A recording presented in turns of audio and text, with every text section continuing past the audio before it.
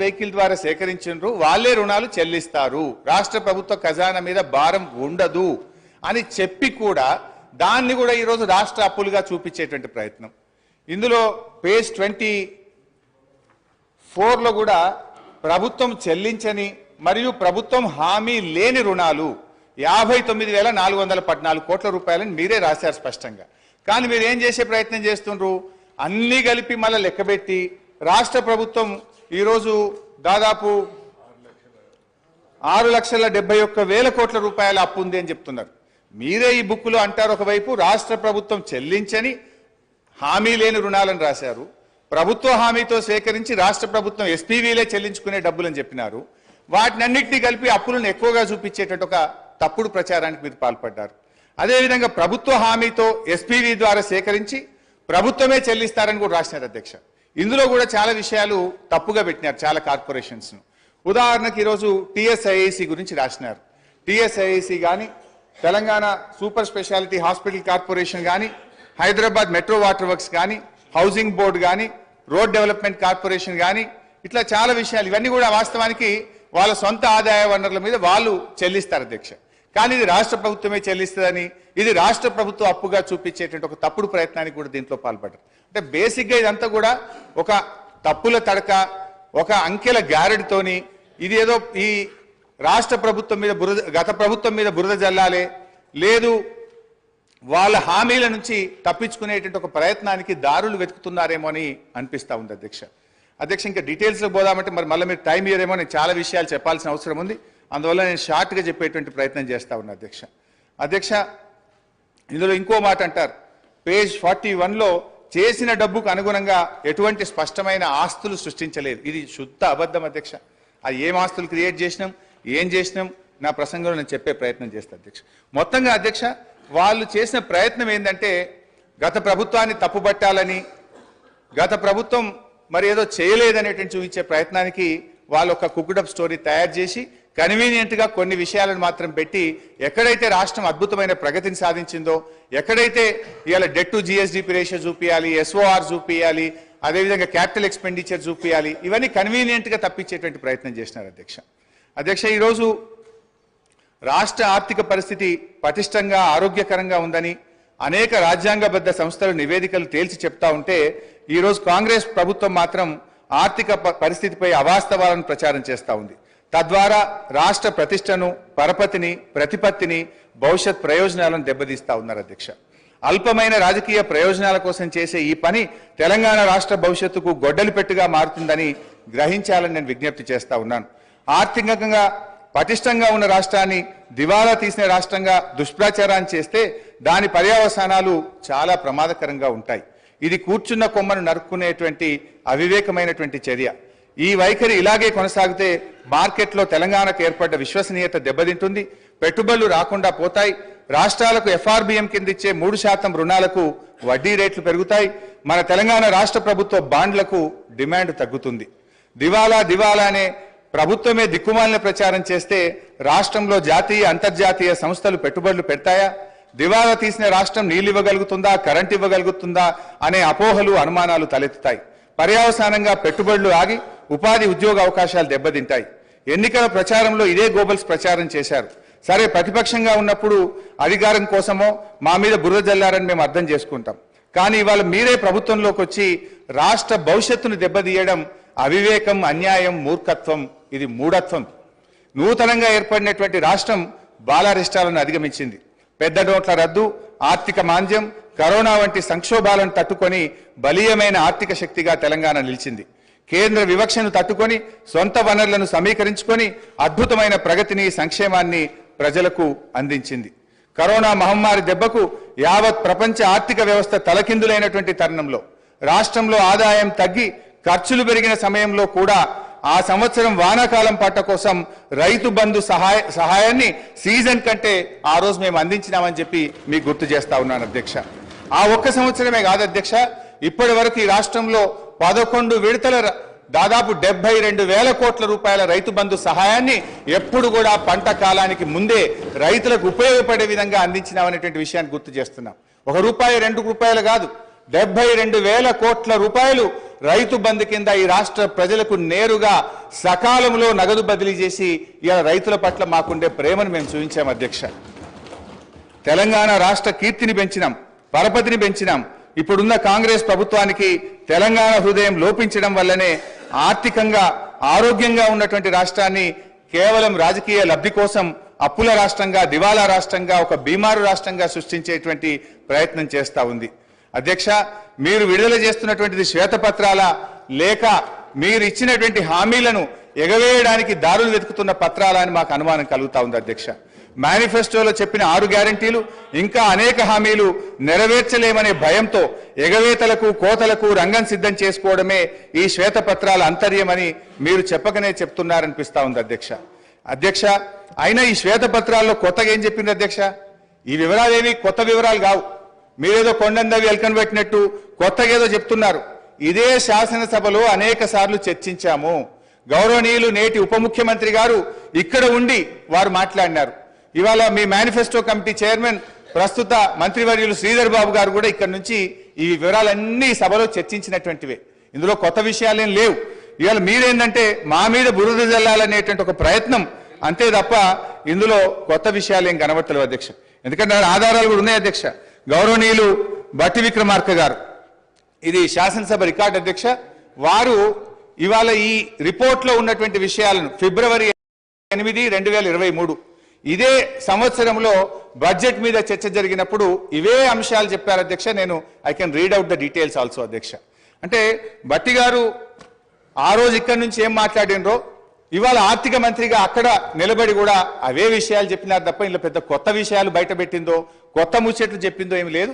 కాకపోతే కొంత కన్వీనియంట్ గా కొన్ని విషయాలను దాచిపెట్టి కేవలం గత ప్రభుత్వం మీద బుర్ర జల్లే విధంగా కొన్ని టేబుల్స్ మీరు తయారు చేసినారు అధ్యక్ష. అధ్యక్ష, ఒక సీనియర్ శాసనసభ్యుడిగా నాకున్న రాష్ట్ర ఆర్థిక మంత్రిగా పనిచేసిన అనుభవంతో చెప్తా ఉన్న అధ్యక్ష, ఈ దేశంలో కానీ ఏ రాష్ట్రంలోనైనా డబ్బులు బీరువాల్లో అల్మారాల్లో కట్టల రూపంలో ఏ ప్రభుత్వం దగ్గర కూడా నిల్వ ఉండదు అధ్యక్ష.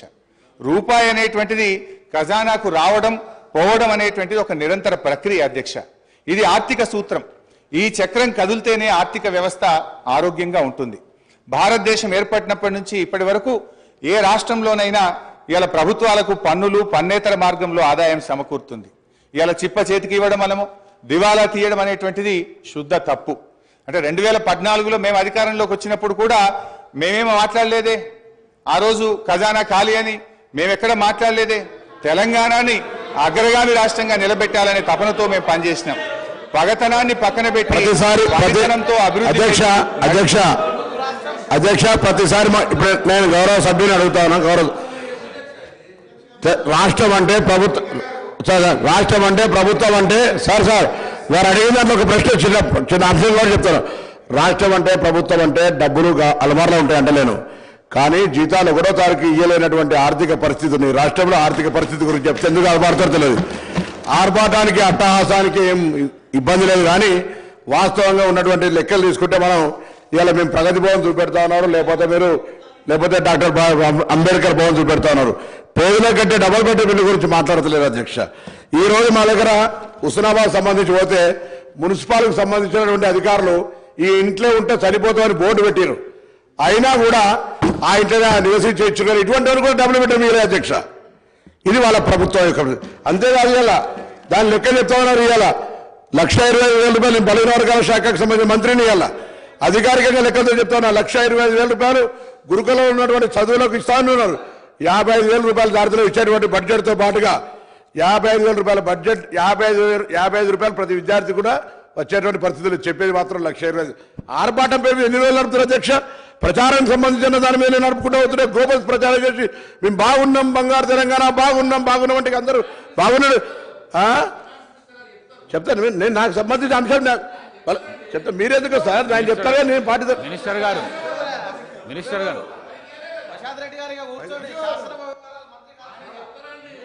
హరీష్ రావు గారు. స్పీకర్ గారు, ఒకటే రిక్వెస్ట్, దయచేసి మాట్లాడితే ఆర్థిక మంత్రి గారిని మాట్లాడమనండి. మీరే ఇందాక సభ ప్రారంభమయ్యేటప్పుడు డిస్టర్బ్ చేయొద్దని చెప్పిండ్రు. ఏది పడితే అది అట్లా మాట్లాడితే మరి మళ్ళీ దానికి నేను సమాధానం చెప్పాలి. I will deviate from my subject. అధ్యక్ష భారతదేశం అధ్యక్ష నేను కొత్త సభ్యుని కావచ్చు, కానీ పార్లమెంట్లో ఉన్న చట్టసభల గురించి గౌరవం ఉంది. నేను ఎక్కడ కూడా ఒక పొరపాటు మాట మాట్లాడి నేను కూడా అడిగిన డబ్బులు అల్మార్లు ఉంటాయని తెలియనంత అవివేకులు కాదు ఇక్కడ సభ్యులు. డబ్బులు అల్మార్లు ఉంటాయి అంటలేను, కానీ జీతాలు ఇవ్వలేని పరిస్థితి, పెన్షన్లు ఇవ్వలేని పరిస్థితి.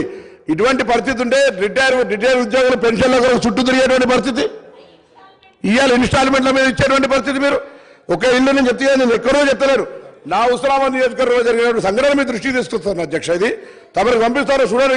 ఈ ఇంట్లో ఇప్పటికి కూడా ఉన్నారు ఇట్లనే. అరే మీరు చెప్తే మాట్లాడితే లేకపోతే మమ్మల్ని తెలియకుండా మాట్లాడుతున్నది పొరపాటు అంటున్నా నేను. మాకు తెలుసు కదా, మాకు కూడా అవగాహన ఉంది అంటున్నా. ప్లీజ్ ప్లీజ్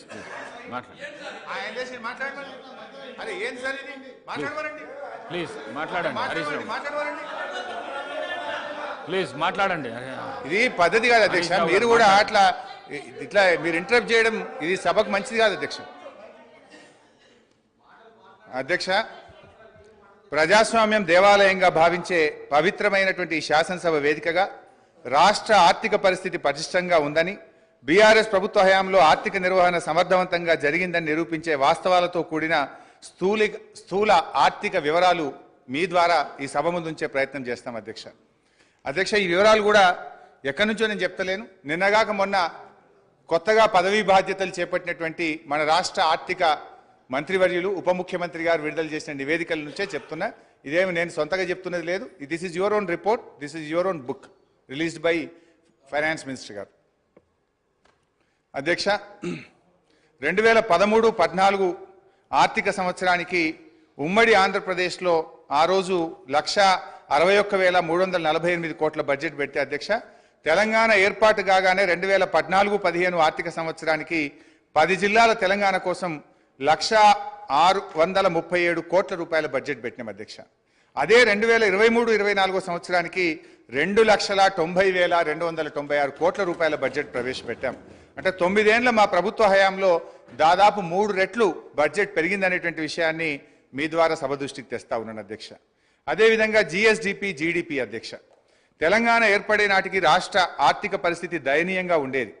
రాష్ట్ర ఏర్పాటుకు ముందు 2 ఏళ్లలో జిఎస్డిపి వార్షిక వృద్ధి రేటు 12% మాత్రమే.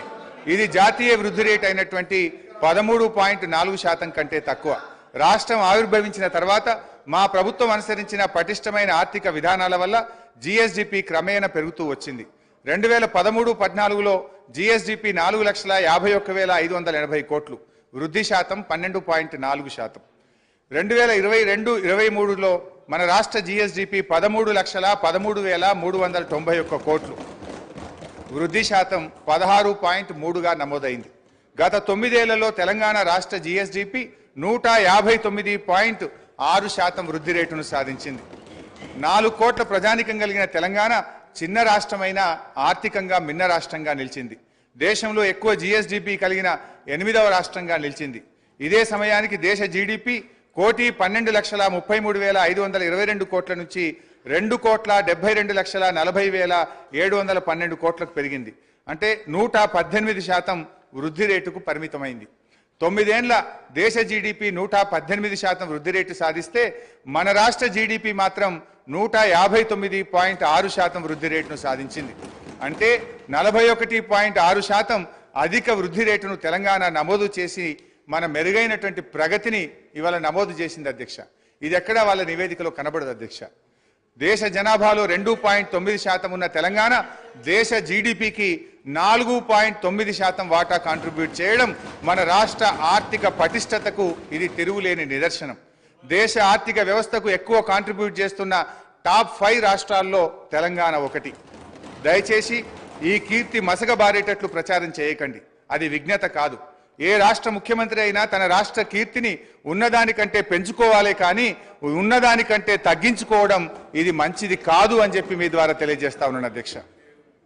అధ్యక్ష తలసరి ఆదాయం రాష్ట్ర అభివృద్ధిని సూచించే ప్రజల సూచిక తలసరి ఆదాయం 2013-14లో తలసరి ఆదాయం 1,12,162 రూపాయలు, వృద్ధి రేటు 11%. 2022-23 సంవత్సరంలో తెలంగాణ తలసరి ఆదాయం 3,12,398 వృద్ధి రేటు 15.3%.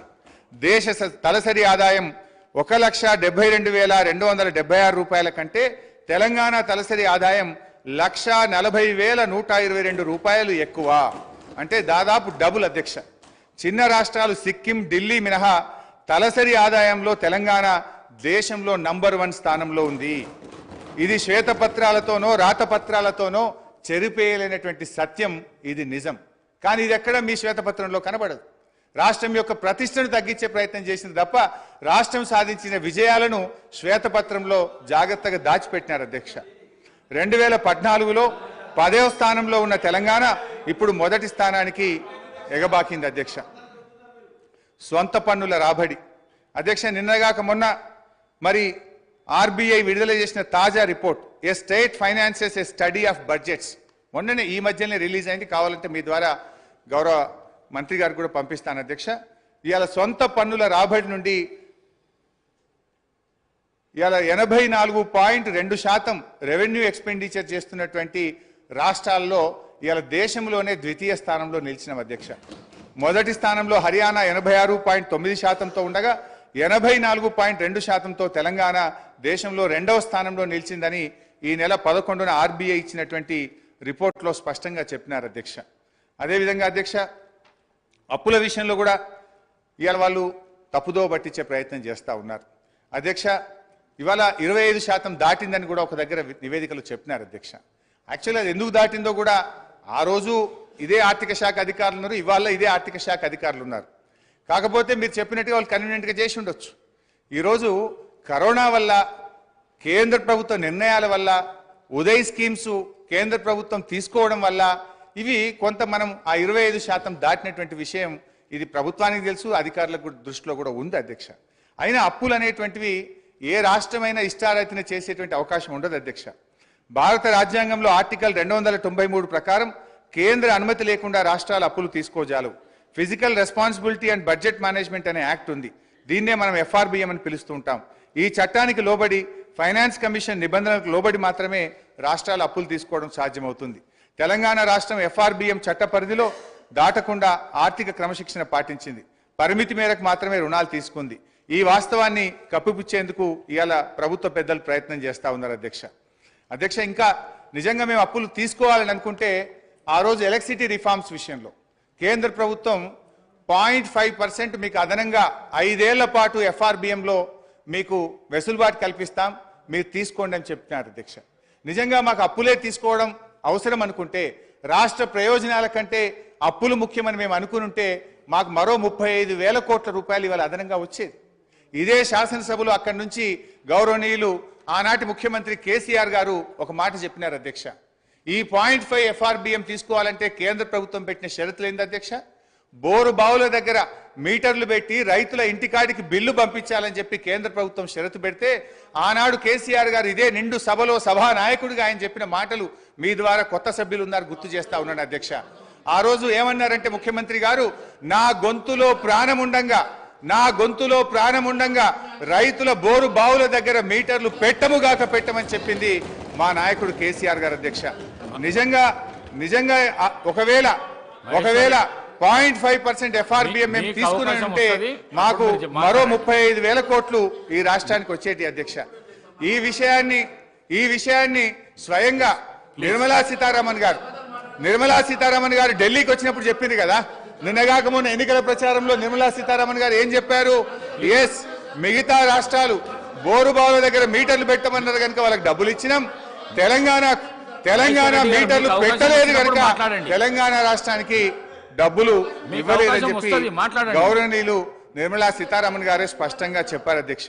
అయితే నేను ఈ సందర్భంగా గౌరవ సభా నాయకుడికి, ఆర్థిక మంత్రి గారికి కూడా ఒక విజ్ఞప్తి చేయాలనుకుంటున్నా అధ్యక్ష. ఎందుకంటే కాంగ్రెస్ పాలిత రాష్ట్రాలు కూడా ఈ 0.5 సార్ నాకు ఇంకొక 45 నిమిషాలు కావాలి సార్.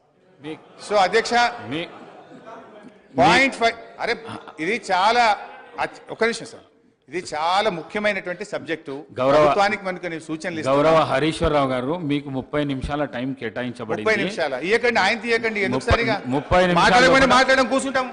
30 నిమిషాల్లో కూడా మీరు మాట్లాడద్దు అంటే కూర్చుంటాం సార్. మరి వాళ్ళని మాట్లాడుకోండి, బయట పోయి మాట్లాడుకుంటాం. If you don't want to give us the mic, మొన్న కూడా మీరు మైక్ కట్ చేసిండ్రు, ప్రొటెస్ట్ కూడా అవకాశం ఇవ్వలేదు, మా గొంతు నొక్కుతాం, మీకు మైక్ ఇవ్వమంటే కూర్చుంటాం సార్.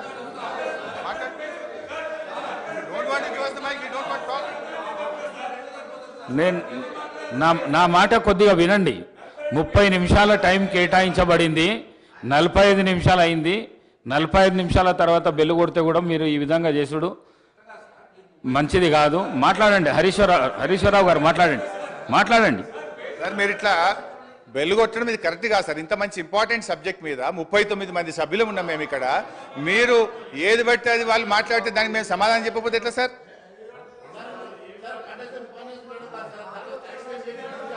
సో అధ్యక్ష, మేము అధ్యక్ష ఈరోజు మీ ద్వారా ప్రభుత్వాన్ని నేను కోరుతా ఉన్నా అధ్యక్ష. ఇవాళ కాంగ్రెస్ పాలిత రాష్ట్రాలు రాజస్థాన్, హిమాచల్ ప్రదేశ్లు కూడా ఈ బోరుబావుల దగ్గర మీటర్లు పెట్టమని ఈ 0.5% FRBM ను వారు 0.5% FRBM ను వాళ్ళు యూటిలైజ్ చేసుకున్నారు అధ్యక్ష.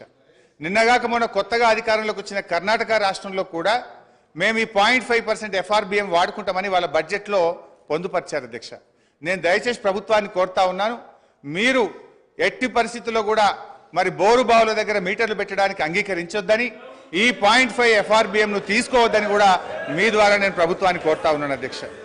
ఎందుకంటే అధ్యక్ష, ఆనాడు కేసీఆర్ గారు ఆలోచించింది ఒక్కటే, 35,000 కోట్లు ముఖ్యమా, 70 లక్షల మంది రాష్ట్ర రైతుల ప్రయోజనాలు ముఖ్యమా అని ఆలోచించిన అధ్యక్ష.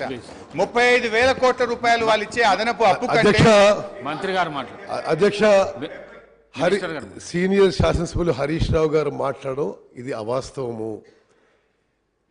రైతులకి వ్యవసాయపు కరెంటుకి బిల్లు కట్టమని ఏ చట్టము ఏ కేంద్ర ప్రభుత్వం రికమెండ్ చేయలేదు. నేనెందుకు ఇంటర్వ్యూ అవుతున్నానంటే, గతంలో మీ ముఖ్యమంత్రి ఆ విషయంలో అబద్ధాలు మాట్లాడిండు, ఈ రోజు మీరు అబద్ధాలు మాట్లాడుతున్నారు. బిల్లు కట్టమని చెప్పలేదు. నేను ఆ పార్లమెంట్ కమిటీ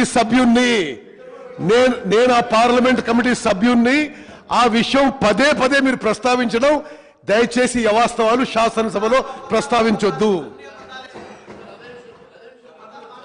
అవకాశం వస్తుంది మహేశ్వర్ రెడ్డి గారు, అవకాశం వస్తుంది. బోరు బావుల దగ్గర మీటర్లు పెట్టాలని చెప్పింది నిజమా కాదా? ఉత్తమ్ కుమార్ రెడ్డి గారిని అడుగుతున్నా. బోరు బావుల దగ్గర మీటర్లు పెట్టాలని నిజమా కాదా? అధ్యక్ష, ఒకవేళ రైతుల నుంచి బిల్లు వసూలు చేయాలని చెప్పి ఆ రిఫార్మ్స్ లో ఉన్నట్టుగా హరీష్ రావు గారు శాసనసభలో ఇప్పుడే చెప్పారు. ఆ రిఫార్మ్స్ లో రైతుల నుంచి బిల్లు వసూలు చేయమని చెప్పి ఎక్కడా లేదు అని ఆ పార్లమెంట్ కమిటీ సభ్యుడిగా మీకు చెప్తున్నా.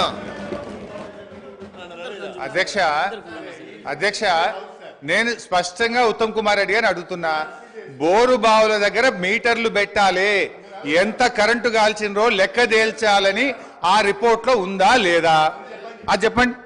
అధ్యక్ష, నేను చాలా స్పష్టంగా చెప్తున్నా,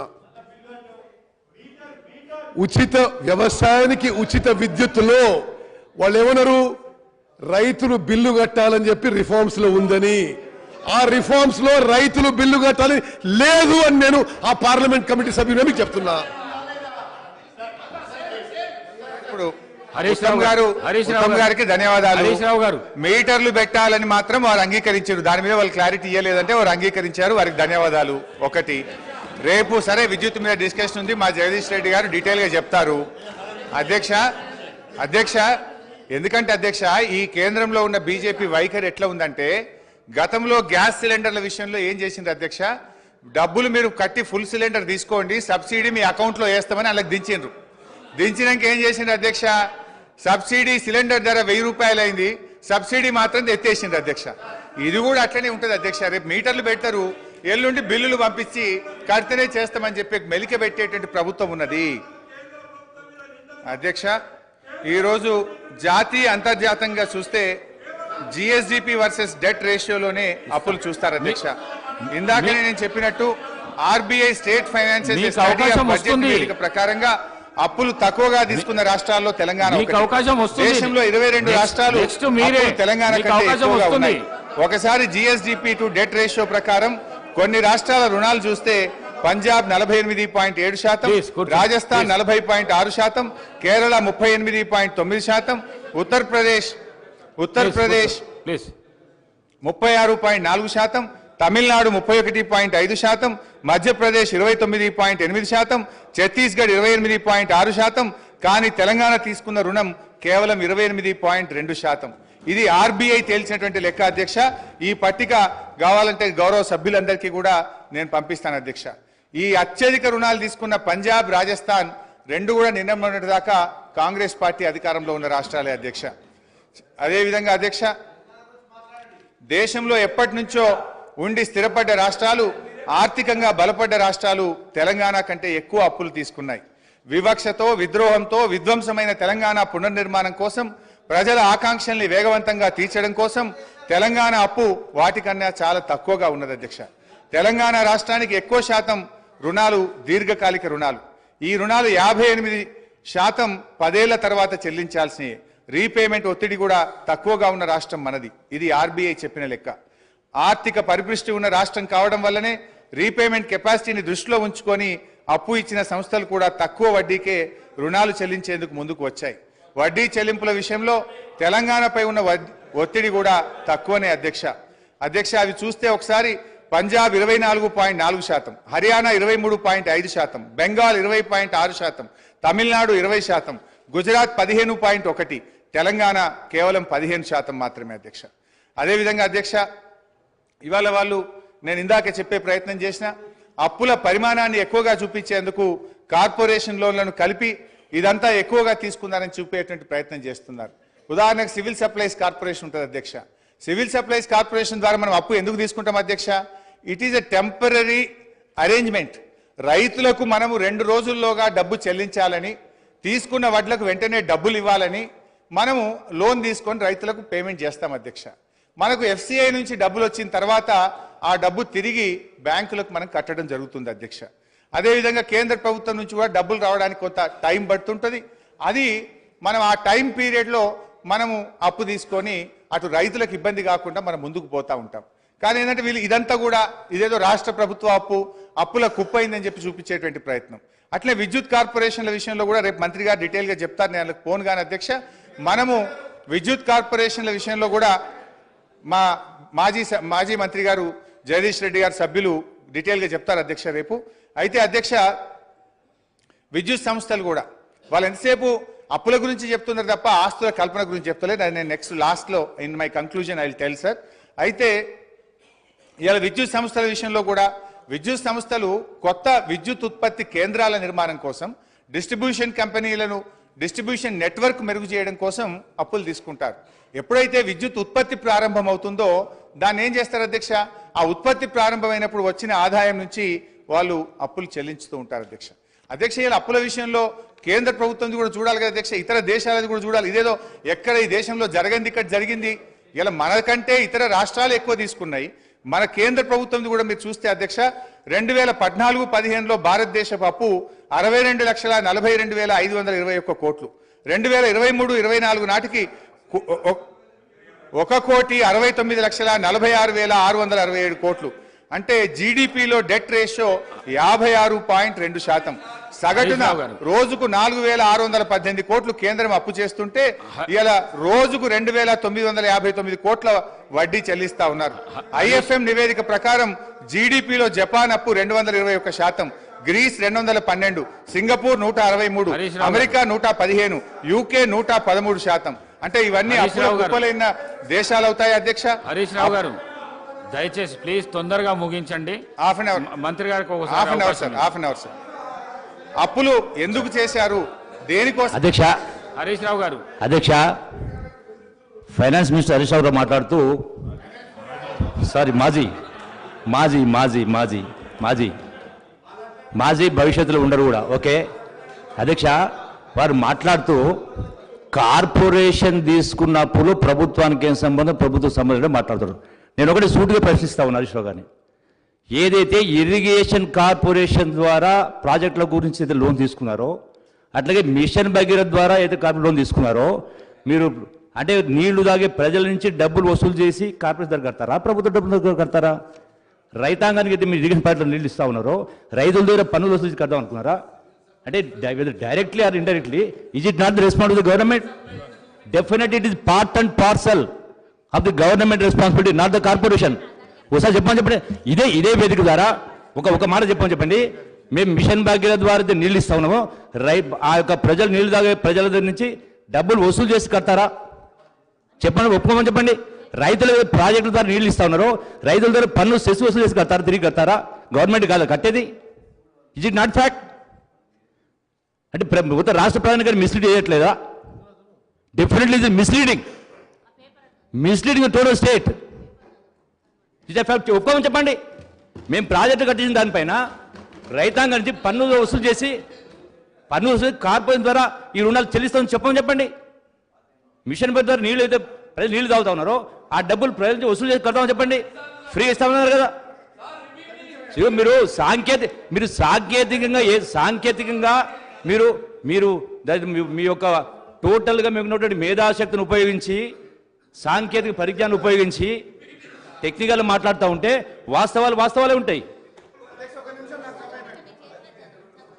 హరీష్ రావు గారు తొందరగా ముగించండి, ఇతర పార్టీలకు కూడా సమయం ఇవ్వాలి. స్పీకర్ సార్ దయచేసి ఒక 30 నిమిషాలు కల్పించండి, మీ దయ ఉండాలి సార్. 10 నిమిషాల లోపల ముగించండి దయచేసి ప్లీజ్. ఇది రాష్ట్ర ప్రయోజనాల కోసం సార్, నా కోసం కాదు సార్. అధ్యక్ష, గౌరవనీయులు మంత్రి గారు జూపల్లి గారు ఒక విషయం అడిగారు. అధ్యక్ష, మీ హయాంలో అధ్యక్ష, ఇక నేను మళ్ళీ చెప్తేనేమో నా సబ్జెక్ట్ డీవియేట్ అయితే మళ్ళీ టైం కట్ అవుతుంది. That's my problem. సో అధ్యక్ష, మేము మీ హయాంలో వచ్చిరాని నీళ్ల కోసం నీటి తీరువా వసూలు చేసిన చరిత్ర కాంగ్రెస్ పార్టీది అయితే నీటి తీరువాను రద్దు చేసి ఉచితంగా నీళ్లు ఇచ్చిన చరిత్ర బీఆర్ఎస్ పార్టీది. పాత నీటి తీరువా బకాయిలను రద్దు చేసినాం. ఈ రాష్ట్రంలో రైతులకు ఉచితంగా సాగునీరిస్తూ నిర్ణయం తీసుకున్న ప్రభుత్వం మా బీఆర్ఎస్ ప్రభుత్వం అధ్యక్ష. ఇకపోతే అధ్యక్ష, మంచినీళ్ల విషయంలో గత 3 సంవత్సరాల నుంచి కూడా ఈ రాష్ట్రంలో ఎక్కడా ప్రజల నుంచి ఒక్క రూపాయి కూడా వసూలు చేయలేదు. ఈ రాష్ట్ర ప్రజలకు ఉచితంగా త్రాగునీరు గత 3 సంవత్సరాల నుంచి ఇస్తున్న విషయం రాష్ట్ర ప్రజలందరికీ కూడా తెలుసు అధ్యక్ష. ఇకపోతే అధ్యక్ష, ఈరోజు అప్పులు ఎందుకోసం చేశారు, దేనికోసం వినియోగించారు, దానివల్ల కలిగిన ఫలితం ఏమిటి అనేటువంటిది ముఖ్యం అధ్యక్ష. తెచ్చిన అప్పులను ఎలా వినియోగించామనే దానిపై ఈ రాష్ట్ర ఆర్థిక క్రమశిక్షణ ఉంటుంది అధ్యక్ష. ఈ విషయం సగటు ఆర్థిక పరిజ్ఞానం కలిగిన వారిని ఎవరిని అడిగినా కూడా చెప్తారు. తెలంగాణ ప్రభుత్వ పరిమితికి లోబడి తెచ్చిన అప్పులను క్యాపిటల్ ఎక్స్పెండిచర్గా ఉపయోగించి తద్వారా సంపద సృష్టించింది, రాష్ట్రానికి ఆస్తులను సమకూర్చింది అధ్యక్ష. ఇవాళ బీఆర్ఎస్ తెచ్చిన రుణాల గురించి మాట్లాడుతున్న కాంగ్రెస్ ప్రభుత్వం ఆ రుణాలతో సృష్టించిన ఆస్తుల గురించి కానీ, వాటి విలువ గురించి కానీ, తద్వారా పెరిగిన సంపద గురించి కానీ, పెరిగిన తలసరి ఆదాయం గురించి మాట్లాడకపోవడం వారి కుట్రపూరిత వైఖరికి నిదర్శనం అధ్యక్ష. ఈ వైఖరిని ప్రజలు కూడా గమనిస్తున్నారు అధ్యక్ష. గుమ్మి నిండా వడ్లు ఉండాలి, గూటమూల పిల్లలు ఉండాలంటే ఎట్లా అధ్యక్ష? ఇదేం థింకింగ్ అధ్యక్ష?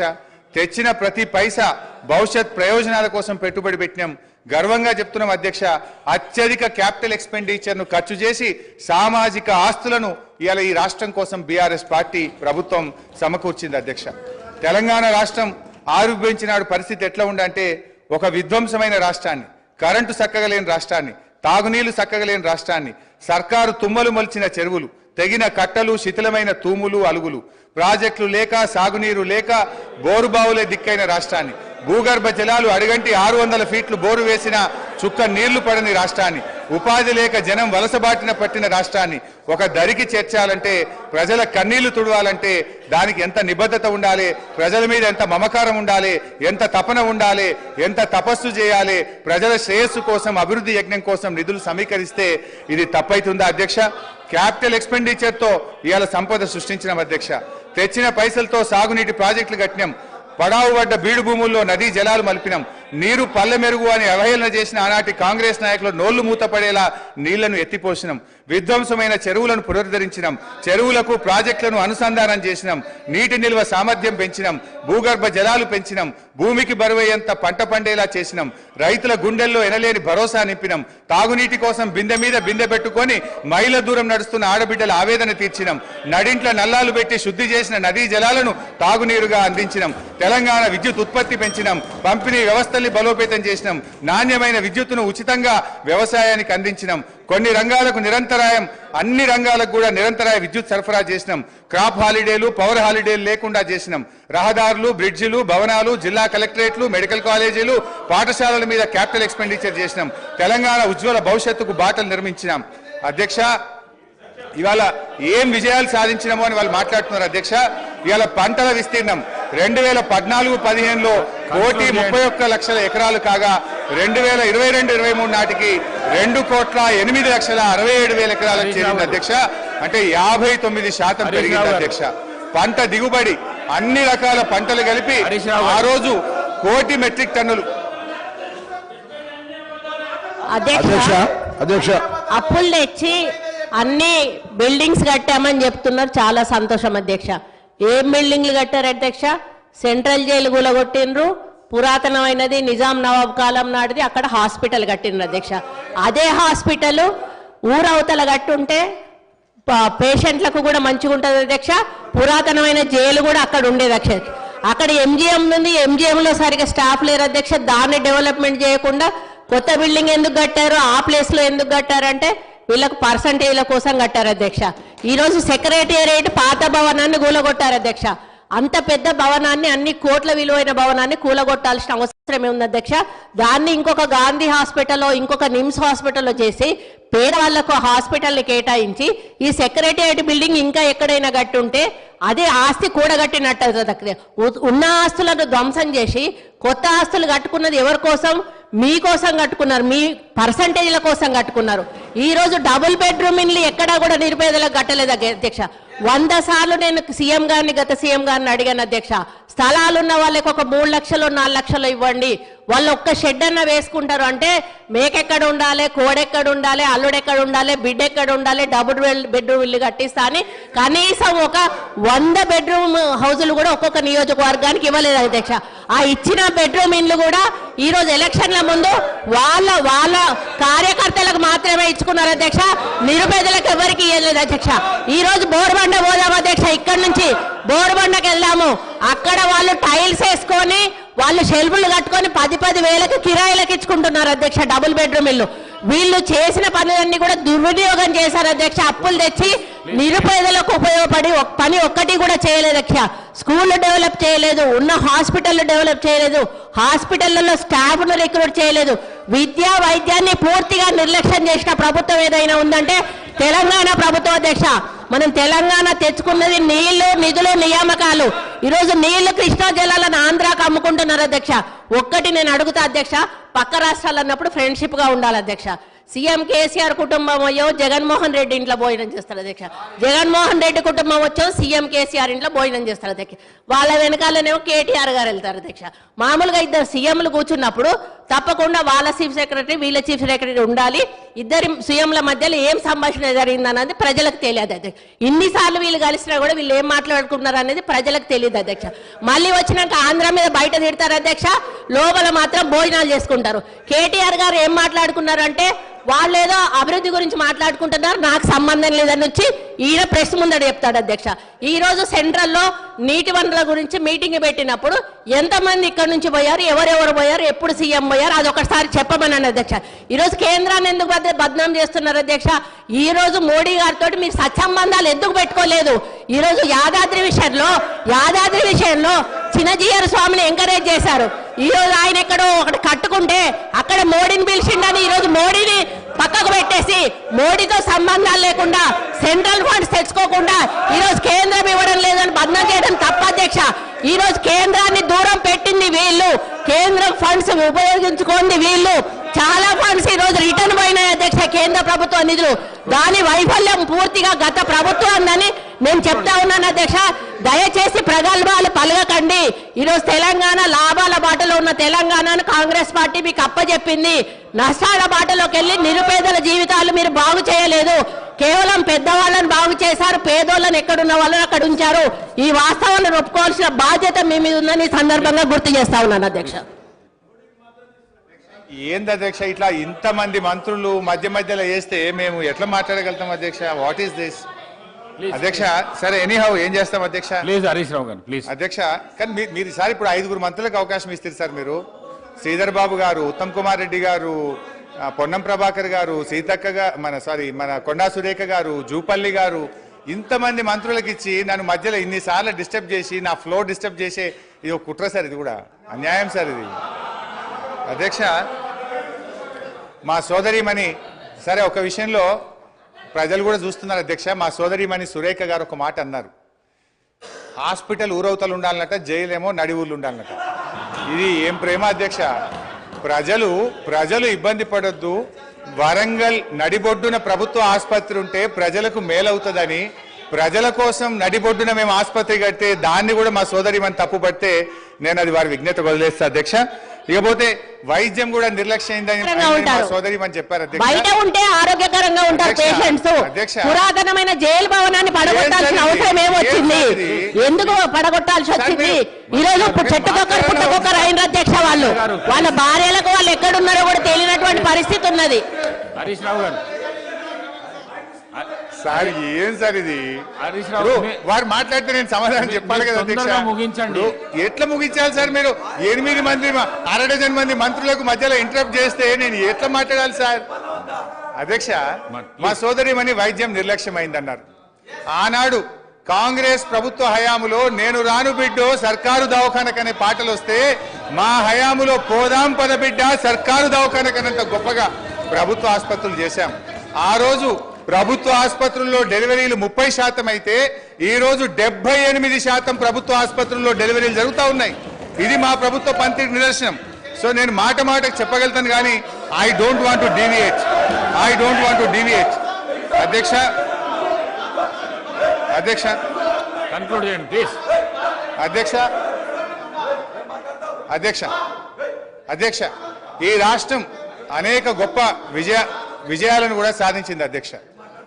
2014-15లో 1,30,00,000 ఎకరాలు సాగైతే అధ్యక్ష ఈ సంవత్సరం 2,08,67,000 ఎకరాలు అంటే 59% అదనంగా సాగు సాధించాం అధ్యక్ష. వానకాలంతో పోటీ పడేలా యాసంగి సాగు జరుగుతూ ఉంది. పక్క రాష్ట్ర కూలీలు వచ్చి ఇవాళ తెలంగాణలో ఉపాధి పొందుతున్నటువంటి పరిస్థితి అధ్యక్ష.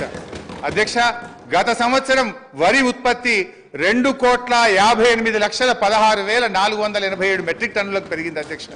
పౌర సరఫరాల సంస్థ ద్వారా 2014-15లో 24 లక్షల మెట్రిక్ టన్నుల ధాన్యం సేకరిస్తే 2020-21లో 1,41,00,000 మెట్రిక్ టన్నుల ధాన్యం సేకరించాం అధ్యక్ష.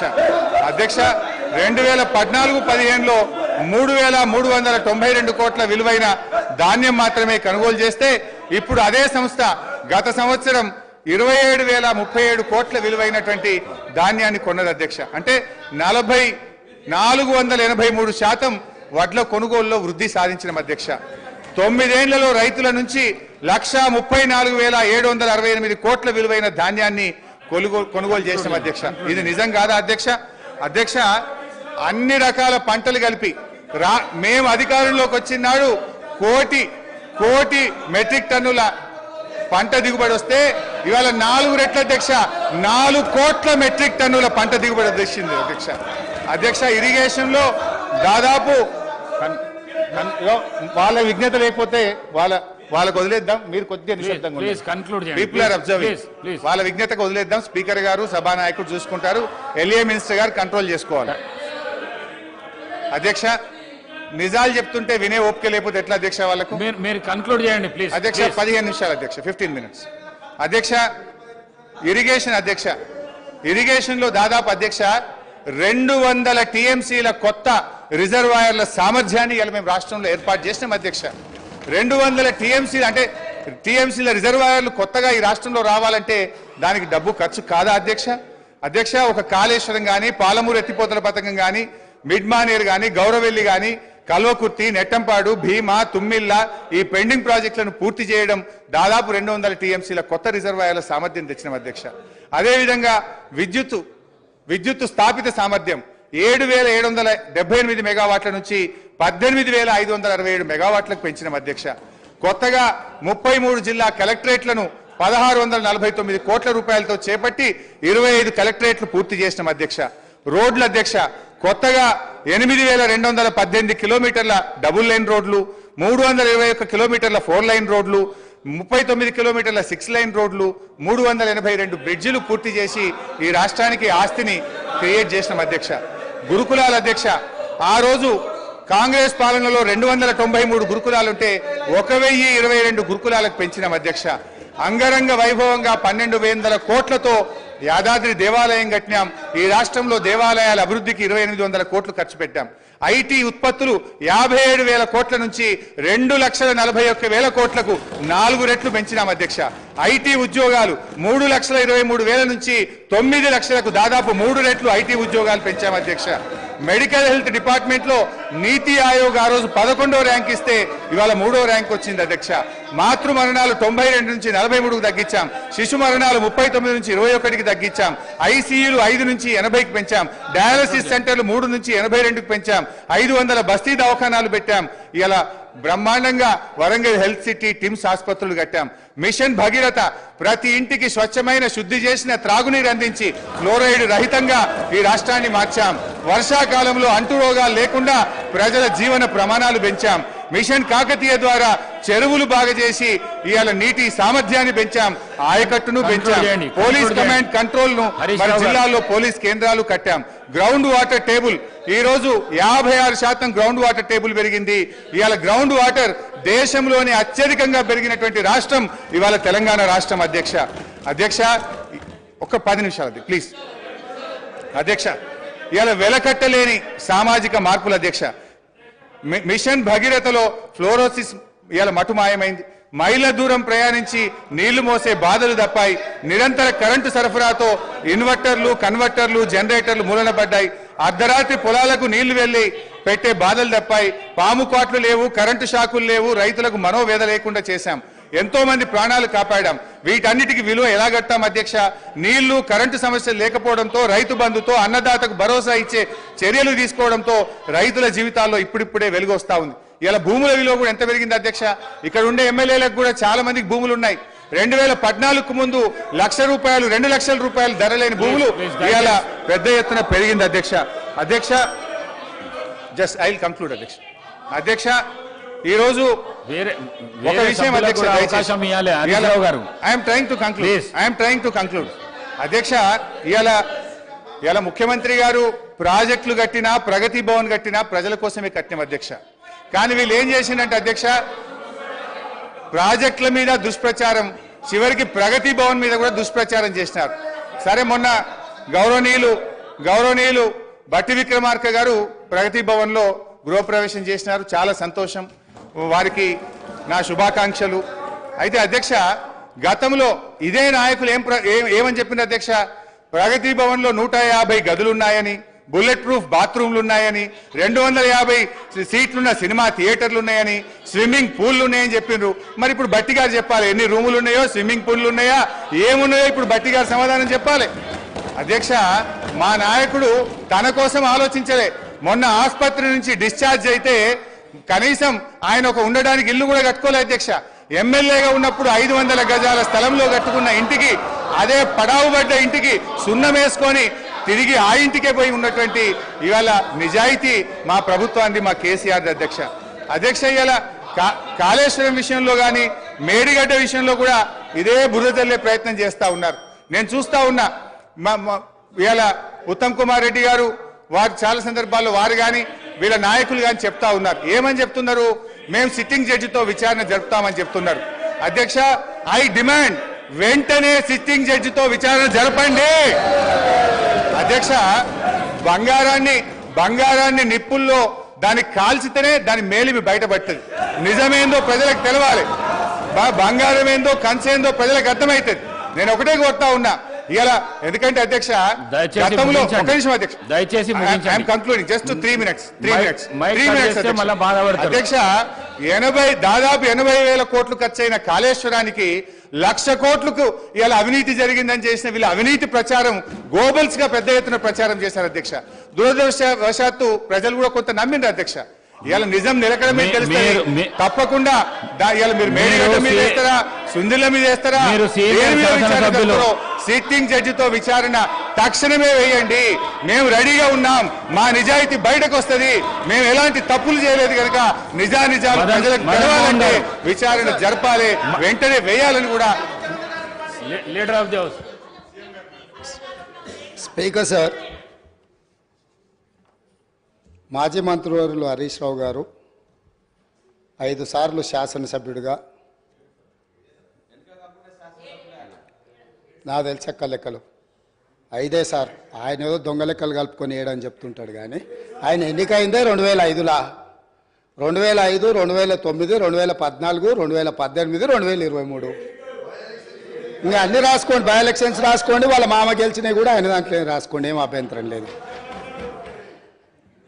వారు వివిధ హోదాలలో వారు పనిచేయడం జరిగింది. 2014 నుంచి 2018 వరకు వారే సాగునీటి పారుదల శాఖ మంత్రిగా పనిచేసిండ్రు. వారి తర్వాత మాజీ ముఖ్యమంత్రి గారు చంద్రశేఖరరావు గారు సాగునీటి పారుదల శాఖ మంత్రిగా పనిచేసిండ్రు. అంటే ఈ 9.5 సంవత్సరాలు వాళ్ళ కుటుంబం తప్ప ఇతరులు ఎవ్వరూ సాగునీటి పారుదల శాఖ మంత్రిగా పనిచేయలేదు. వారు ఆర్థిక మంత్రి తర్వాత ఈ రాష్ట్రం మీద ఉన్న అప్పులు కానీ, వివిధ కార్పొరేషన్ల పేరు మీద చేసిన అప్పులు కానీ సంపూర్ణంగా వారి దగ్గర సమాచారం ఉంటుంది. ఎందుకంటే ప్రతిరోజు రిజర్వ్ బ్యాంకు వాళ్ళ దగ్గర ఉన్న నిల్వలన్నీ మన అవసరం ఎంత అనే రిపోర్ట్ ఫైనాన్స్ సెక్రటరీ గారికి ఇస్తారు. ఫైనాన్స్ సెక్రటరీ గారికి ఇచ్చినట్టే అది ఫైనాన్స్ మినిస్టర్కి ఇచ్చినట్టే. ఇప్పుడు నేను వారు పదే ఎన్నికల సందర్భంలో కాళేశ్వరం ప్రాజెక్టు అంచనాలే 80,000 కోట్లు, 1,00,000 కోట్ల అవినీతి జరిగిందని ఎట్లా అంటారు? వీళ్ళు లీడర్లు కాదు, వీళ్ళు రీడర్లు, రాసిచ్చింది మాత్రమే చదువుతారని చెప్పి ప్రజల్ని మభ్యపెట్టడానికి శాయశక్తుల్లో వాళ్ళ కుటుంబం అంతా ప్రయత్నం చేసిండ్రు. సరే, మేమేం చెప్పినాం, వాళ్ళు ఏం చెప్పినారు, ప్రజల అనేది పక్కన పెడితే వాస్తవాలు అనేటివి కొన్ని ఉంటాయి. ఆర్థిక శాఖ ఉన్నది. ఈరోజు ఆర్థిక శాఖకు మొన్నటి వరకు పనిచేసిన మంత్రి గారు పేజీ నెంబర్ 21 వారు చూసుకోవాలి తమరి ద్వారా, మిగతా సభ్యులు కూడా. ఇప్పుడు ప్రభుత్వం ఇచ్చిన నివేదిక ఏదైతే ఉందో పేజీ నెంబర్ 21లో ప్రభుత్వ హామీతో ఎస్పీవీల ద్వారా సేకరించబడి ప్రభుత్వమే చెల్లింపులు చేయబడతాయి అని చెప్పిన దాంట్లో మొట్టమొదటి Kaleshwaram irrigation project corporation limited sanctioned loan 97,000 కోట్ల 449 97,449 కోట్ల రూపాయలు రుణం మంజూరైంది. ఇందులో లోను విడుదలయ్యింది 79,287 కోట్ల రూపాయలు. నేనిప్పుడు తమరి ద్వారా ఆర్థిక మంత్రి గారిని సూటిగా ప్రశ్నించదలుచుకున్నా. మాజీ వాళ్ళు అనుకోవాలి, ఆ భ్రమలలోనే ఉంటే బయటికి పోతారు. అయితే ఈరోజు అధికారిక లెక్కలు ఇవి కార్పొరేషన్ ద్వారా లోన్లు చేయబడిన అప్పు 97,449 కోట్లు. ఇవి కాకుండా కాళేశ్వరం ప్రాజెక్టుకు రాష్ట్ర ప్రభుత్వం ఖర్చు పెట్టింది. వాటి వివరాలను కూడా తీసుకొని మేము ఇస్తాము. ఈరోజు వారు సభను మళ్ళీ మీ ముందు తప్పుదో పట్టిస్తున్నారు కాబట్టి సభలో సంపూర్ణమైన సమాచారంతో అనుభవంతో ఆ సభ్యులు మాట్లాడితే మాకు ఎలాంటి అభ్యంతరం లేదు. కానీ ఈ సభ ద్వారా తెలంగాణ రాష్ట్ర ప్రజలని తప్పుదోవ పట్టించి కాళేశ్వరం అద్భుతం అని చెప్పుకునే ప్రయత్నం ఏదైతే చేస్తుండ్రో, ఈ సభ ఇచ్చిన అవకాశాన్ని దుర్వినియోగం చేయడం అనేది ఇది దుర్మార్గమైన చర్య. కాళేశ్వరం ప్రాజెక్టు పూర్తి అంచనాలు నేను ఆర్థిక శాఖకు ఆదేశాలు ఇచ్చిన. రేపు మా సాగునీటి పారుదల శాఖ మంత్రి గారు మాట్లాడేటప్పుడు టోటల్గా వేసిన అంచనా ఎంత, అందులో కార్పొరేషన్ పేరు మీద మంజూరైన లోన్లు ఎంత, మంజూరైన లోన్ల నుంచి ఇప్పటి వరకు వినియోగించుకున్న నిధులెన్ని, అదేవిధంగా రాష్ట్ర ప్రభుత్వం తన బడ్జెట్ నుంచి ఖర్చు పెట్టిన నిధులెన్ని, వీటన్నిటిని వివరాలను మళ్ళీ అక్కడ చెప్తాం. కాబట్టి ఇప్పుడు నేనేం చెప్పదలుచుకున్నా అంటే, వారు మాట్లాడుతున్నది లోపభూయిష్టమైన అబద్ధము. కాళేశ్వరం ప్రాజెక్టు యొక్క అంచనాలు 80,000 కోట్లు కాదు. లోన్లే 97,449 కోట్ల రూపాయలు ఆల్రెడీ లోన్లు మంజూరు తెచ్చుకున్నారు. రాష్ట్ర ప్రభుత్వం ఖర్చు పెట్టింది. మొత్తానికి వీళ్ళు వేసి అంచనా లెక్కలేస్తే అది ఎక్కడికో వెళ్తుంది. అదొకటి అధ్యక్ష. రెండవది, ఇంతకుముందు మంత్రులు జూపల్లి కృష్ణారావు గారు మాట్లాడబోతుంటే పాపం వారిని దబాయించే ప్రయత్నం చేస్తున్నారు. నేను 2 విషయాలు ఇక్కడ చెప్పదలుచుకున్నా. ఆర్థిక మంత్రి గారే కాళేశ్వరం మీద పెట్టిన నివేదికలో, రాష్ట్ర ప్రభుత్వం ఇచ్చిన నివేదికలో వీళ్ళు చెప్పింది కాళేశ్వరం ప్రాజెక్టు కట్టడం ద్వారా ఆ నీళ్లు రైతులకు అమ్ముతాము, ఆ నీళ్లు ఇండస్ట్రీస్కి అమ్ముకుంటాము, ఇట్లా ఈ ప్రాజెక్టు ద్వారా నీళ్ళన్నీ పైసలకే అమ్ముతాం, ఉచితంగా ఎవరికి ఇయ్యము, వ్యవసాయంతో సహా. ఏం చూపించిండ్రు? ఒక్క సంవత్సరానికి ఆదాయం 5,199 కోట్ల రూపాయల ఆదాయం వస్తుంది. కాళేశ్వరం ప్రాజెక్టు కట్టి వ్యవసాయానికి నీళ్ళు అమ్ముతాం, పరిశ్రమలకు నీళ్ళు అమ్ముతాం, తాగడానికి నీళ్ళు అమ్ముతాం, మొత్తం వ్యాపారమే చేస్తాం. మా ప్రభుత్వం ఉన్నదే వ్యాపారం చేయడానికి. మా ప్రభుత్వం సేవ చేయదు, మా ప్రభుత్వం ప్రజలకు సహాయం చేయదు, వ్యాపారం చేస్తాము. ఆ వ్యాపారం ద్వారా 5,199 కోట్ల రూపాయల ఆదాయం వస్తుందని చూపించి వీళ్ళు ఈ అప్పులు చేసింది. ఈ సంతకాలు పెట్టింది ఎవరు? ఈరోజు అక్కడ కూర్చొని మాట్లాడుతున్న మాజీ ఆర్థిక మంత్రి గారు.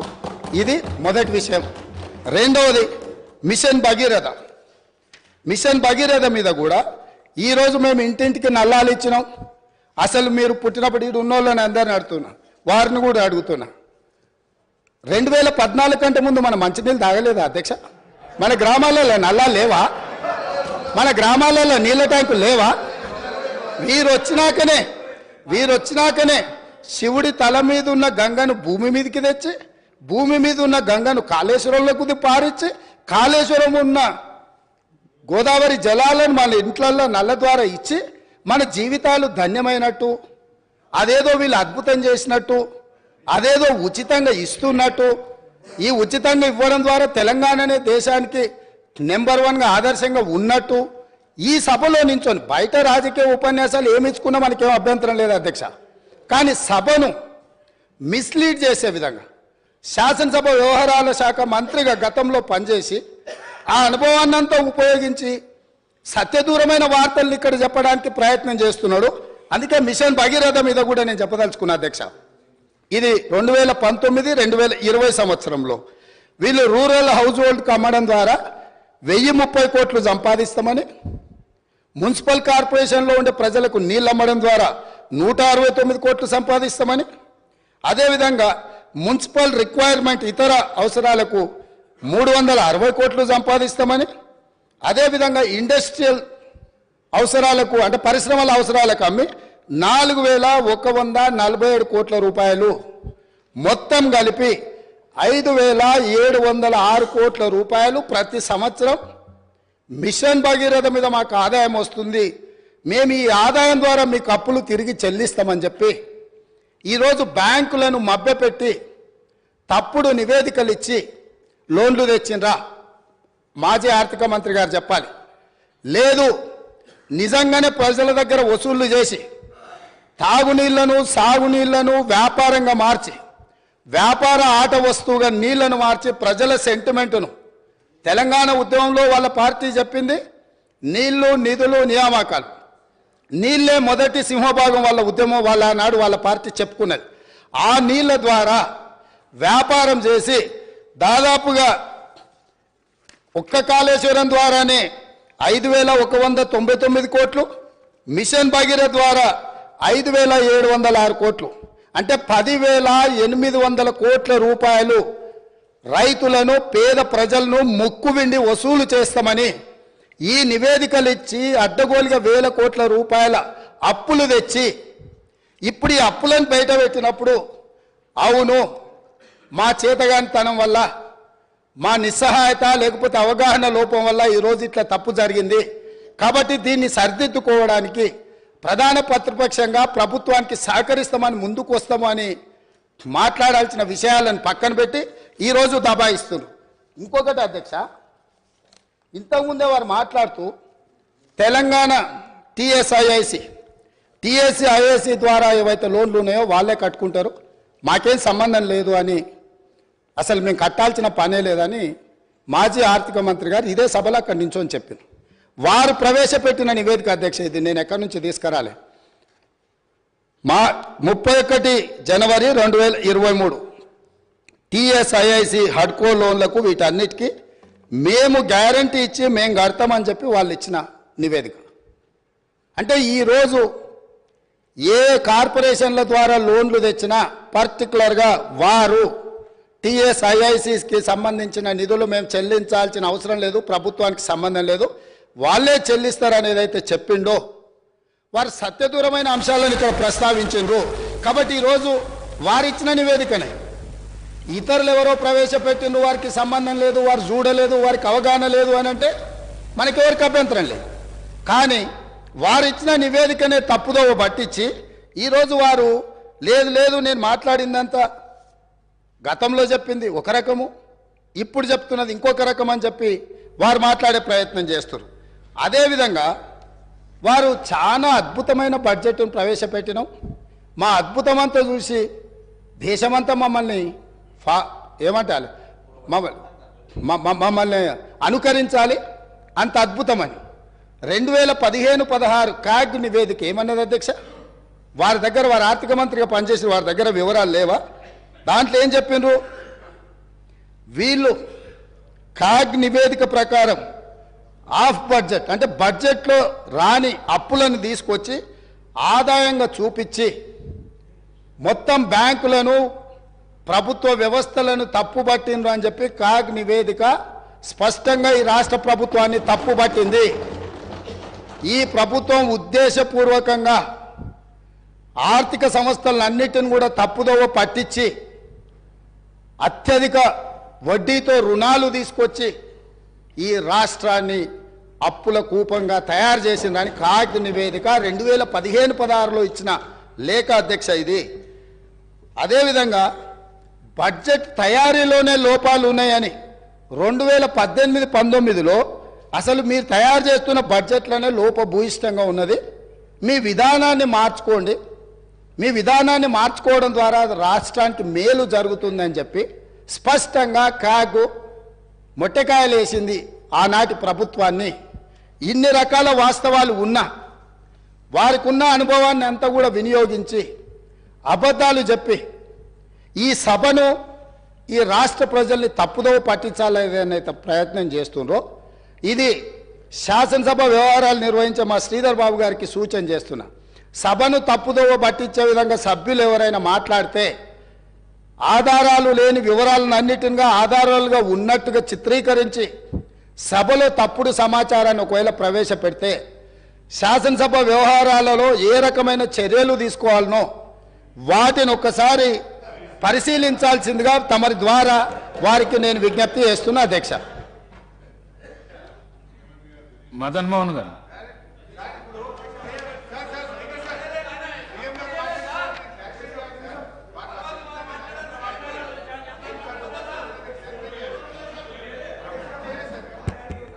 సార్, హానరబుల్ స్పీకర్ గారికి. Sir, honourable speaker, I request, sir, you have given enough time to him, sir. He already spoke 45 minutes, sir. We've been waiting. Sir ఒక్క నిమిషం sir. Speaker sir, first of all నేను conclude చేయలేదు, మధ్యలో ముఖ్యమంత్రి గారు లేచి ఒక నిమిషం సార్ ముఖ్యమంత్రి గారు లేచి మాట్లాడినారు అధ్యక్ష. నేను I want to set right the record.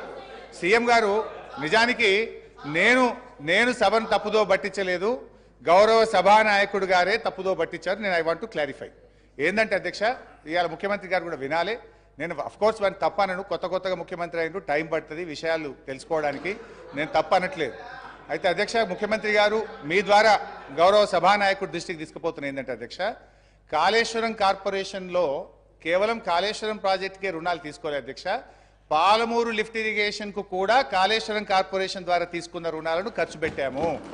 It's not that Kaleshwaram corporation తీసుకున్న అప్పంతా కాళేశ్వరంకే ఖర్చు పెట్టారని ముఖ్యమంత్రి గారు చెప్పారు. ఇది సత్యదూరమైంది. నంబర్ 1. నంబర్ 2, నేను అంచనాలు అనలేదు.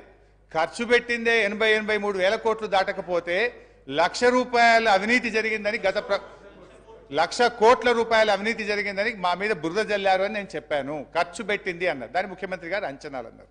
సో నీళ్ల విషయంలో మా పాలసీ ఏందో 3 ఏళ్లు ప్రభుత్వం ప్రజలు చూశారు. మేము మంచినీళ్లు రాష్ట్ర ప్రజలకు ఉచితంగా ఈ రాష్ట్ర ప్రజలకు గత 3.5-4 సంవత్సరాలుగా మిషన్ భగీరథ పూర్తి చేసిన తర్వాత త్రాగునీరు ఇచ్చాం. గత ప్రభుత్వం నీటి తీరువ నాగార్జున సాగర్ ప్రాజెక్ట్ కింద ఎస్ఆర్ఎస్పి కింద నీటి తీరువ వసూలు చేస్తే మేము ₹1 కూడా తీసుకోకుండా ఉచితంగా సాగునీళ్లు అందించిన మా విధానం రాష్ట్ర ప్రజలకు తెలుసు అధ్యక్ష.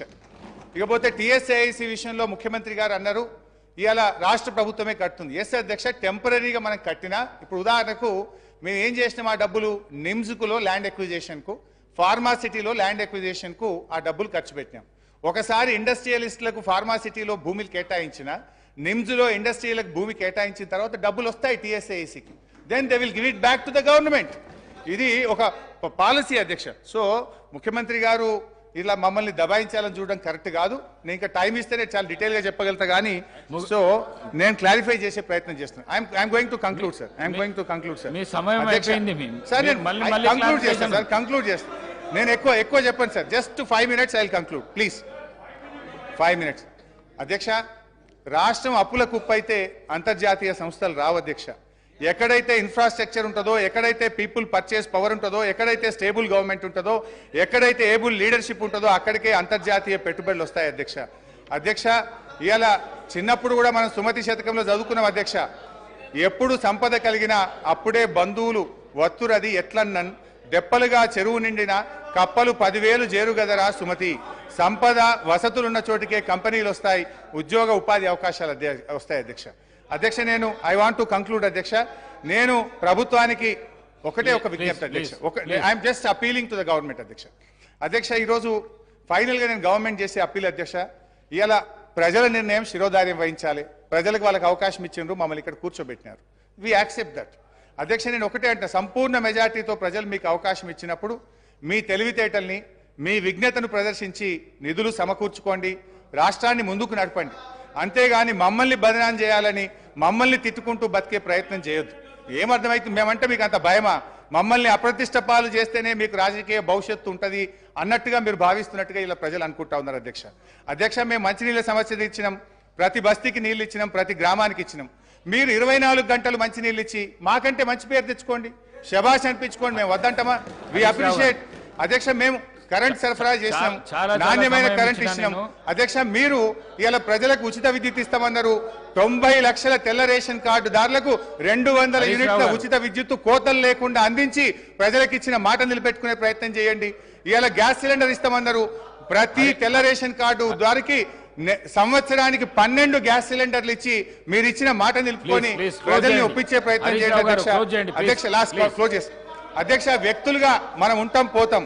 ప్రజల ప్రయోజనాలు ముఖ్యం. రాష్ట్ర భవిష్యత్తును దెబ్బతీసే పద్ధతి వద్దు.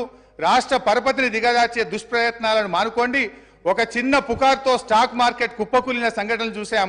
మీరు మన రాష్ట్ర ఆర్థిక పరిస్థితి మీద అధికారికంగా పుకార్లు సృష్టించి రాష్ట్ర భవిష్యత్తును ప్రశ్నార్థకం చేయకండి. ఈ శ్వేతపత్రాలు రాష్ట్ర ఆర్థిక ప్రగతికి కోతపత్రాలు అవుతాయి. దేశానికి దిక్సూచిగా ఉన్న తెలంగాణను దివాలా అనే ముద్ర వేయకండి. సంపద ఉన్నది, సమృద్ధి ఉన్నది, వృద్ధి రేటును పెంచండి. మరింత పకడ్బందీగా రెవెన్యూ లీకేజీలను అరికట్టండి. రాష్ట్ర అభివృద్ధిని చేయండి.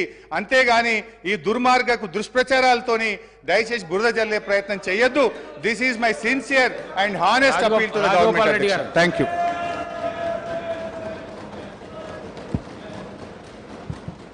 అధ్యక్ష, అబ్బా అదే అధ్యక్ష అధ్యక్ష అధ్యక్ష కూర్చొని చెప్తాను అధ్యక్ష. మన హరీష్ రావు గారికి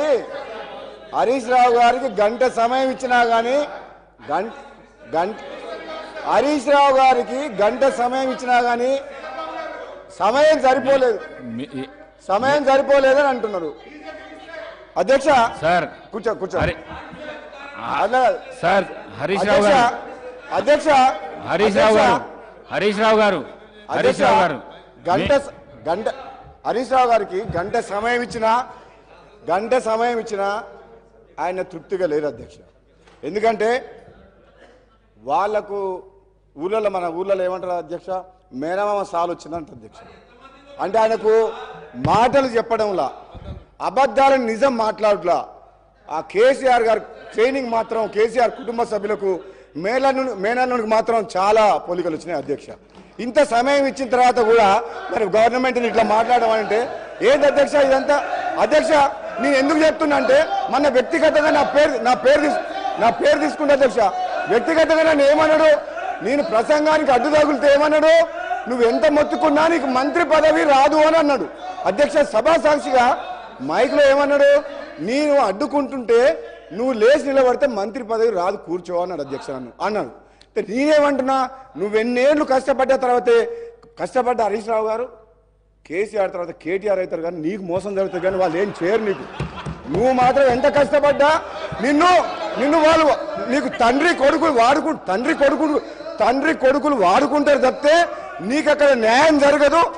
అధ్యక్ష ఒక్క నిమిషం అధ్యక్ష ఒక్క నిమిషం నాకు కంప్లీట్ అయిపోతుంది ఒక్క నిమిషం. నన్ను ఒక మాట అధ్యక్ష, నాకు క్లారిఫికేషన్ ఇస్తున్నా. నాకు మంత్రి పదవి రావాలన్నా వద్దా మా ముఖ్యమంత్రి గారు మా అధిష్టానం నిర్ణయం తీసుకుంటుంది. నిన్ను మాత్రం తండ్రి కొడుకులు వాడుకున్నంత అన్నట్టు మాక్సిమం వాడుకుంటారు అధ్యక్ష. నేను చెప్తాను అధ్యక్ష. ఇంకొక మదన్ మోహన్ గారు. సార్, ఆనరబుల్ స్పీకర్ గారికి sir first time sir please honourable speaker గారికి I want to thank you to my leader Sonia ji, Mallikarjun Kharge ji and CM గారికి, మా క్యాబినెట్ మినిస్టర్ సీనియర్స్ అందరికీ I want to say thank you. Sir, I want to start the... Sir, please stop them. Please stop them. Sir, ఈరోజు BRS పార్టీకి ఇంకా మత్తు దిగలేదు sir. ఆయన he has forgotten, Mr. Harish Rao has forgotten that he has lost. He is not anymore finance minister in BRS party. Today, the mandate has been given to the Congress party. Honorable CM గారు is a leadership. వాళ్ళకి ఇంకా అర్థం కావట్లేదు sir. Sir ఏం మాట్లాడుతా ఉన్నారు? దయచేసి 2014లో నేను ఇస్తా అవకాశం, 2014లో హరీష్ రావు గారికి ఇస్తా, నేను అవకాశం ఇస్తా సార్. Please stop. 2014లో వాళ్ళు మాట్లాడుతున్నారు దయమైన పరిస్థితి ఉందని చెప్తా ఉన్నారు. ఇది మంచి ప్రాక్టీస్ కాదు, వెళ్ళక రావద్దు. నేను అవకాశం ఇస్తా హరీష్ రావు గారికి 45 minutes ఇస్తా, 45 minutes చేసుకో. అవకాశం ఇస్తా హరీష్ రావు గారికి అవకాశం ఇస్తా. రావద్దు దయచేసి మీ సీట్లకు వెళ్ళండి సార్. మీ సీట్లకు వెళ్ళండి. The people have given a mandate, sir. Honorable CM గారి లీడర్షిప్ లో the Congress party has been given mandate. వాళ్ళకి అర్థం కావట్లేదు సార్. వాళ్ళకి వాళ్ళ స్టోరీస్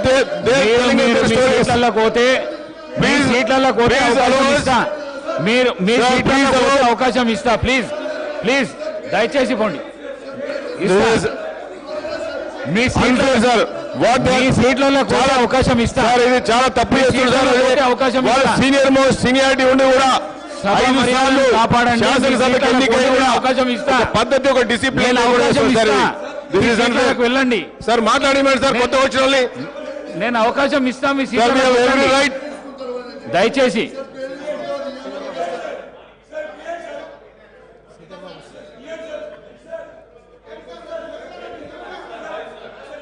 అధ్యక్ష sir, let the house be in order sir. Let the house be in order sir please. Sir Prashant Reddy గారు, sir Prashant Reddy గారు,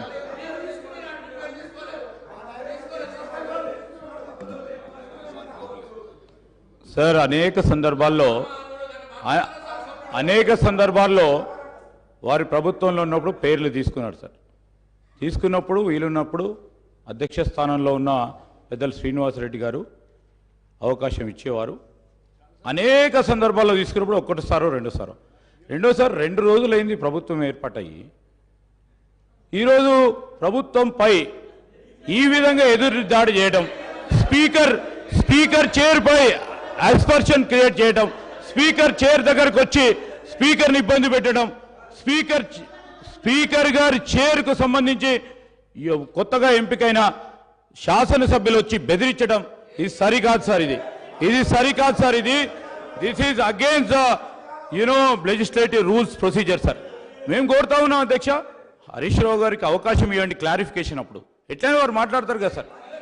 సార్ క్లారిఫికేషన్ అప్పుడు వారు మాట్లాడతారు sir. Let him speak sir. Already sir record చూడండి, 1 hour 50 minutes మాట్లాడారు sir. 1 hour 50 minutes he spoke sir. నేను దయచేసి చెప్తా ఉన్నాను, పెద్దలు హరీష్ రావు గారిని కూడా కోరుతా ఉన్నాను, క్లారిఫికేషన్ సందర్భంలో వారికి మాట్లాడే అవకాశం ఇవ్వండి. వారు చెప్పదలుచుకునే విషయాలు చెప్పమనండి. కానీ మా సభ్యుడు మాట్లాడుతూ ఉన్నప్పుడు మళ్ళా తిరిగి ఈ విధంగా మొత్తం వారి టీఆర్ఎస్ పార్టీకి సంబంధించిన శాసనసభ్యులు వచ్చి మరి చేరు పైన ఉన్న మిమ్మల్ని కూడా బెదిరించడం సరిగా సరి. మదన్ మోహన్ గారు సార్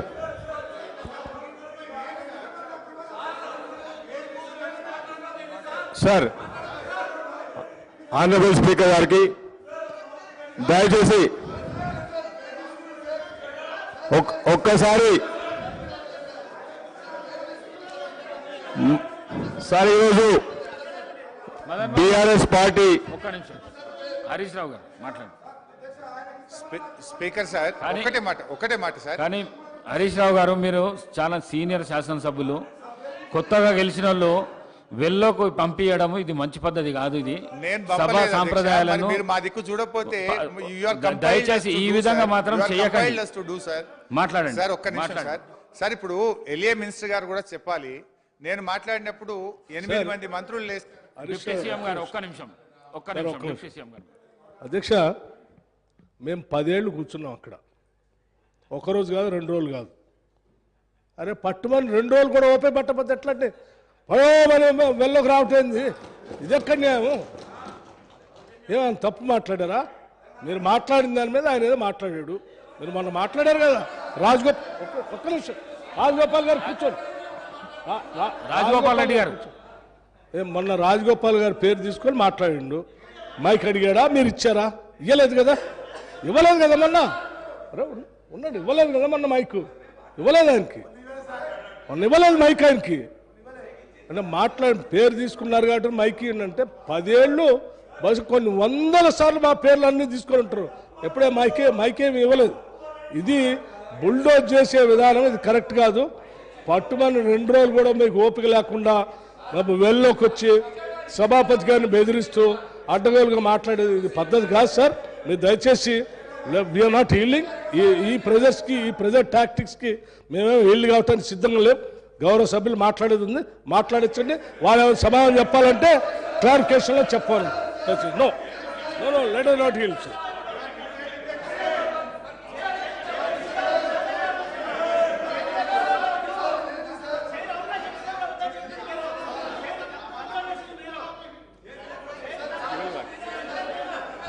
సార్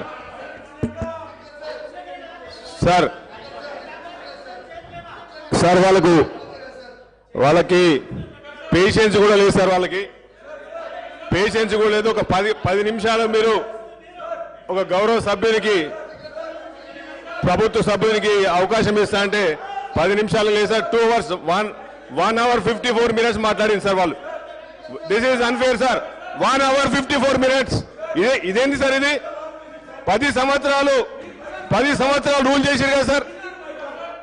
10 సంవత్సరాలు రూల్ చేశారు కదా.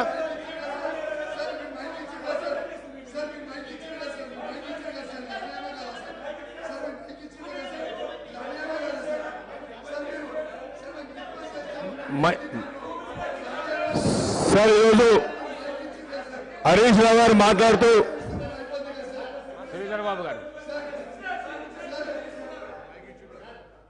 శ్రీధర్ బాబు గారు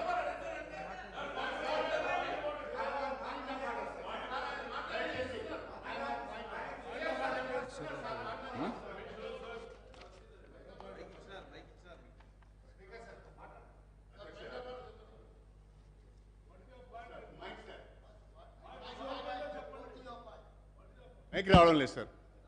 అధ్యక్ష, అదే చెప్తున్నాను. పాయింట్ ఆఫ్ ఆర్డర్ వినరా? ఓపిక లేదా? I'm coming to that point. I'm coming to regulate the business. Speaker has every right to regulate the business. That is my point of order. నేనేమంటా సార్ అంటే, లెజిస్లేటివ్ అఫేర్స్ మినిస్టర్ గారు మాట్లాడుతూ వారు చాలా స్పష్టంగా ఒక సజెషన్ ఇచ్చారు, హరీష్ రావు గారికి టైం ఇవ్వమని. And you are kind enough, మీరు హరీష్ రావు గారికి టైం ఇచ్చారు. మళ్ళీ డిప్యూటీ సీఎం గారు లేచి మిమ్మల్ని డిక్టేట్ చేస్తూ మీరు టైం ఇవ్వద్దు అని అంటే ఇది ఎక్కడి సభ సాంప్రదాయం సార్? లెజిస్లేటివ్ అఫేర్స్ మినిస్టర్ ఒకటి మాట్లాడతాడు. మీరు దయచేసి సభని మిస్గైడ్ చేస్తా ఉన్నారు. నేనేం డిక్టేట్ చేయాలి, నేనేం చెప్తున్నంటే no sir, that's not correct. చెప్పారు కాబట్టి మైక్ ఇచ్చారు, అది వదిలిపెట్టి ఏదో మాట్లాడుతూ ఉంటే చాలని చెప్పారు. నో దట్స్ నాట్ కరెక్ట్ అండి, I'm sorry. That's not correct sir. మీరు గౌరవ సభ్యులు, సీనియర్, మీరు అట్లా మిస్గైడ్ చేయకూడదు. నేను చెప్పింది ఒకటి, మీరు మాట్లాడేది ఒకటి. ప్లీజ్. మదన్ మోహన్ గారు.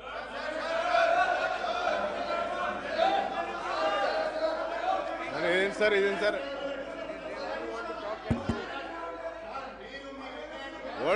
What is this sir? Sir what is this sir? అసలు వాళ్ళకి సీనియారిటీ ఉన్నాయా sir? What is this sir? They not even allowing me to talk. ఒక 10 నిమిషాలు ఓపిక పట్టలేదా మీరు? Can't you wait for 10 minutes? మీరు 1 hour 54 minutes మాట్లాడినారు. 10 years you been ruling. మీరు కూర్చోండి, మీ సీట్లలో మీరు కూర్చోండి. ఆయనకంత ఓపిక లేకపోతే ఎట్లా సార్? ఒక గౌరవ సభ్యులుగా ఉండే 5 సార్లు శాసనసభకి ఎన్నికై ఒక 10 నిమిషాలు ఓపిక లేకపోతే ఎట్లా సార్ ఆయనకి? అంటే కాంప్రహెండ్ చేసుకోలేకపోతున్నారు sir. They are not able to digest. They have lost election. They want to rule for ever. It will never happen. You will stay for ever. ఆ పొజిషన్ అక్కడే ఉంటారు సార్. మీరు పబ్లిక్ చూస్తున్నారు sir, ప్రజలు చూస్తున్నారు. People are watching. They are watching the house. Public చూస్తున్నారు sir. ఇది ఎంత అన్యాయం అంటే, ఒక గౌరవ సభ్యునికి, తొలిసారి ఎన్నికైన గౌరవ సభ్యునికి, ప్రభుత్వంలో ఉన్న సభ్యునికి 5 నిమిషాలు కూడా మాట్లాడలేకపోతుంది సార్. సార్ ఈరోజు కాంట్రాడిక్టరీ స్టేట్మెంట్ ఇస్తున్నారు. హరీష్ రావు గారు కూర్చోండి, దయచేసి కూర్చోండి. మీరు కూర్చోండి మీరు. అరే కూర్చో 5 నిమిషాలు కూర్చో. 5 నిమిషాలు లేకపోతే మీరేం ప్రభుత్వంలో వచ్చినారు? మదన్ మోహన్ గారు మీరు ఒక 5 minutes ప్లీజ్. సార్ ఈరోజు 2014లో ఈరోజు తెలంగాణ వచ్చినప్పుడు రిఫార్మ్ వాళ్ళు ఏమన్నారు సార్? ధనిక రాష్ట్రమని వాళ్ళ మాజీ సీఎం గారు చెప్పడం జరిగింది. ఇదే కాంట్రాడిక్టరీ స్టేట్మెంట్ ఈరోజు హరీష్ రావు గారు సభలో ఏం చెప్తున్నారు? దయనీయ పరిస్థితుల్లో ఆ రోజు తెలంగాణ వచ్చిందని చెప్తున్నారు. మరి ఈ రోజు ఆ రోజు 64 కోట్ల అవకాశం ఇస్తా. రెవెన్యూ మీరు ఈ విధంగా చేస్తే అవకాశం. రెవెన్యూ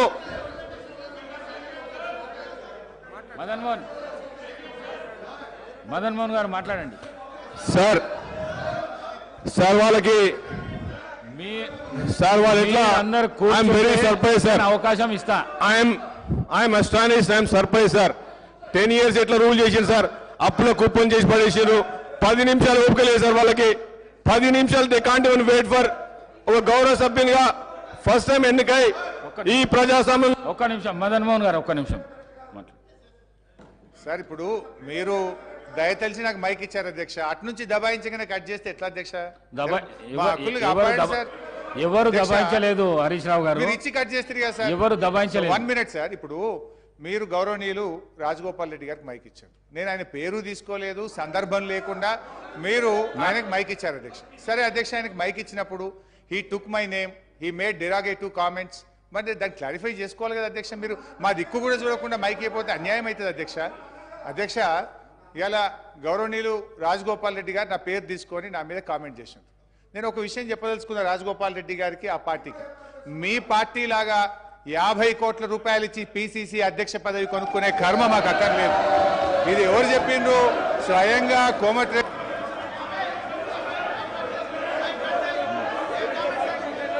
శ్రీధర్ బాబు గారు.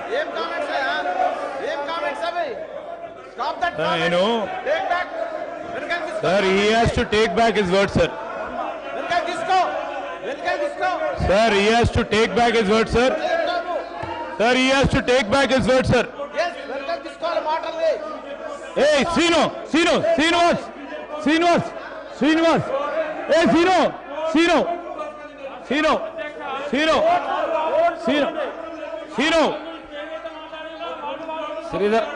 శ్రీధర్ బాబు గారు. Sir.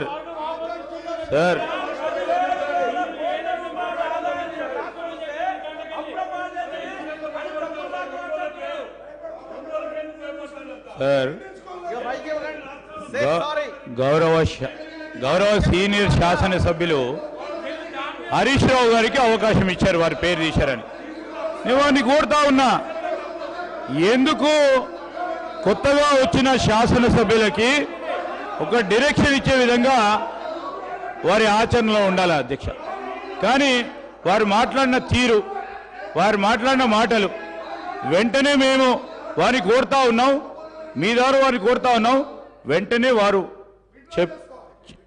మాట్లాడిన మాటలు విత్డ్రా చేసుకోవాలని కోరుతా ఉన్నది.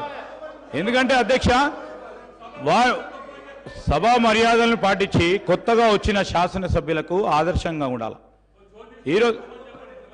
ఈరోజు మేము కోరుతా ఉన్నది ఒకటే అధ్యక్ష,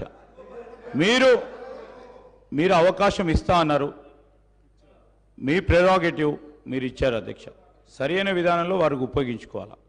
ఈరోజు వారు మళ్ళా మా పార్టీపై, మా సభ్యులపై, మా అధ్యక్షులపై మాట్లాడటం సరికాదు. ఇది మేము ఖచ్చితంగా దీనికి ఖండిస్తూ ఉన్నాం. ఖచ్చితంగా వారు వాపసు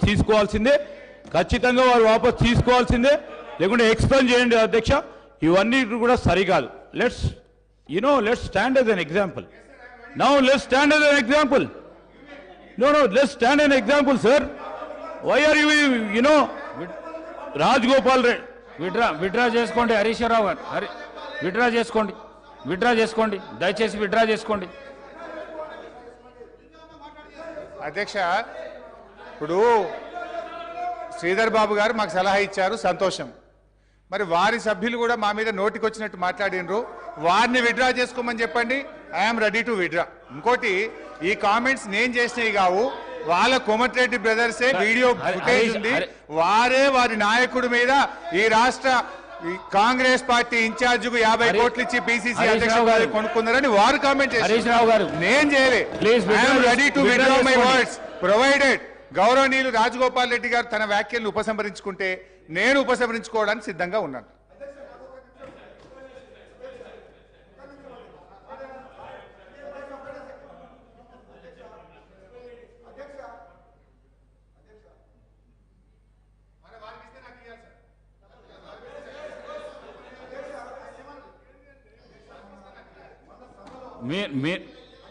మీకు ఇచ్చిన సమయం 1.5 hours ఇచ్చిన దాని లోపల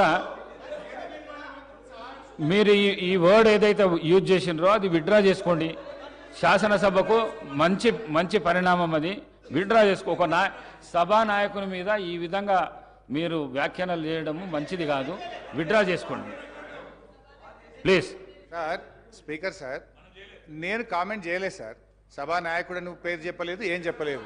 ఒకటి అయితే. రెండోది అధ్యక్ష, కామెంట్స్ ఎప్పుడు వచ్చినాయి అధ్యక్ష? వారి వైపు నుంచి ఇష్టారీతిగా మా మీద కామెంట్ చేసినప్పుడు తప్పనిసరి పరిస్థితుల్లో వారు చేసిన వ్యాఖ్యలు, బయట చేసిన వ్యాఖ్యలు నేను గుర్తు చేసిన తప్ప ఇది నేను సొంత కామెంట్స్ కాదు, నేను నా నోట్ల నుంచి చెప్పింది కాదు. వారు చెప్పిన మాటల్ని నేను గుర్తు చేసి నేనేమంటా సార్, వారిని విత్డ్రా చేసుకోమని, నా మీద మా పార్టీ మీద చేసిన వ్యాఖ్యల్ని వారు విత్డ్రా చేసుకుంటే I'm ready to withdraw. I have no objection. నాకు కూడా ఈ సభ హుందాగా నడవాలని కోరుకుంటున్నా అధ్యక్ష. హరీష్ రావు గారు, నేను ఇంకా చాలా విషయాలు చెప్పాల్సి ఉండే, కానీ హరీష్ రావు గారు, రాజగోపాల్ రెడ్డి గారు మీ మీద ఏమన్నా అభియోగం చేస్తే మీరు వారి మీద చేయండి, కానీ దాన్ని తీసుకొని వారన్నదే చెప్పిన సార్. రాజగోపాల్ రెడ్డి గారు బయట ఏం మాట్లాడిండో అది గుర్తు చేసిన. రాజగోపాల్ రెడ్డి గారు చెప్పిన తప్ప నేను సొంతగా చెప్పలేదు, నేను కొత్త ఆరోపణలు చేయలేదు. బయట మాట్లాడిన మాటలు హౌస్ లో మాట్లాడడానికి ప్రయత్నం చేయకండి. మీరు విత్డ్రా చేసుకోండి. ఈ ప్రాక్టీస్ మంచి ప్రాక్టీస్. వారు విత్డ్రా చేసుకుంటే ఒక పని చేయండి సార్, వారు విత్డ్రా చేసుకుంటారు కదా, ఇద్దరి కూడా మీరు ఎక్స్పెల్ చేయండి. I have no objection. ఇద్దరి మీరు ఎక్స్పెల్ చేయండి. You take a call, you take a decision. అధ్యక్ష, మా పార్టీ మీద అయినట్లు చేయకూడదు కదా అధ్యక్ష. ఇప్పుడు మా నాయకుడి ఇష్టం, మా పార్టీ ఏంది, ఒక మాట మీద ఉంటాం. మా నాయకుడు ఏం చెప్తే అది గీత దాటకుండా ఉండేటువంటి పార్టీ మాది.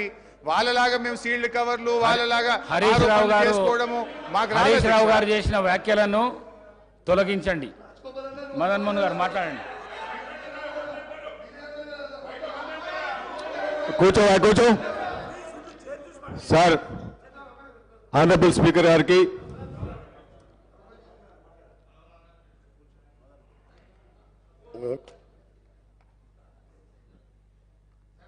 సార్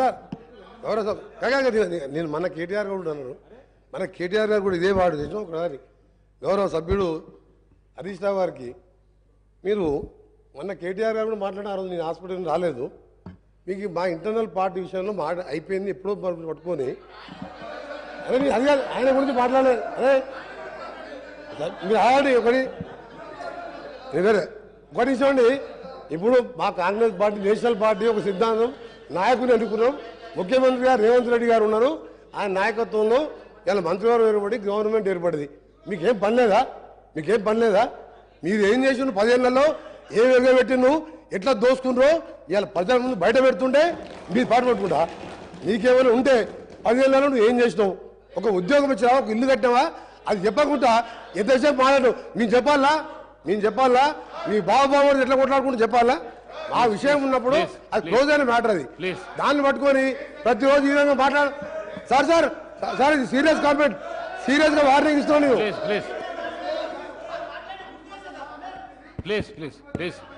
ప్లీజ్ కూర్చోండి. ఆనరబుల్ స్పీకర్ గారికి, మంత్రి గారు కూర్చోండి. సార్ ఈరోజు I want to thank you మా సీనియర్ లీడర్ మేడం గారికి, ఖర్గే గారికి, ఆనరబుల్ సీఎం గారికి, and my senior ministry, and then all my colleagues, నా ఎల్లారెడ్డి ప్రజలకి అందరికీ I want to thank you. ఈ డెమోక్రసీలో ఇంత పెద్ద గొప్ప హౌస్లో నేను రావడం, మాట్లాడడం, మరి మా లీడర్కి కూడా థ్యాంక్ యూ చెప్తూ, సార్ ఐమ్ వెరీ అన్ఫార్చునేట్. నేను ఎప్పుడు ఇట్లా అనుకోలేదు సార్, ఇంత సబ్జెక్ట్ మాట్లాడుతున్నాం అనుకుంటే, మరి ఆయన 5 సార్లు శాసనసభకు ఎన్నికై మీ గురించి మాట్లాడుతున్నాం సార్. మీ గురించి వినండి సార్. మరి మీరు మాట్లాడేది కాంట్రాడిక్టరీ స్టేట్మెంట్ మాట్లాడుతున్నాం సార్. ఆయన ఏం మాట్లాడుతున్నారు సార్? దయనీయ పరిస్థితుల్లో 2014 తెలంగాణ వచ్చిందని చెప్తున్నారు. ఇప్పుడు రికార్డు చూస్తే 2014లో తెలంగాణ వచ్చినప్పుడు we have 64,000 crores ఆ రోజు క్రెడిట్ ఉండే. మరి ఈరోజు sir today we have 2023 almost multifolded. ఈరోజు సుమారు 4 లక్షల కోట్ల అప్పులు తీసుకొచ్చి ఈరోజు అప్పుల కుప్పగా మార్చిండ్రు. వాళ్ళు ఏం మాట్లాడుతున్నారు సార్? ఈరోజు ప్రభుత్వానికి, తెలంగాణ రాష్ట్రానికి పరపతి పోతుందని చెప్తున్నారు. అంటే ఈరోజు హానరబుల్ సీఎం గారు, మరి మా ఫైనాన్స్ మినిస్టర్ గారు, they are finding the needs of the Telangana today. Need of the hour ఈరోజు సిచ్యువేషన్ సార్. వైట్ పేపర్ అనేది need of the hour. I'm also coming from the corporate background. నేను కూడా సీఈఓగా పనిచేసింది sir. ఈరోజు ప్రజలకి మనం ఏం చెప్పాలి సార్? ఈరోజు బ్యాలెన్స్ షీట్ ఏందో చెప్పాలి, ఎక్కడ స్టార్ట్ అయినామో చెప్పాలి. ఒక్కసారి ఫైనాన్స్ మినిస్టర్ మాట్లాడితే తను ఏమంటున్నాడు? జిఎస్పి నంబర్స్ అనేది అబద్ధాలు ఆడవు సార్. నంబర్స్ వోంట్ లై. మీరు బ్యాలెన్స్ షీట్ను ఎన్ని విధాలుగా చేసినా వచ్చేది నెగటివిటీ. మీకు నేను ఒకటే అడుగుతున్నాను సార్ స్పీకర్ గారు, ఈరోజు తెలంగాణలో ఎంప్లాయీస్కి 1వ తారీఖు నాడు శాలరీ ఎన్నిసార్లు ఇచ్చిందని అడుగుతున్నాను sir. That is the only indication of the performance of the previous government. That is only indication performance of the government sir. Because today నేను మొన్న ఎల్లారెడ్డిలో యాజ్ ఎమ్మెల్యేగా మా ఆనరబుల్ సీఎం గారి వాళ్ళ ఇన్స్ట్రక్షన్తో మేము రివ్యూ పెట్టినప్పుడు sir, one employee was crying. ఈ was saying sir మాకు శాలరీస్ రావట్లేదు, చిన్న ఉద్యోగులము, మా పిల్లగాళ్ళని అమెరికా పంపిద్దాం అనుకుంటున్నాము, లోన్లు తీసుకుందామంటే ఒక్కసారి ప్రీవియస్ ఫైనాన్స్ మినిస్టర్ గారికి నేను అడుగుతున్నాను. మరి సీబల్ అనేది ఒకటి ఉంటుంది సార్, క్రెడిట్ స్కోర్ అనేది ఒకటి ఉంటుంది. ఇవాళ వాళ్ళు శాలరీ కట్టలేక, ఈఎంఐలు కట్టలేక ఈరోజు వాళ్ళ సీబల్ స్కోర్ పోయింది సార్. ఇది today's situation of the Telangana. They talking about the best Telangana. మేము #1 తెలంగాణ, మోడల్ తెలంగాణగా మాట్లాడుతున్నారు కదా sir. This is the situation sir. ఉండడానికి ఇల్లు కావాలి, తాగడానికి నీళ్లు కావాలి, తినడానికి 3 తిండి కావాలి సార్. అభివృద్ధి అనేది ఈరోజు మీరు మాట్లాడేది లాజిస్టిక్స్ కాదు కదా సార్. మీరు మాట్లాడేది 4 కార్పొరేట్ కంపెనీలు తీసుకొచ్చినంత మాత్రాన అభివృద్ధి కాదు సార్. అది ఇలా మీరు రండి, ఎల్లారెడ్డి నియోజకవర్గం రండి సార్, తినడానికి తిండి లేదు, ఉండడానికి ఇల్లు లేదు. ఇట్లాంటి పరిస్థితి. They were talking about mission Bhagiratha.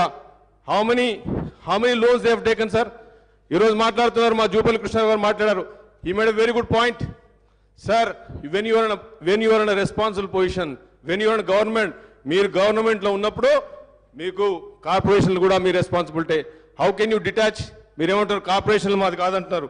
ఈరోజు సార్ మరి మనం బ్యాక్ వెళ్తే మీరు 2014 చూస్తే ఈ శ్వేతపత్రం తప్పంటున్నారు సార్. తప్పుల నడక అని చెప్తున్నారు కదా సార్. మరి ఈ శ్వేతపత్రాన్ని ఇదే revenue minister, previous revenue minister గారు అదే ఐఏఎస్ ఆఫీస్తో చేసినారు. ఈరోజు ఏమంటారంటే వాళ్ళే తప్పు చెప్పినట్టు చెప్తున్నారు సార్. మీరు లుక్ చూస్తే total revenue receipts, trends in revenue రిసిప్ట్లో there is state tax returns, share of central taxes, non tax revenue sir.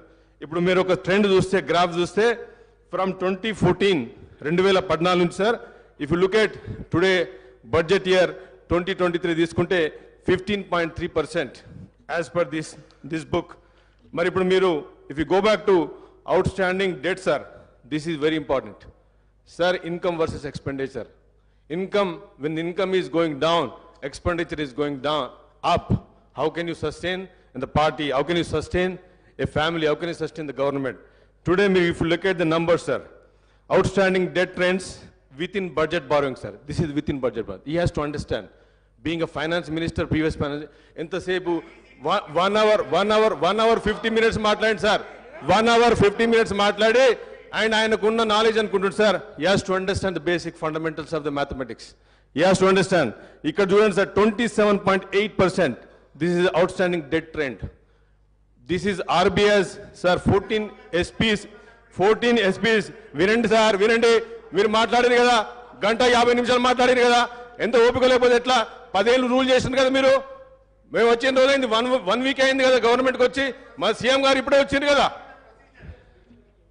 ఇప్పుడే వచ్చారు కదా, సీఎం గారు ఇప్పుడే వచ్చారు కదా సార్. ఈరోజు టుడేస్ బడ్జెట్ సార్, అధ్యక్ష, ఈరోజు if look at this number sir, ఈరోజు total I'm just going very summary sir, I don't have much time కనుక మీకు సమ్మరీ చెప్తున్నా సార్. ఈరోజు situation indication of the previous government. ఈరోజు ప్రజలకు తెలవాలి సార్. ఇది సీఎం గారు చెప్పినారు, ఈరోజు ప్రజలకు తెలవాలి. వాళ్ళు అంటున్నారు మమ్మల్ని బద్నాం చేస్తున్నారు. తప్పు సార్, అది బద్నాం చేయట్లేదు. మీరు ఒక కంపెనీ టేక్ ఓవర్ చేసినప్పుడు కానీ, ఒక ఫ్యామిలీ బాధ్యతలు తీసుకున్నప్పుడు కానీ, ఒక గవర్నమెంట్ బాధ్యతలు వచ్చినప్పుడు, గవర్నమెంట్ అనేది ప్రజాస్వామ్యంలో మేము ప్రజల సేవకులం.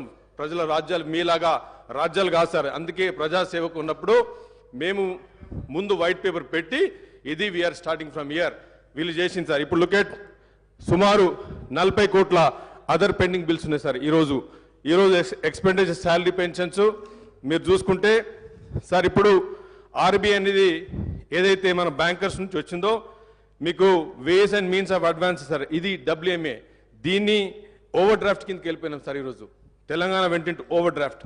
మీరు వెరీ ఇంపార్టెంట్ పాయింట్ సార్. ఇది WMA ఎప్పుడైతే ఓవర్ డ్రాఫ్ట్ పోయిందో అది నెగటివిటీలో పోయినట్టు సార్. అది ఎవరైనా ఫైనాన్స్ మినిస్టర్ కానీ ఎవరు కానీ WMA నెగటివ్లో ఉన్నప్పుడు sir, it's dangerous for corporation, company, dangerous for the government. If you look at sir, ఈరోజు మన ఏం సార్, ఎడ్యుకేషన్ సార్. ఈరోజు నేను ఒక టీచర్, ఉపాధ్యాయ కొడుకుగా ఈరోజు నేను చదువుకునేప్పటికే నేను ఈరోజు మీ ముందు ఈ ప్రజాస్వామ్యంలో మీ ముందు ఉండి మాట్లాడగలిగే శక్తి ఉంది సార్. మా నాన్నేదో పెద్ద ధనవంతుడు కాదు సార్. ఎడ్యుకేషన్ వల్లనే ఈరోజు ఈ మాజీ ముఖ్యమంత్రి గారు ఏం చేసింది సార్, మీరు ఎడ్యుకేషన్ అయితే 29 రాష్ట్రాల్లో మన స్పెండింగ్ ఎంత sir, 7.6%. Totally collapse. Education system is totally collapsed, devastated sir. It was devastation. It is, I can find a better English book ledanu unte, it is a totally failure sir. 7.6% manam spend chesinam sir. Enduku? Because we are already into deficit budget. We don't have money. 5,000 schools have gone sir. If you look at it sir, health sir, next point is health. Manam బతకాలంటే health కావాలి. ఆ రోజు రాజశేఖర రెడ్డి గారు health గురించి Congress party చేసింది. ఈరోజు హెల్త్లో కూడా మీరు ఎంత సార్, మీరు పెట్టే పర్సెంటేజ్ 6.2. ఈ పర్సెంటేజ్ హెల్త్ పెడుతుంది సార్. లాస్ట్ 57 ఇయర్స్లో ఇంత లోయెస్ట్ స్పెండింగ్ ఎడ్యుకేషన్ మీద జరగలేదు సార్. వీళ్ళు మాట్లాడతారు ఆంధ్ర పాలకులు సార్, తెలంగాణ వచ్చినప్పుడే ఎప్పుడైతే బీఆర్ఎస్ పార్టీ కానీ మాజీ పార్టీ కానీ వాళ్ళు నేర్పించింది సార్, హౌ ఫాస్ట్, ఎంత తొందర అప్పులు చేయొచ్చు అనే మోడల్ నేర్పించిపోయింది సార్ వాళ్ళు మాకు. ఎంత తొందర అప్పులు నేర్పించమని. ఎందుకంటే తక్కువ జనాభాలో అత్యధిక వనరున్న తెలంగాణ ప్రాంతం, తక్కువ జనాభాతోని సహజ వనరు ఉండి మినరల్స్ నుంచి మొదలు పెడితే అత్యంత ప్రకృతిలో భగవంతుడు ఇచ్చిన దానికి ఒక గిఫ్ట్ తెలంగాణకు సార్. తెలంగాణ, హైదరాబాద్ ఆల్రెడీ 2014 కంటే ముందే ఇన్ఫ్రాస్ట్రక్చర్ లేడౌన్ అయింది సార్. ఈరోజు మాట్లాడుతున్నారు మిషన్ భగీరథ నుంచి మాట్లాడుతున్నారు సార్. నా ఎల్లారెడ్డి, నేను ఒక పూర్ కాన్స్టిట్యున్సీ నుంచి వస్తున్నాను సార్. ఎల్లారెడ్డిలో తాగడానికి మిషన్ భగీరథ నీళ్ళు లేవు. మిషన్ అభివృద్ధి కొన్ని thousands of crores subject to correction my numbers thousands of crores they have taken credit. ఈరోజు ఏ సామాన్యుడు బాగుపడ్డాడు సార్ ఇండికేషన్ చేస్తే మీరు మాట్లాడుతున్నారు. If I go in to detail into numbers, మరి ఆ రోజు సార్ ఇప్పుడు ధనిక రాష్ట్రం అని చెప్తుంది సార్. ధనిక రాష్ట్రం ఎప్పుడు అంటాం sir? When there is no BPL లేనప్పుడు, బిలో ప్రావర్టీ లైన్ లేనప్పుడు మనం ధనిక రాష్ట్రం మాట్లాడతాం సార్. ఎప్పుడు చూసినా వాళ్ళ ప్రీవియస్ మంత్రి గారు, మా ముఖ్యమంత్రి గారు 2 కాంట్రాక్టరీ స్టేట్మెంట్ సార్. ఆ రోజు సభలో హౌస్లో it is on record that previous chief minister said that we're surplus, మేము ధనిక రాష్ట్రం అని చెప్పారు. తెలంగాణ అనేది దేశంలోనే వీఆర్ నంబర్ 1 చెప్పింది సార్. ఈరోజు మీకు బీపీఎల్ కింద చూస్తే హౌ మెనీ బీపీఎల్ 1,15,00,000 కుటుంబాలు తెలంగాణ రాష్ట్రంలో ఉన్నాయి సార్. దాంట్లో 75 లక్షల మంది ఈరోజు రేషన్ కార్డుతో ఉన్నారు సార్. అంటే వాట్ డస్ మీన్? 75 లక్షల మంది ఈరోజు రేషన్ కార్డు కింద ఉండి ఈరోజు కొత్త రేషన్ కార్డు లేకుండా గత 4 ఇయర్స్ నుంచి ఈ ప్రభుత్వంలో నష్టాలు పడుతుంది సార్.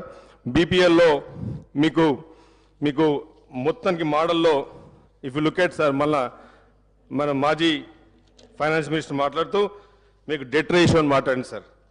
డెట్ రేషియో చూస్తే ఈరోజు ఆల్మోస్ట్ 10 టైమ్స్ సార్. ఇప్పుడు మీకు చూస్తే మీకు ఆన్ గోయింగ్ వర్క్స్లో కూడా తీసుకున్నా కానీ, లేకపోతే burden of the state sir, ఇంట్రెస్ట్లు మీకు 2014-2015 చూస్తే 6,954 నుంచి 6,000 కోట్ల 9 నుంచి ఈరోజు 32,000 sir. This is the position of the government today. మీరు 6 గ్యారంటీలు ఈరోజు మా ముఖ్యమంత్రి గారు కాంగ్రెస్ పార్టీ 6 గ్యారంటీలు తీసుకొచ్చింది పేద ప్రజల గురించి సార్. ఈ 6 గ్యారంటీలో జరిగిన 1 వీక్లోనే 2 డేస్లోనే 2 గ్యారంటీలు ముఖ్యమంత్రి గారి చేతుల మీద రావడం జరిగింది. ఈ 6 గ్యారంటీలు కూడా సార్ ఇంత డెఫిసిట్లో మీరు అంటున్నారు ఈ తప్పుల తడక, ఈ ఫైనాన్స్ వైట్ పేపర్ అనేది టోటల్ ఫేక్ అని చెప్పి వాళ్ళు మాట్లాడుతూ స్పీచ్లో మాట్లాడుతున్నప్పుడు, మరి సార్ ఈ వైట్ పేపర్స్ నుంచే 6 గ్యారంటీలను మిగతా 4 గ్యారంటీలు కూడా పేద ప్రజలకు చేయాలనే ఉద్దేశంతోనే ఈరోజు ఈ శ్వేతపత్రం రిలీజ్ అయింది. ఆ 2 గ్యారంటీ పథకాలు కూడా తొందరనే చేస్తాం. మీకు ఓపిక ఉంటే మీరే అన్నారు, నేను ఒక మీడియాలో చదివిన మా లీడర్ చెప్పిండు ఒక 3 నెలలు వేచి చూద్దాం, ప్రభుత్వాన్ని వేచి చూద్దాం అన్నారు. మీకు 3 రోజులు కూడా పేషెన్స్ లేదు, 3 రోజులు కూడా లేదు. 5 సార్లు మీరు ఎన్నికైన వాళ్ళు కూర్చుండి ఒక 15 నిమిషాలు మాట్లాడడానికి ఈ ప్రజాస్వామ్యంలో డెమోక్రసీలో everybody has the right sir. అంటే మీరు మాట్లాడితే మాట్లాడు, వేరే వాళ్ళు మాట్లాడద్దు. మీరు మాట్లాడితే మేము తెలంగాణ ద్రోహులం, మీరు మాట్లాడితే మాత్రం మీరు తెలంగాణ ప్రోస్, మేము యాంటీ తెలంగాణ. ఈరోజు సార్ ధనిక రాష్ట్రం అని చెప్పి ఒక మిత్ క్రియేట్ చేసింది సార్. ఇదంతా టోటల్ మిత్. ఈరోజు ధనిక రాష్ట్రం కాదు సార్, ఇది వాళ్ళ కుటుంబం ఎవరైతే ధనిక రాష్ట్రం వజ్రాలు వచ్చినాయి సార్, మా కుటుంబంలో రాలేదు. సామాన్యుడిగా మిగిలిపోయింది sir. This is a very unbalance situation, very pathetic situation of Telangana today. 4 బిల్డింగ్లు చూసి, ఫైనాన్షియల్ డిస్ట్రిక్ట్ చూసి తెలంగాణ నంబర్ 1 అని చెప్పుకుంటే మాత్రం it is absolutely ruthless, it's absolutely wrong sir. ఎందుకంటే సామాన్యుడు ఈరోజు నీళ్లు తాగలేకపోతున్నాడు, రోడ్లు లేవు, ఉండడానికి ఇల్లు లేవు సార్.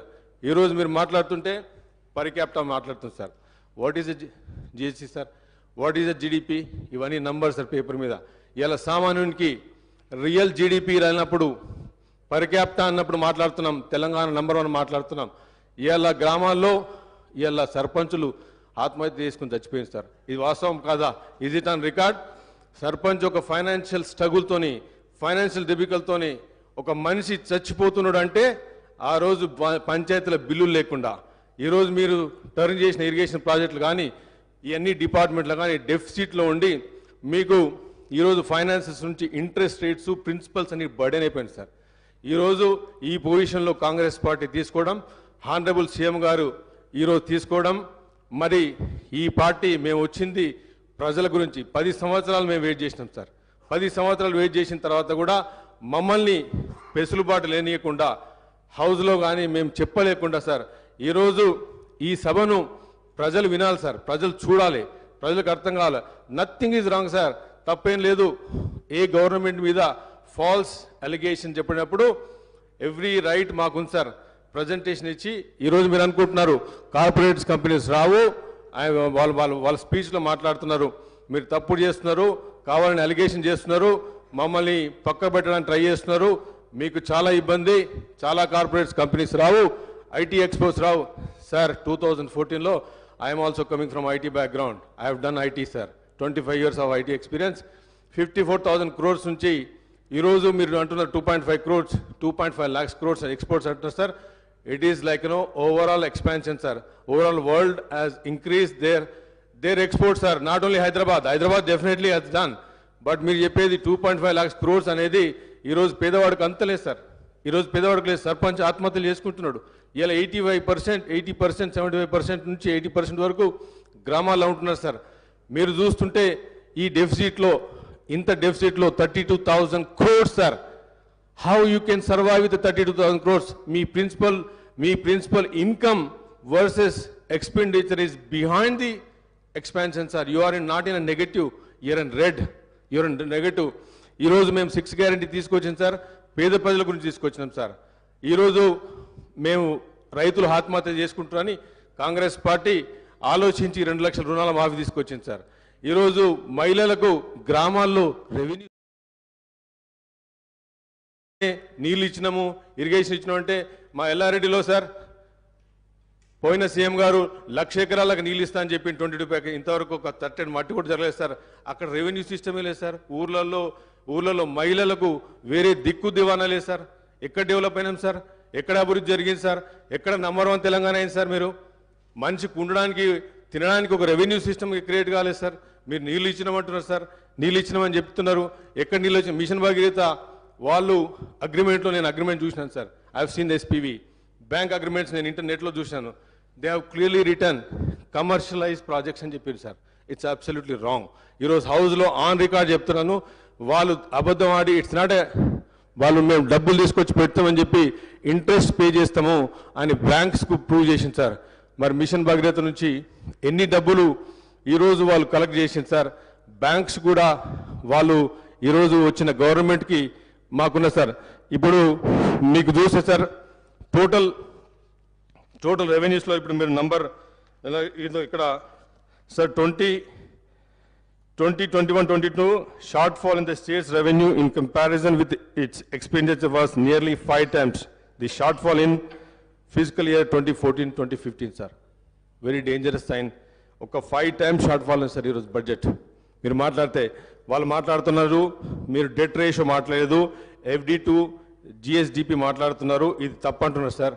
సార్ నంబర్స్ను ఏ విధంగా వేసినా కానీ మీరు లెఫ్ట్కి వేసినా, రైట్కి వేసినా, GSDP వేసినా, OST వేసినా, డెట్ రేషియో చేసినా కానీ it's basically the short fall is 5 times which is dangerous. If it's not negative sir. ఇది ఇప్పుడు మీరు చూస్తే అకౌంటింగ్ ఇర్రెగ్యులారిటీస్లో the state understand it's physical deficit is 7,636 crores sir in 2015-21. మరి ఈరోజు మీరు ఏ పర్సెంటేజ్లో మనం ఇంక్రీజ్ చేసినాం? ఈరోజు మీరు చూసే sir, if you go back to ఈ వైట్ పేపర్లో సార్ గవర్నమెంట్ గ్యారంటీ లోన్స్ తీసుకున్నారు సార్. 14 SPVC తయారు చేసింది సార్ ఇన్స్టిట్యూషన్స్. ఈ 14 SPVలో they have raised around 1,18,000 crores, 557 crores sir off budget. ఇది కూడా off budget borrowing sir. As of today total outstanding debt in this category is 95,000 crores sir. This is 97 crores. This is the non-guaranteed loans which are raised and serviced by SPVC corporations institutions. ఇదే ఇంతకుముందు మా మంత్రి గారు మాట్లాడుతున్నారు sir. దీని గురించి మాట్లాడుతున్నప్పుడు మరి అప్పుడు వాళ్ళు క్వశ్చన్ చేసిండ్రు.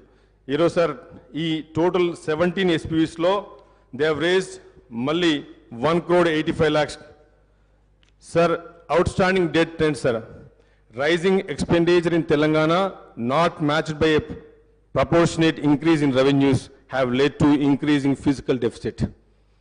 సార్ ఇప్పుడు మీకు చూస్తే ఇంతకంటే ఇంకా మీరు ఎంత ఆర్గ్యూ చేసినా సార్, ఎంత ఆర్గ్యూ చేసినా కానీ మీకు రెవెన్యూ కంటే మీ ఫిజికల్ డెఫిసిట్ ఇక్కడ కనిపిస్తుంది సార్. ఈరోజు మాట్లాడుతూ ఉంటే మరి sir debt to GSDP ratio state was one of the lowest in the country. ఎప్పుడు సార్? 2015లో మన రేషియో సార్ 15.7%. టుడే మీ ఇప్పటికే 27%కి వెళ్ళిపోయింది సార్. సో ఇది టుడేస్ ది సిచ్యువేషన్.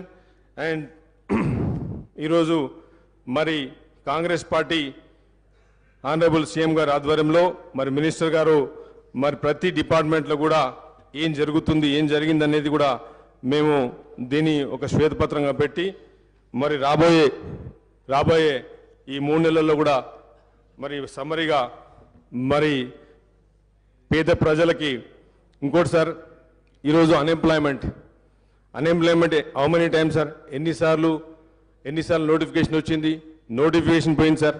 ఎన్నిసార్లు కోర్టులో పోయి స్టే తెచ్చుకున్నారు. వాళ్ళ పిల్లల జీవితాల మీద స్టే ఇచ్చారు సార్. వీళ్ళు 10 సంవత్సరాల పిల్లల జీవితాల మీద స్టే ఇచ్చింది సార్. ఏది ఈరోజు కాంగ్రెస్ పార్టీ ఈ స్టేను రిలీజ్ చేయబోతున్నారు సార్. అన్ఎంప్లాయ్మెంట్ రిలీజ్ చేయబోతున్నాం. We're going to release the unemployment. The Congress party is going to release the stay sir. 16 question papers leak అయిపోయినాయి సార్. ఈరోజు తెలంగాణ ఎందుకు వచ్చిందిరా బాబు అన్న పొజిషన్కి వచ్చింది సార్. ఈరోజు పరిస్థితి గ్రామాల్లో మేము ఎందుకు తెచ్చుకున్నాం? నిధులు అని చెప్పిండ్రు, నియామకాలు అని చెప్పిండ్రు. మరి నిధులు ఎక్కడ పోయినాయి, నియామకాలు ఎక్కడ పోయినాయి, నీళ్ళు ఎక్కడ పోయినాయి? ఎప్పుడు మాట్లాడితే సస్యశాలం అని చెప్తున్నారు సార్. మరి పిల్లల ఉద్యోగాలు ఎక్కడైనా సార్. ఈరోజు ఇదే హరీష్ రావు గారిని, కేటీఆర్ గారు నేను అడుగుతున్నాను, నాతో మీరు ఉస్మాన్ యూనివర్సిటీకి వస్తారా అని అడుగుతున్నాను. మేము కాంగ్రెస్ పార్టీ అందరం తీసుకెళ్తాం సార్. మేమందరం తీసుకెళ్తాం సార్. సార్ ఈరోజు మరి మాట్లాడుతుంటే సార్ మనం అప్పుడు మాట్లాడిన ఏవైతే 6 గ్యారంటీస్ ఉన్నాయి సార్, తప్పకుండా 6 గ్యారంటీస్లో మేము తీసుకున్నది ఇప్పుడు మళ్ళీ హెల్త్ గురించి మాట్లాడితే ప్రైమరీ హెల్త్ సెంటర్స్ గురించి నా కాన్స్టిట్యూన్సీలో అయితే ఇట్స్ కంప్లీట్లీ డిస్ఫంక్షన్ సార్. అక్కడ స్టాఫ్ లేదు, నర్సెస్ లేరు. మరి నాకైతే తెలియదు sir. I'm the new MLA, I will just joint the house. నాకైతే తెలుసు సార్. పిహెచ్సి సార్ మరి ఇంతకుముందు మాజీ మంత్రి గారు మాట్లాడుతూ ఉన్నారు. మరి ఆ మాట్లాడడంలో పిహెచ్సి సెంటరు బస్తీ దవాఖానలు అని చెప్తున్నారు. మరి మా ఎల్లారెడ్డిలో మాత్రం PHC is completely collapse sir. Pregnancy delivery కూడా సరిగ్గా చేస్తలేరు. మరి వాళ్ళు చెప్తా ఉన్నారు ఆన్ ద రికార్డ్స్ ఏం చేస్తలేదు సార్. తప్పకుండా రాబోయే మేము ఒకటే కోరుకుతున్నాం సార్. కాంగ్రెస్ పార్టీ వచ్చింది, మాకు సమయం ఇవ్వండి. మరి మా ఆనరబుల్ సీఎం గారు క్యాబినెట్ మాట్లాడుతూ ఉన్నది. మేము తప్పకుండా చేస్తామని చెప్పి ఇంత సమయం ఇచ్చినందుకు సార్, తప్పకుండా నాకు ఇంత టైం ఇచ్చినందుకు కూడా మరి అందరు కూడా హౌస్ కూడా స్పీకర్ గారు కూడా ధన్యవాదాలు చెప్తూ ముగిస్తున్నాను సార్. ఎల్లేటి మహేశ్వర రెడ్డి గారు.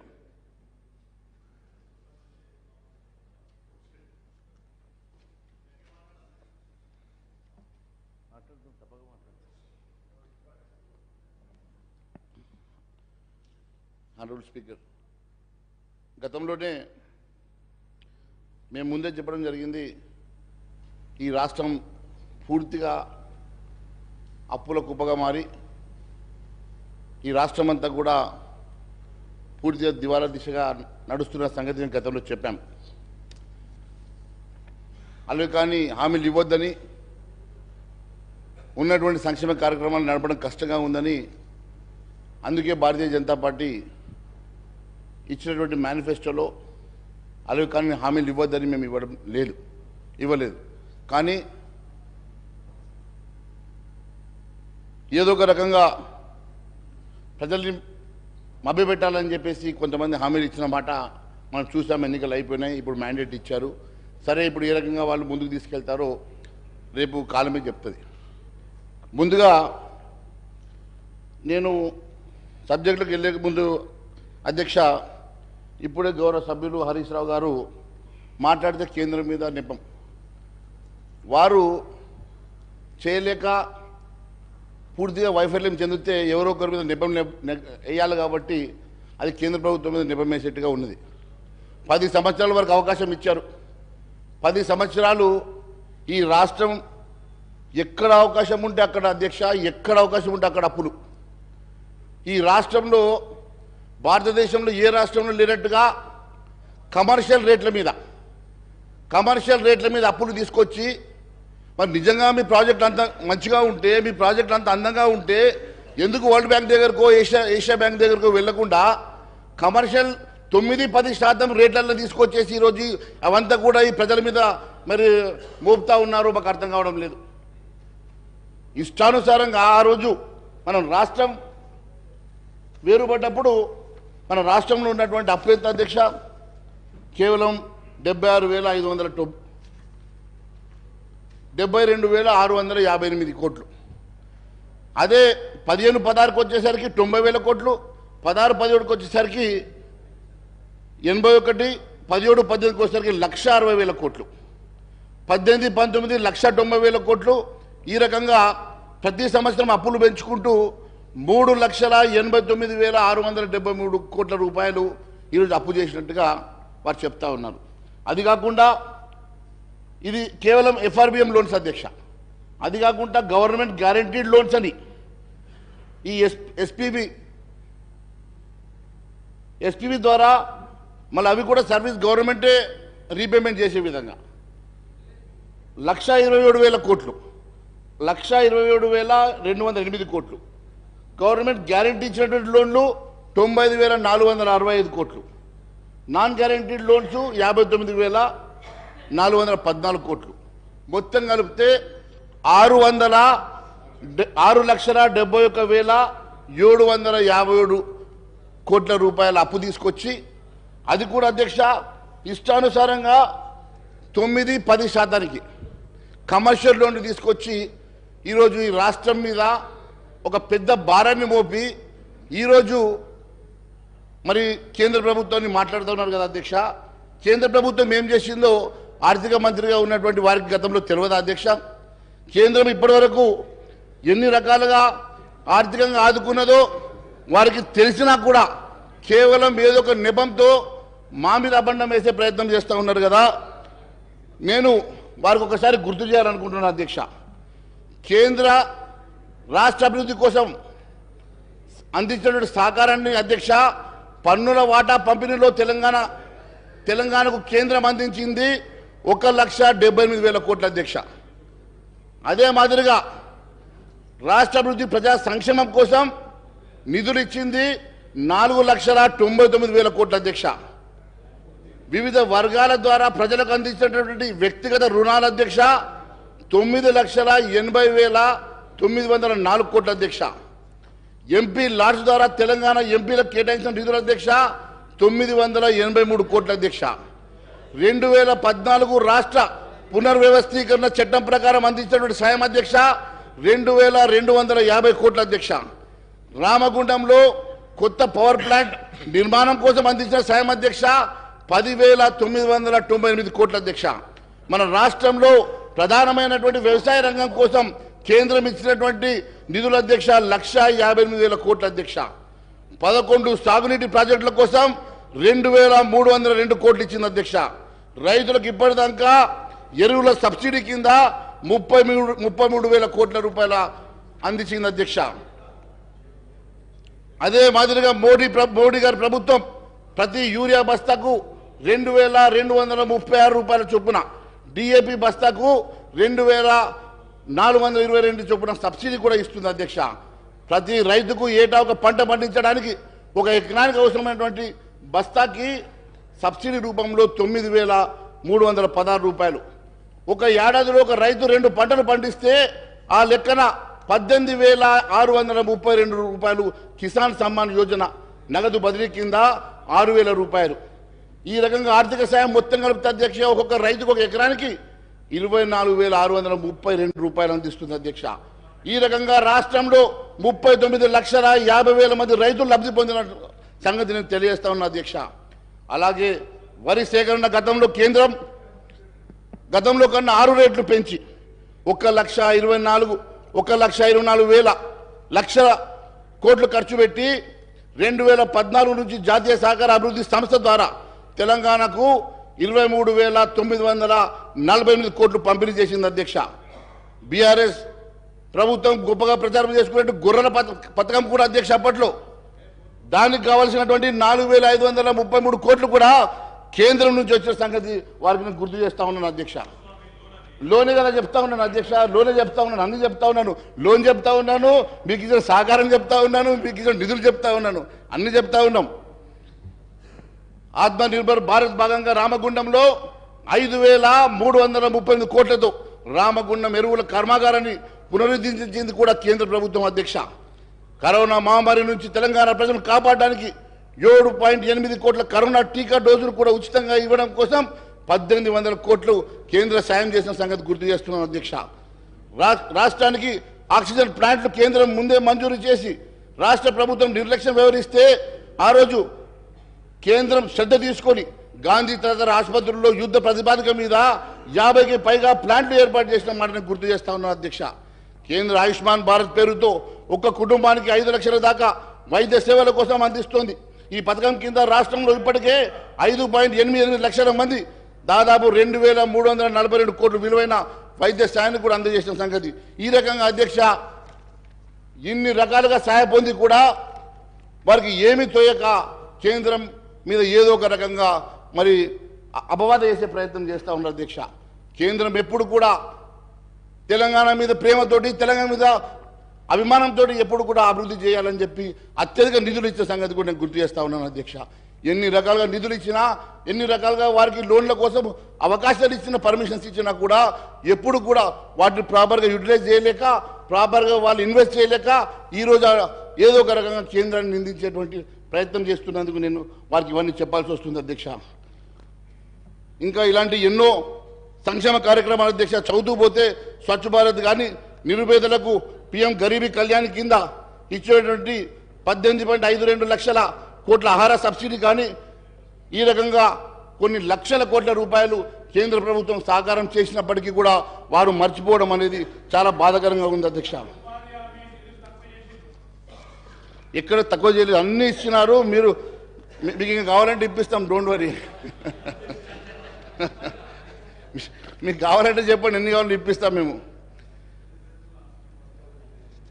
రైల్వే వ్యాగన్ ఫ్యాక్టరీ కోసం మీకు తెలుసు, దానికోసం కూడా దాదాపు 3000 మందికి ఉపాధి కలిగే విధంగా మరి అక్కడ మన రాష్ట్రంలో ఏర్పాటు చేసుకున్న సంగతి కానీ ఈ రకంగా గ్రామీణ అభివృద్ధి భాగంగా 12,769 గ్రామ పంచాయతీలకు 14 ఆర్థిక సంఘం సిఫార్సు ప్రకారం 5,380 కోట్లు కానీ ఈ రకంగా వేల కోట్లు లక్షల కోట్ల రూపాయలు ఈ ప్రభుత్వానికి మరి కేంద్రం సాయం చేసిన సంగతి నేను గుర్తు చేస్తూ ఇంకా చాలా ఉంది అధ్యక్ష. కానీ నాకు ఇచ్చిన సమయంలో మరి ఇవన్నీ చదవడం కన్నా నేను ముఖ్యంగా వారు చెప్పినటువంటి పవర్ దాని మీద నేను చెప్పాలనుకుంటున్నాను అధ్యక్ష.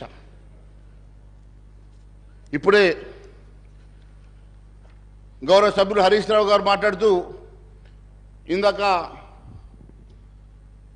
మీటర్లు పెట్టాలని చెప్పి కేంద్ర ప్రభుత్వం చెప్పిందని. ఇంత శుద్ధ అబద్ధం అధ్యక్ష, ఇంత అబద్ధం ఒక సీనియర్ లెజిస్లేటరు 5 సార్లు గెలిచిన లెజిస్లేటర్ ఈ రకంగా అబద్ధాలు చెప్పడం, సభలో అబద్ధాలు చెప్పడం ఎంతవరకు సంబంధించిన అధ్యక్ష? ఈ రకంగా కేంద్రం ఎక్కడన్నా మీటర్లు పెట్టమని అంటే దాన్ని ఒకసారి చూపించమనండి అధ్యక్ష. ఎక్కడన్నా అలాంటి నోట్ ఇచ్చినా జీవో ఇచ్చినా సర్క్యులేషన్ ఇచ్చినా కూడా ఒకసారి చూపించమనండి అధ్యక్ష. కేవలం బూటక మాటలు అబద్ధ మాటలతోటి ఇంతకాలం 10 సంవత్సరాలు పబ్బం గడిపినటువంటి వీళ్ళు మళ్ళీ ఈరోజు హౌస్ను కూడా మిస్లీడ్ చేయడం చాలా బాధాకరంగా ఉంది అధ్యక్ష. సెప్టెంబర్ 15వ తారీఖు రోజు కేంద్ర మంత్రివర్యులు ఆర్కే సింగ్ గారు హైదరాబాద్లో ప్రెస్ మీట్ పెట్టారు అధ్యక్ష. దాంట్లో కిషన్ రెడ్డి గారితో నేను కూడా ప్రెస్ మీట్లో పార్టిసిపేట్ చేశాను అధ్యక్ష. ఆ రోజు ఇచ్చినటువంటి ప్రెస్ మీట్లో వారు చెప్పిన మాట చెప్తా ఉన్నాను అధ్యక్ష. కేంద్ర ప్రభుత్వం రైతుల వ్యవసాయ మోటార్లు మీటర్లు పెడుతుందని చెప్పి దుష్ప్రచారం చేస్తూ ఉన్నారు. విద్యుత్తును ప్రైవేట్ పరం చేస్తున్నదని చెప్పి బీఆర్ఎస్ ప్రభుత్వం దుష్ప్రచారం చేస్తూ ఉన్నది. కానీ ఆర్పి సింగ్ గారు చెప్పిన మాట, రాష్ట్రానికి అన్ని విధాలుగా సహకరిస్తున్నాం, చాలా విషయాల్లో ఈ ప్రభుత్వం అబద్ధాలు ఆరోపణలు చేస్తూ ఉన్నది. పవర్ ప్రాజెక్టులో మేము ఇన్ని కోట్ల రూపాయలు లోన్లు ఇచ్చాం, ఇన్ని లక్షల కోట్ల లోన్లు ఇచ్చాం. అంతేకాకుండా ఈ రకంగా మా మీద అబద్ధం చెప్తా ఉన్నది. మేము ఎక్కడ కూడా మీటర్లు పెట్టమని చెప్పి ఎక్కడ కూడా ఆదేశాలు ఇవ్వలేదు, అలాంటి లెటర్ కానీ సర్క్యులర్స్ కానీ పంపలేదు. బీజేపీ అధికారంలోకి వస్తే వ్యవసాయ మోటార్లకు మీటర్లు పెడతారు అని చెప్పి ఏదైతే వీళ్ళు అబద్ధం ప్రచారం చేస్తూ ఉన్నారో అది శుద్ధ అబద్ధం అని చెప్పేసి ఆ రోజు వారు చెప్పడం జరిగింది. అంతేకాదు అధ్యక్ష, తెలంగాణ రూరల్ ఎలక్ట్రిఫికేషన్ కార్పొరేషన్ ద్వారా గత తెలంగాణ ప్రభుత్వానికి 1,57,000 కోట్ల రూపాయలు మంజూరు చేశాం. దాంట్లో కేవలం 19,700 కోట్ల మినహా దాదాపు 1,40,000 కోట్ల రూపాయలు ఆల్రెడీ వాళ్ళు వాడుకున్నారని చెప్పి సెప్టెంబర్ 15వ తారీఖు రోజు కేంద్ర మంత్రి గారు ఇచ్చినటువంటి నివేదిక అధ్యక్ష. మరి అంతేకాకుండా పవర్ ఫైనాన్స్ కార్పొరేషన్ ద్వారా 1,08,000 కోట్ల రూపాయలు రుణాలు మంజూరు చేశాం. దాంట్లో 91,000 కోట్ల రూపాయలు ఆల్రెడీ దాంట్లో వాడుకున్నారని చెప్పి. మరి ఇన్ని లక్షల కోట్ల రూపాయలు కేంద్ర ప్రభుత్వం ద్వారా సహాయ పొంది కూడా కేంద్ర ప్రభుత్వం మీద ఈ రకంగా నెపం పెట్టడం, కేంద్ర ప్రభుత్వం మీద అబద్ధాలు చెప్పడం, ఇది ఎంతవరకు మరి సమంజసమని చెప్పి అడుగుతా ఉన్నాను.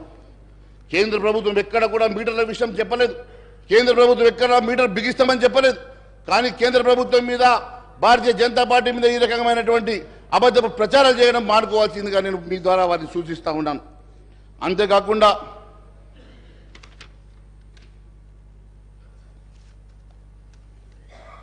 వారి మిత్రులు, వారి కేసీఆర్ గారి మిత్రులు ఇప్పుడు ఆంధ్రప్రదేశ్ రాష్ట్ర గౌరవ ముఖ్యమంత్రి జగన్మోహన్ రెడ్డి గారు మాత్రం అక్కడ మీటర్లు పెట్టుకున్నారు అధ్యక్ష. మీటర్లు పెట్టుకొని ఆ మీటర్లకు కూడా ఒక సంజాయిషి ఇచ్చుకున్నాడు అధ్యక్ష. ఆయన ఇచ్చిన స్టేట్మెంట్ చెప్తా ఉన్నాను. వారికి జీవో ఇచ్చారు అధ్యక్ష. జీవో MS 22 తేదీ 1 సెప్టెంబర్ 2020 రోజు. ఆ ప్రభుత్వ ఉత్తర్వుల ప్రకారం చెప్తున్నాం అధ్యక్ష, అంటే మీటర్ల ఏర్పాటు రైతుకు ₹1 కూడా చెల్లించాల్సిన అవసరం లేదు. రైతులు ఎన్ని యూనిట్లు వినియోగిస్తారో దానికి అయ్యే ఖర్చు మొత్తం ప్రభుత్వమే భరిస్తుంది. రైతులు ప్రత్యేక ఖాతాల్లో డైరెక్ట్ బెనిఫిట్ ట్రాన్స్ఫర్ ద్వారా డైరెక్ట్ ఇది జమ అయిపోతాయి కాబట్టి డబ్బులు నేరుగా రైతుల ద్వారా డిస్ట్రిక్ట్లకు బదిలీ అవ్వడం వల్ల డిస్ట్రిక్ట్ ప్రశ్నించే అధికారం ఉంటుంది. లీకేజీలు ఉండవు. దాంట్లో ఏదన్నా లీకేజీలు ఉన్నా అది మనము సేకరించవచ్చు అని చెప్పి వారు చెప్పినటువంటి బహుశా స్టేట్మెంట్ని వారు మా మీద పెట్టే ప్రయత్నం చేస్తూ ఉన్నారు. ఇది ఆంధ్రప్రదేశ్ రాష్ట్ర బిజినెస్ జీవో అధ్యక్ష. కానీ ఎక్కడ కూడా కేంద్ర ప్రభుత్వం కానీ భారతీయ జనతా పార్టీ కానీ ఎక్కడ కూడా చెప్పినటువంటి దాఖలాలు లేవు అధ్యక్ష. అంతేకాదు అధ్యక్ష, తెలంగాణ రాష్ట్రం ఈరోజు 6,71,757 కోట్ల రూపాయల అప్పు చేసి దాదాపుగా మనకొచ్చే రెవెన్యూలో 35% జీతాలకు శాలరీస్కి ఖర్చు అవుతా ఉంది అధ్యక్ష. రికరింగ్ ఎక్స్పెండిచర్ 34% రీపేమెంట్ ఇంట్రెస్ట్లకు పోతుంది అధ్యక్ష. మరి 69% ఈ రకంగా ఖర్చు అవుతూ ఉంటే కేవలం మనకు మిగిలింది 31% అధ్యక్ష. మరి 31% రెవెన్యూ తోటి ఈ ప్రభుత్వం ఇవ్వాల్సినటువంటి సంక్షేమ కార్యక్రమం ఏ రకంగా ఇస్తుంది? ఎగ్జిస్టింగ్ ఉన్నటువంటి సంక్షేమ కార్యక్రమాలతో పాటు మీరు కొత్తగా ఇస్తామన్నటువంటి 6 గ్యారెంటీలు కూడా ఏ రకంగా ముందుకు తీసుకెళ్తారు అనేది పెద్ద ప్రశ్నార్థకంగా మారింది అధ్యక్ష. మరి ఏ రాష్ట్రంలోనైనా దాదాపు 69% మరి ఈ రకంగా ఖర్చు అయితే మనకు మిగిలే 31%లో మరి డెవలప్మెంట్ యాక్టివిటీస్ దాంట్లోనే, సంక్షేమ కార్యక్రమాలు వాటిలోనే ఈ రకంగా సంక్షేమ కార్యక్రమాలు డెవలప్మెంట్ యాక్టివిటీస్ 31% రెవెన్యూ తోటి ఏ రకంగా ముందుకు తీసుకెళ్తారో మరి గౌరవ ముఖ్యమంత్రి గారు కూడా చెప్పాల్సిందిగా మేము కోరుతా ఉన్నాం. 6 గ్యారెంటీ స్కీమ్లకు దాదాపు 70,000 ఖర్చు అయితే నిపుణులు చెప్తా ఉన్నారు. మరి 412 హామీల సంగతి మరి ఇంకా మర్చిపోయారు. రుణమాఫీ ఉన్నది, నిరుద్యోగ భృతి ఉన్నది. ఈ రకంగా ఇన్ని రకాలుగా ఖర్చులున్నా మన దగ్గర ఉన్నటువంటి రెవెన్యూ మాత్రం అయ్యగారి ఆదాయం అంట భార్య పసుపు కుంకుమ సరిపోయేటట్టు ఈరోజు మనకు ఉన్నటువంటి ఆర్థిక పరిస్థితి కేవలం మనకు వీటికే సరిపోని పక్షంలో కొత్తగా మీరు తీసుకొచ్చేటువంటి సంక్షేమ కార్యక్రమాలు ఏ రకంగా ముందుకు తీసుకెళ్తారు? కొత్తగా మీరు కేవలం అధికారంలో రావడం కోసమే మీరు ఈ రకమైన హామీలు ఇచ్చారా, లేక నిజంగా ఇది ఎప్పుడన్నా కూడా స్టడీ చేసి మన ఆర్థిక పరిస్థితులు స్టడీ చేసి ఎప్పుడన్నా మరి ఆలోచించి మరి చేశారా? ఒకసారి ప్రజలకు చెప్పాల్సిన అవసరం ఉంది అధ్యక్ష. కేవలం అధికారం రావాలని ఏదో ఒక రకంగా అధికారంలోకి వస్తే మేము కుర్చీలో కూర్చున్న తర్వాత ఆలోచిస్తామన్న ఆలోచనలతో మాత్రమే ప్రజల్ని మభ్యపెట్టడానికి మాత్రమే మరి మీరు ఇచ్చినటువంటి హామీలు కనబడతా ఉన్నాయి అధ్యక్ష. మరి ఈ రకంగా మన దగ్గర ఉన్నటువంటి వనరుల్లో 30% శాలరీలకు పోవడంతో పాటు ఇప్పటి వరకు ఇంకా 3 DL ఇవ్వలేదు అధ్యక్ష. ఈ ప్రభుత్వ ఉద్యోగులకు ఇంకా 3 DL పెండింగ్ ఉన్నాయి. కొత్తగా PRC కూడా ఇవ్వాల్సినటువంటి అవసరం ఉన్నది అధ్యక్ష. మరి కొత్తగా PRC వేసి కొత్తగా DL ఇస్తే మరి మీకు ఉన్నటువంటి రెవెన్యూలో మళ్ళీ కొంత శాతం కూడా తగ్గుతుంది అధ్యక్ష. మన 30% మనకు మిగులు బడ్జెట్ తోటి ఏ రకంగా మీరు ఈ సంక్షేమ కార్యక్రమాన్ని ముందుకు తీసుకెళ్తారు ప్రజలకు చెప్పాల్సినటువంటి అవసరం ఉంది అధ్యక్ష. అంతేకాదు అధ్యక్ష, ఈ 6,71,757 కోట్ల అప్పుతో పాటు పెండింగ్ బిల్స్ గురించి ఎక్కడ ప్రస్తావన లేదు అధ్యక్ష. పెండింగ్ బిల్స్ కాంట్రాక్టర్లకు కానీ వేరే ఏజెన్సీస్ కానీ ఎంత ఉందో కూడా దాంట్లో ఇంకా మెన్షన్ చేయలేదు అధ్యక్ష. అవి కూడా ఒక కుదిబండగానే మారబోతున్నాయి అధ్యక్ష. దాదాపు మరి 20,000 కోట్లను కొందరు అంటున్నారు, ఎంత ఉన్నాయో అది ఒకసారి మరి దాని మీద కూడా చర్చ చేస్తే బాగుంటుందని చెప్పి నేను అడుగుతా ఉన్నాను అధ్యక్ష. అంతేకాకుండా కాళేశ్వరం మీద గొప్పగా చెప్పారండి హరీష్ రావు గారు.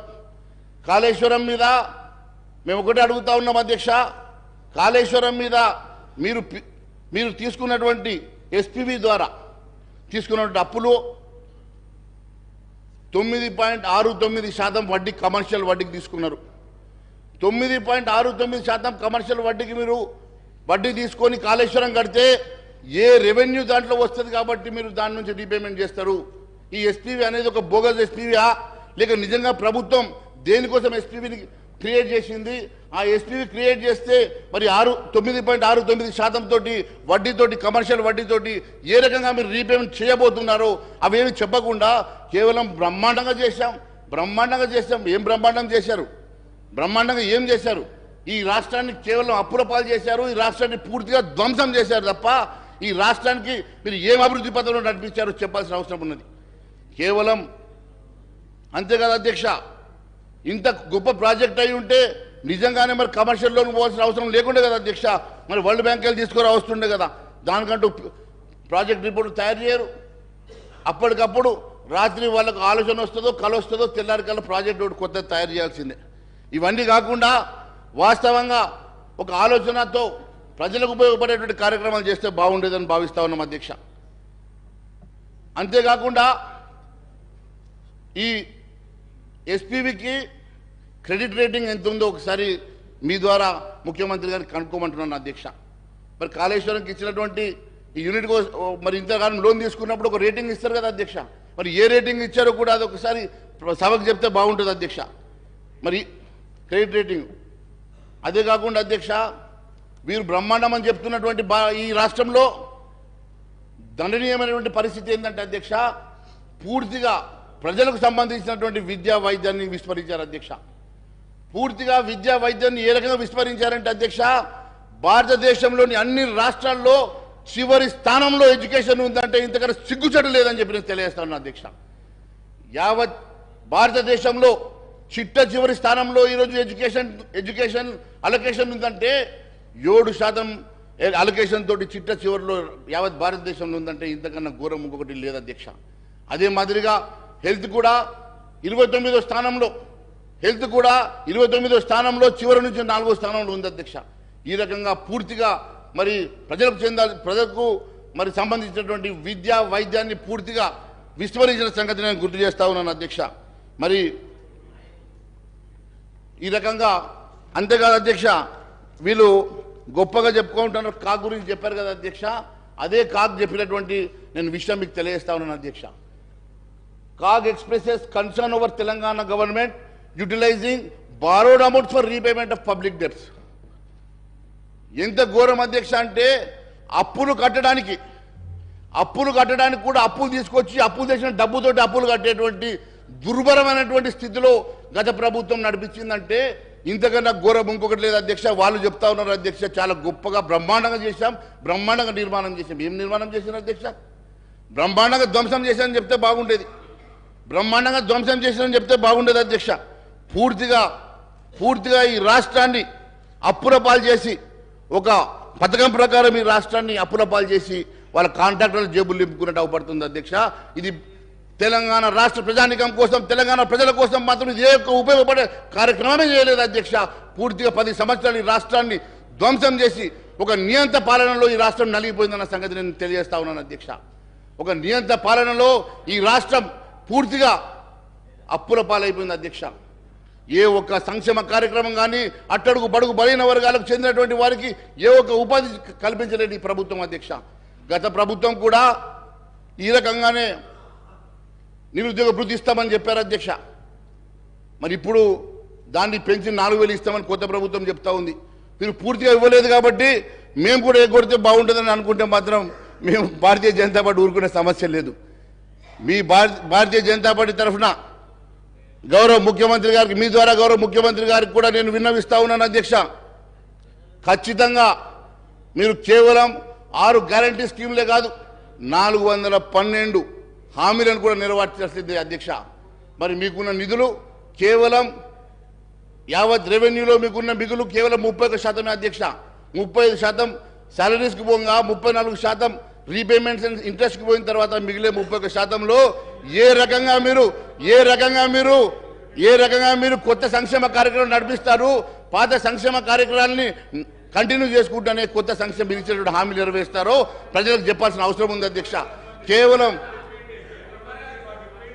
అదే మీరు ముందే అడిగితే బాగుండేది కదా. మీరు ముందు అడగకపోతే మీరు మేనిఫెస్టో తయారు చేసేప్పుడు అడిగి ఉంటే మా అందరం కలిసి కేవలం ఈ రకంగా కేవలం అధికార దాహంతో మాత్రమే మరి కాంగ్రెస్ వాళ్ళు కూడా ఇలాంటి హామీలు ఇచ్చినట్టుగా మేము భావిస్తున్నాం అధ్యక్ష. ఎట్టి పరిస్థితుల్లో వారికి 100 రోజుల సమయం ఇవ్వాలని చెప్పి ముందే చెప్పాం. 100 రోజుల సమయం ఇస్తాం. 100 రోజుల తర్వాత వీరు ఇచ్చినటువంటి హామీలు నెరవేర్చకపోయినా, ప్రజా సంక్షేమ కార్యక్రమం ముందుకు నడిపేయకపోయినా ఖచ్చితంగా ప్రజా గొంతుకై భారతీయ జనతా పార్టీ నిలబడుతుందని తెలియజేస్తా ఉన్నాం అధ్యక్ష. చేస్తే మంచిదే కదా, చేయాలని కోరుకుంటున్నాం.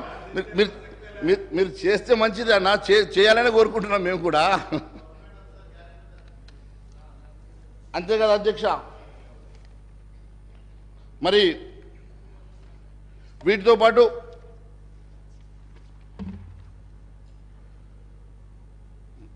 పాత పాలకుల వైఫల్యాలను ఎండగడుతూ ఎన్నికల్లో ప్రచారానికి వెళ్ళి అధికారానికి వచ్చినటువంటి ఈ ప్రభుత్వం మరి ఏ రకంగా ముందుకు వెళ్తుందో, ఏ రకంగా నిధులు సమకూర్చుకుంటుందో, ఏ రకంగా ఇవన్నీ సంక్షేమ కార్యక్రమాలు మరి తీసుకొని మరి ప్రజలకు అందిస్తుందో అన్న సంగతి ఇప్పటి వరకు వాళ్ళు చెప్పలేకపోయిన అధ్యక్ష. వారికి కావాల్సిన నిధులు ఇప్పుడు వాళ్ళ చేతిలో ఉన్నది కేవలం స్వల్పంగా నిధులు ఉన్నాయి, కావాల్సింది బారెడు ఉంది. ఉన్నది మూరడు, కావాల్సింది బారెడు అన్నట్టు కేవలం వారి దగ్గర ఉన్నది తక్కువ నిధులు. వారి ఇవ్వాల్సినటువంటి సంక్షేమ కార్యక్రమం కానీ, ప్రజలకు ఇచ్చినటువంటి హామీలు కానీ మరి అవన్నీ నెరవేర్చాలంటే మరి ఏ రకంగా చేయగలుగుతారో మరి ప్రజలకు చెప్పాల్సిన అవసరం ఉంది, సభకు కూడా చెప్పాల్సిన అవసరం ఉంది అధ్యక్ష. ఎంతసేపు గతంలో చేసిన అప్పులు అని చెప్పి మనం చెప్తా ఉన్నాం అధ్యక్ష. మరి గతం చేసిన అప్పులు ఈ రకంగా ఇంత ఓపెన్గా మనం ఈరోజు సభ ద్వారా శ్వేతపత్రం ఇచ్చినాం కదా అధ్యక్ష. మరి కొత్త అప్పులు ఎట్లా పుడతాయి అధ్యక్ష? కొత్త అప్పుల కోసం రీపేమెంట్ షెడ్యూల్ ఎట్లా చూపిస్తాం అధ్యక్ష? మన దగ్గర రెవెన్యూ సర్ప్లస్ ఉంటేనే, రెవెన్యూ అనుకుంటేనే ఎదుటి వాళ్ళు మనకు నిధులు ఇస్తారు అధ్యక్ష, లోన్లు ఇస్తారు అధ్యక్ష. మరి మనమే పూర్తిగా అప్పుల్లో కూరుకుపోయి కట్టలేని పరిస్థితుల్లో, జీతాలు ఇవ్వలేని పరిస్థితుల్లో ఈ రాష్ట్రం ఉందని చెప్పినప్పుడు కొత్తగా నిధులు ఏ రకంగా సమకూర్చుకోగలుగుతారో కూడా చెప్పాల్సిన బాధ్యత ముఖ్యమంత్రి గారి మీద ఉంది అధ్యక్ష. మరి ఈ రకంగా మీరు మొత్తం శ్వేతపత్రం ఇచ్చేసి ఈ రాష్ట్ర ప్రజానీకానికే కాదు యావత్ దేశానికి మన ఆర్థిక పరిస్థితిని చూపించేసి ఈరోజు ఆర్థిక పరిస్థితి ఇంత ఘోరంగా ఉన్నదని చెప్పిన తర్వాత కొత్తగా మీరు ఏ రకంగా నిధులు సమకూర్చుకుంటారో కూడా ఒక పెద్ద ప్రశ్నార్థకంగా మారబోతుంది అధ్యక్ష. నేను ఒకటే తెలియజేస్తాను అధ్యక్ష, కేవలం అధికారం కోసమే మాట్లాడాం, అధికారం వచ్చాం, తర్వాత ఎట్లయితే చూసుకుందాం అన్నట్టుగా మీరు విరవిపోతే ప్రజలు గమనిస్తున్నారు అధ్యక్ష. ప్రజలు ఊరుకోపోయారు లేదు అధ్యక్ష. ప్రజలు ఖచ్చితంగా మీ వెంట పడతారు అధ్యక్ష. మీరు గ్రామాల్లో తిరగాల్సి ఉన్నది, గ్రామంలో తిరిగే రోజు మీకు అన్ని అర్థమైతే అధ్యక్ష. ఖచ్చితంగా తెలియజేస్తా ఉన్నాం. ఈ రకంగా కేవలం మీరు గత ప్రభుత్వాన్ని కార్నర్ చేయడానికో, ఆ పార్టీని కార్నర్ చేయడానికో చేసినటువంటి మరి ఈ చర్య వల్ల ఎంతవరకు లబ్ధి జరుగుతుందో నాకు తెలియదు, కానీ నష్టం మాత్రం చాలా పెద్ద నష్టం జరగబోతుంది అధ్యక్ష. అంతేకాకుండా మొన్న గౌరవ ముఖ్యమంత్రి గారు కూడా రిటైర్డ్ ఆర్బీఐ గవర్నర్ గారిని కూడా కలిసినట్టుగా మేము పేపర్లు చూసినాం. రఘురాం రాజన్ గారు కూడా ఒక స్టేట్మెంట్ ఇచ్చారు అధ్యక్ష. ఇంకా ఇప్పుడున్నటువంటి పరిస్థితుల వల్ల ఇంకా అప్పులు చేస్తే మన రాష్ట్ర ఆర్థిక పరిస్థితి మరింత క్షీణించిపోతుందని చెప్పేసి వారు చెప్పారు అధ్యక్ష. ఇప్పుడున్న పరిస్థితిలోనే బయటపడడం కష్టంగా ఉన్నటువంటి పరిస్థితి. ఇప్పుడు మళ్ళా కొత్తగా అప్పులు తీసుకుంటే ఈ రాష్ట్ర పరిస్థితి ఇంకా క్షీణిస్తుందని చెప్పేసి వారే చెప్పినట్టుగా పేపర్లు చూసాం అధ్యక్ష. మరి వారు అడ్వైస్ తీసుకోవడానికి పిలిచినటువంటి వారే ఈ రకంగా మాట్లాడిందంటే మరి మీరు ఎక్కడ కూడా మీ మేనిఫెస్టోలో కొత్తగా అప్పులు తెస్తామని చెప్పలే, ఏ రకంగా సమకూర్చుకుంటామో చెప్పలే. కానీ ఈ సంక్షేమ కార్యక్రమాలని మాత్రం పూర్తిగా మేము నెరవేరుస్తామని మాత్రం చెప్పారు. ఎట్టి పరిస్థితుల్లో కొత్తగా అప్పు తీసుకురావడానికి వీల్లేదు. అన్నిటికన్నా ముఖ్యం ప్రజల మీద భారం మోపడానికి అసలే మేము ఒప్పుకొని లేదని చెప్పి తెలియజేస్తా ఉన్నాను. ఏదో ఒక రకంగా ప్రజల మీద భారం మోపుతాం, ట్యాక్సులు పెంచుతాం, ప్రజల్ని నడ్డి విరుస్తామంటే మాత్రం ఎట్టి పరిస్థితుల్లో భారతీయ జనతా పార్టీ ఊరుకున్న సమస్య లేదు. ప్రజా గొంతుగా మేము నిలదీస్తామని చెప్పి కూడా తెలియజేస్తా ఉన్నాను అధ్యక్ష. అంతేకాదు అధ్యక్ష, ఎక్కడ కూడా మీ మేనిఫెస్టోలో పెట్టలేదు, పెట్టకున్నా కూడా మీరు అన్ని రకాలుగా హామీలు ఇచ్చారు. మేము కూడా ధైర్యం ఉంది, మీకు ధైర్యం ఉంది కాబట్టి, కానీ చేయాలి కదా, ధైర్యం అందరికీ ఉంటుంది. ధైర్యంతో పాటు చేయాలి, చేస్తే సంతోషం కదా. ఎన్ని ప్రజెంటేషన్లు ఇచ్చినా, ఎన్ని చర్చలు చేసినా దానివల్ల లాభం లేదు అధ్యక్ష. కేవలం ఏ రకంగా మీరు దీన్ని అధిగమిస్తారు, ఏ రకంగా ముందుకెళ్తారో అని సభకు చెప్పాలి అధ్యక్ష. మీరు ఏ రకంగా అధిగమిస్తారో, ఏ రకంగా ముందుకెళ్తారో చెప్పకుండా కేవలం ఒకరినొకరు దుంపెత్తు పోసుకోవడం కాదు అధ్యక్ష. మీరు కూడా మీ ద్వారా నేను స్పీకర్ గారికి కూడా నేను చెప్తా ఉన్నాను అధ్యక్ష, కేవలం ఒకవైపు అటువైపు చూడకండి అధ్యక్ష, మధ్యలో మేము కూడా ఉన్నాం, మా వైపు కూడా చూడమని. అప్పుడు కూడా నేను మరి మధ్యలో లేచి అడిగినాను అధ్యక్ష, నేను క్లారిఫికేషన్ ఇస్తానంటే మరి నాకు అవకాశం రాలేదు. సరే, ఏదైనా వాళ్ళిద్దరు కొట్టాట కోసం ఈ సభ లేదు అధ్యక్ష, వాళ్ళిద్దరు ఈగోస్ కోసం ఈ సభ లేదు అధ్యక్ష. ప్రజలు మొత్తం 3.5 కోట్ల ప్రజలు మన వైపు చూస్తూ ఉన్నారు అధ్యక్ష, సభ వైపు చూస్తూ ఉన్నారు, సభలో జరిగే చర్చను చూస్తూ ఉన్నారు అధ్యక్ష. ఖచ్చితంగా ఇక్కడ జరిగేటువంటి చర్చ ఒక అందరికి ఉపయోగపడే చర్చగా మారాలి. దీనికి కావాల్సినటువంటి ఏ అంశమైనా కూడా మీరు పారదర్శకతోటి ఏ రకంగా ఈ సమస్యను పరిష్కారం చేస్తారో, ఏ రకంగా ఈ సమస్య పరిష్కారానికి మీ దగ్గర ఉన్నటువంటి ప్లాన్ ఏందో, మీ దగ్గర ఉన్నటువంటి ప్రణాళిక ఏందో చెప్పకుండా కేవలం చూస్తామంటే కుదరదు అధ్యక్ష. ఖచ్చితంగా సభకు తెలియజేయాల్సిన అవసరం ఉందని చెప్పి తెలియజేస్తాను అధ్యక్ష. ఇంకా గత ప్రభుత్వం కూడా ఆ ₹1,00,000 రుణమాఫీ 5 సంవత్సరాలైనా చేయలేకపోయింది. మరి మీరు ఇంకా ఉన్నాయి, బ్యాలెన్స్ ఉన్నాయి సార్, బ్యాలెన్స్ ఉన్నాయి, చేయలేదు. ఏడాది లోపల చేస్తామన్నారు, 5 ఏళ్ళైనా చేయలేకపోయింది, ఇంకా బ్యాలెన్స్ ఉన్నది, అందుకే చెప్తున్నా. కాబట్టి మీరు 2 లక్షల రుణమాఫీ 9వ తారీఖు డేట్ ఇచ్చిండ్రు అధ్యక్ష, 9వ తారీఖు డేట్ ఇచ్చిండ్రు. మరి ఫైనాన్స్ మంత్రి గారు లేరు ఇప్పుడు, మరి ముఖ్యమంత్రి గారు లేరు, ఫైనాన్స్ ఇద్దరు అదృష్టవంతులు లేరు అధ్యక్ష హాల్లో. మరి ఇద్దరు ఏ ఒక్కరున్నా కూడా సమాధానం చెప్తురేమో, కానీ పాపం ఒక అదృష్టవంతుడు అంటే పాపం ముఖ్యమంత్రి రాకపోయినా ముఖ్యమంత్రి భవనం వచ్చింది కదా, అందుకే అంటున్నా అదృష్టవంతుడు అని. ఏదో ఒకటైతే వచ్చింది అధ్యక్ష. నేను ఒకటే అడుగుతా ఉన్నాను అధ్యక్ష, మీ ద్వారా గౌరవ ముఖ్యమంత్రి గారిని, గౌరవ ఉప ముఖ్యమంత్రి గారిని కూడా, మాకు ఇంకా సభ ఎన్ని రోజులు నడుస్తుందో తెలియదు, కానీ నడిచేటువంటి సభలో మీరు సమకూర్చుకునేటువంటి సోర్సెస్ ఏమున్నాయి, ఏ రకంగా సమకూర్చుకొని మరి ఈ డెప్స్ని మీరు కంట్రోల్ చేయగలుగుతారు. ఏం అధ్యక్ష, నేను మాట్లాడింది ఎంతసేపు అధ్యక్ష? అరే అక్కడ గంటన్నర ఇస్తారు, మీరు మాట్లాడుకుంటారు, సభ అంతా మీకోసం అధ్యక్ష. మేము కూడా 8 మంది ఉన్నాం ఇక్కడ. This is third largest party అధ్యక్ష, థర్డ్ లార్జెస్ట్ పార్టీ. మేము మళ్ళీ అక్కడ వచ్చి కూర్చుంటోనే రేపు, డోంట్ వరీ, మా పార్టీ వచ్చి అక్కడ కూర్చుంటుంది రేపు. అంతేకాదు అధ్యక్ష,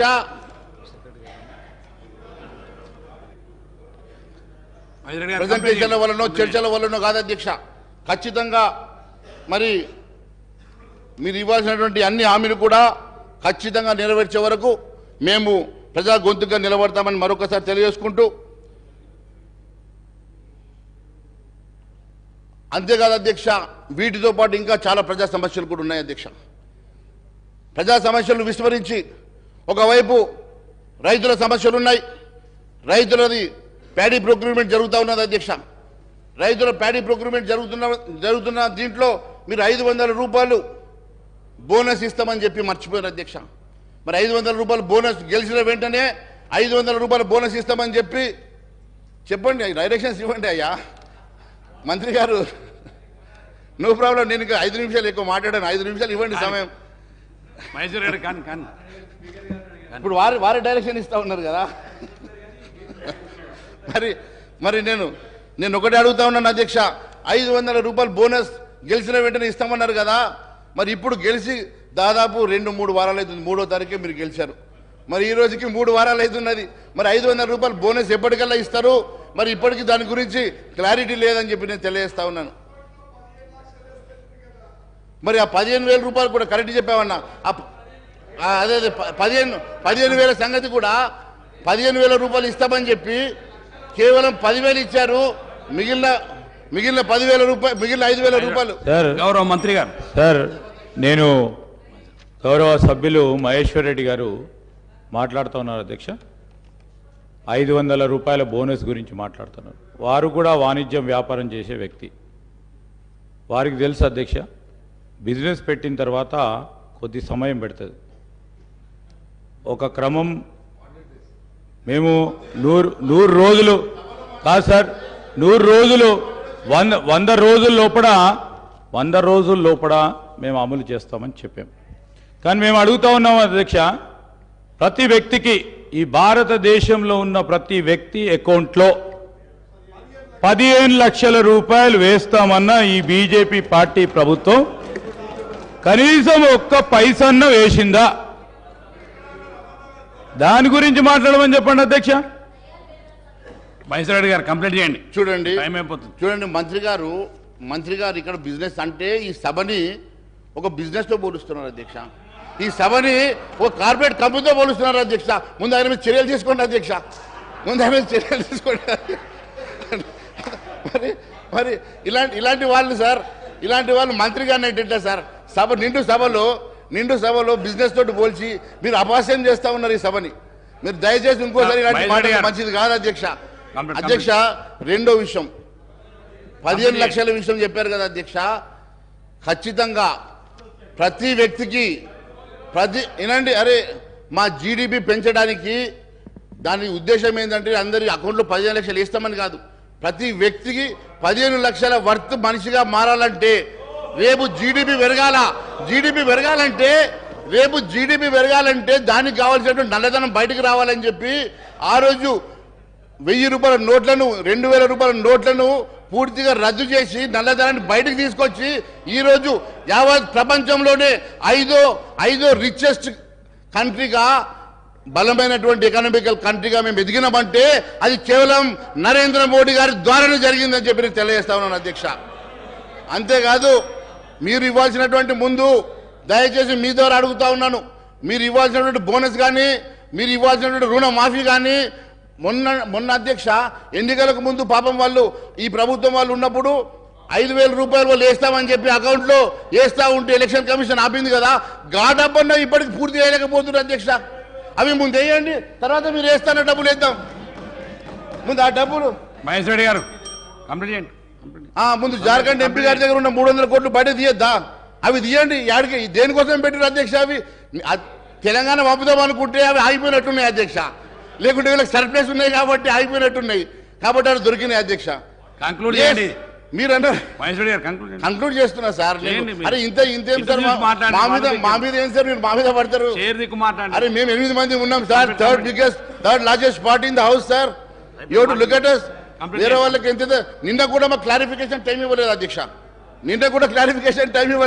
ఈ రోజు కూడా ఈ రకంగా మా గొంతులు నొక్కితే ఎట్లా అధ్యక్ష? ఇది కంప్లీట్ అంటే ఎట్లా అధ్యక్ష?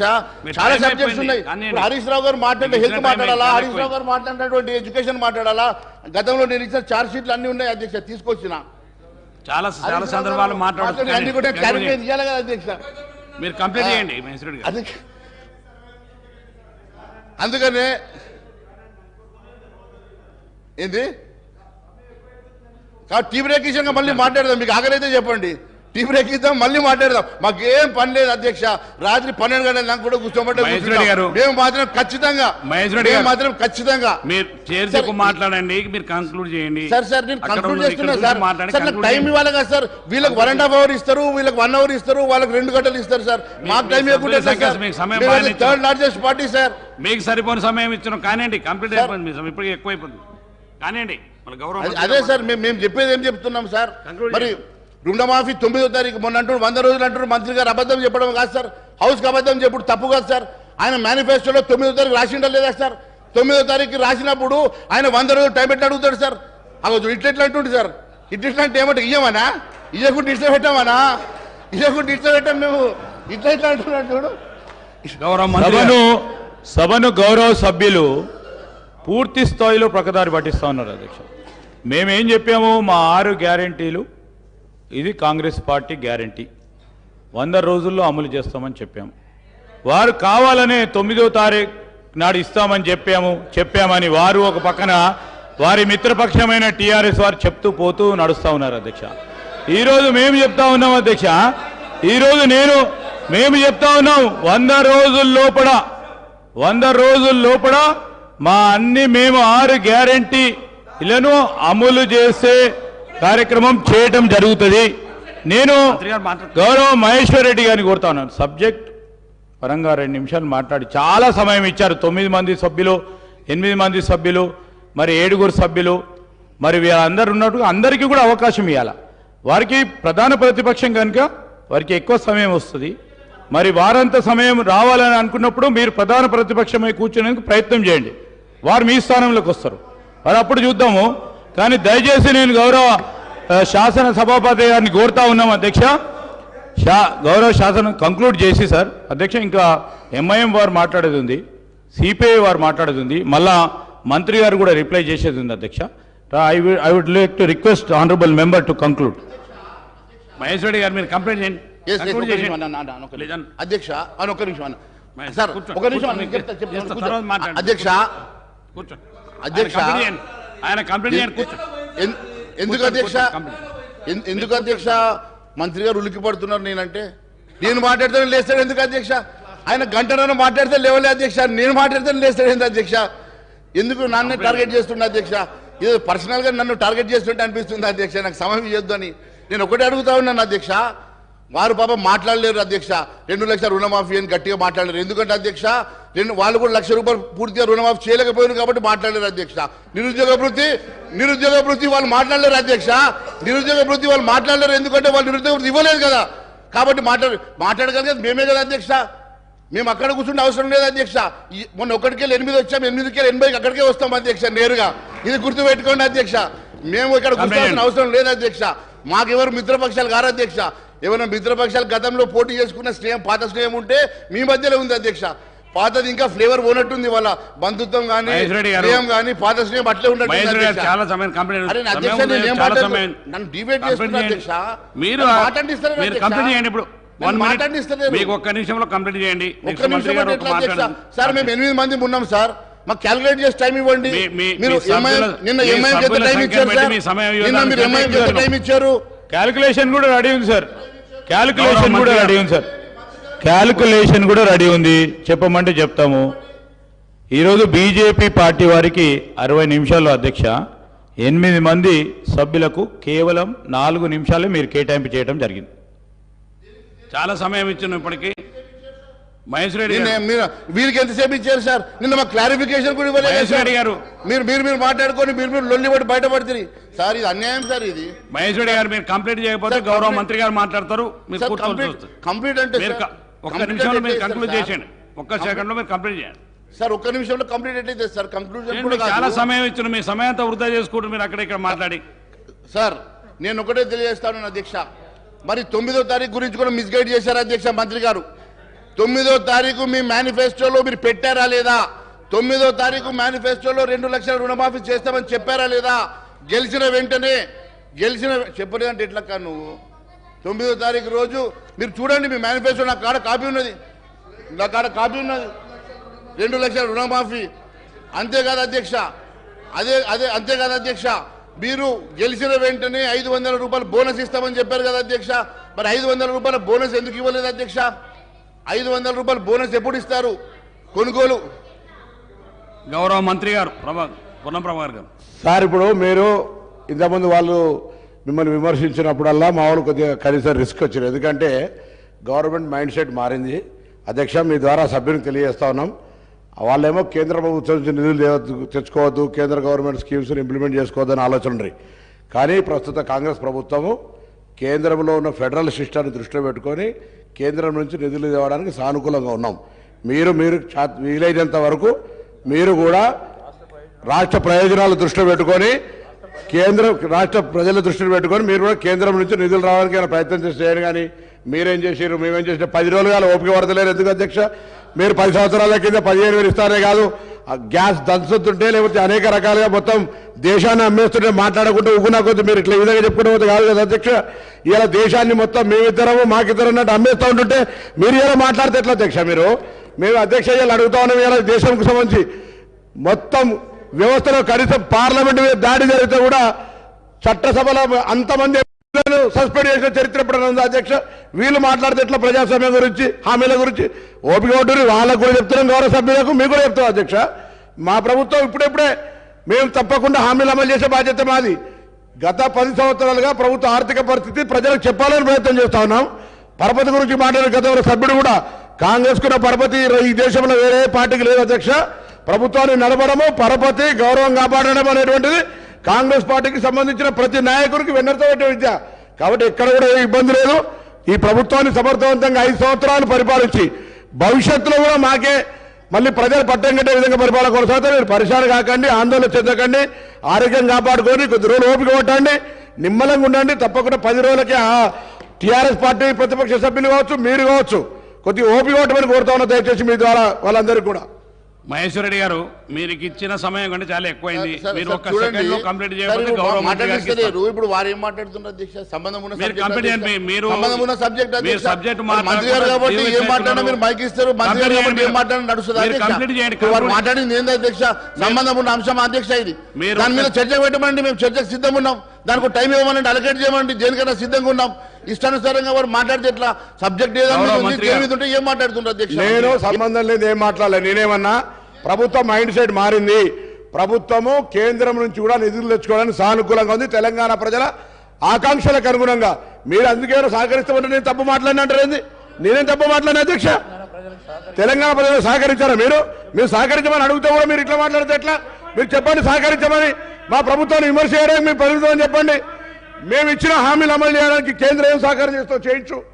గ్యాస్ సబ్సిడీ 500 కదా, మీరు 500 ఇచ్చే అవసరం లేదు. కేంద్రమే మేము బరువు మోస్తామని చెప్పండి.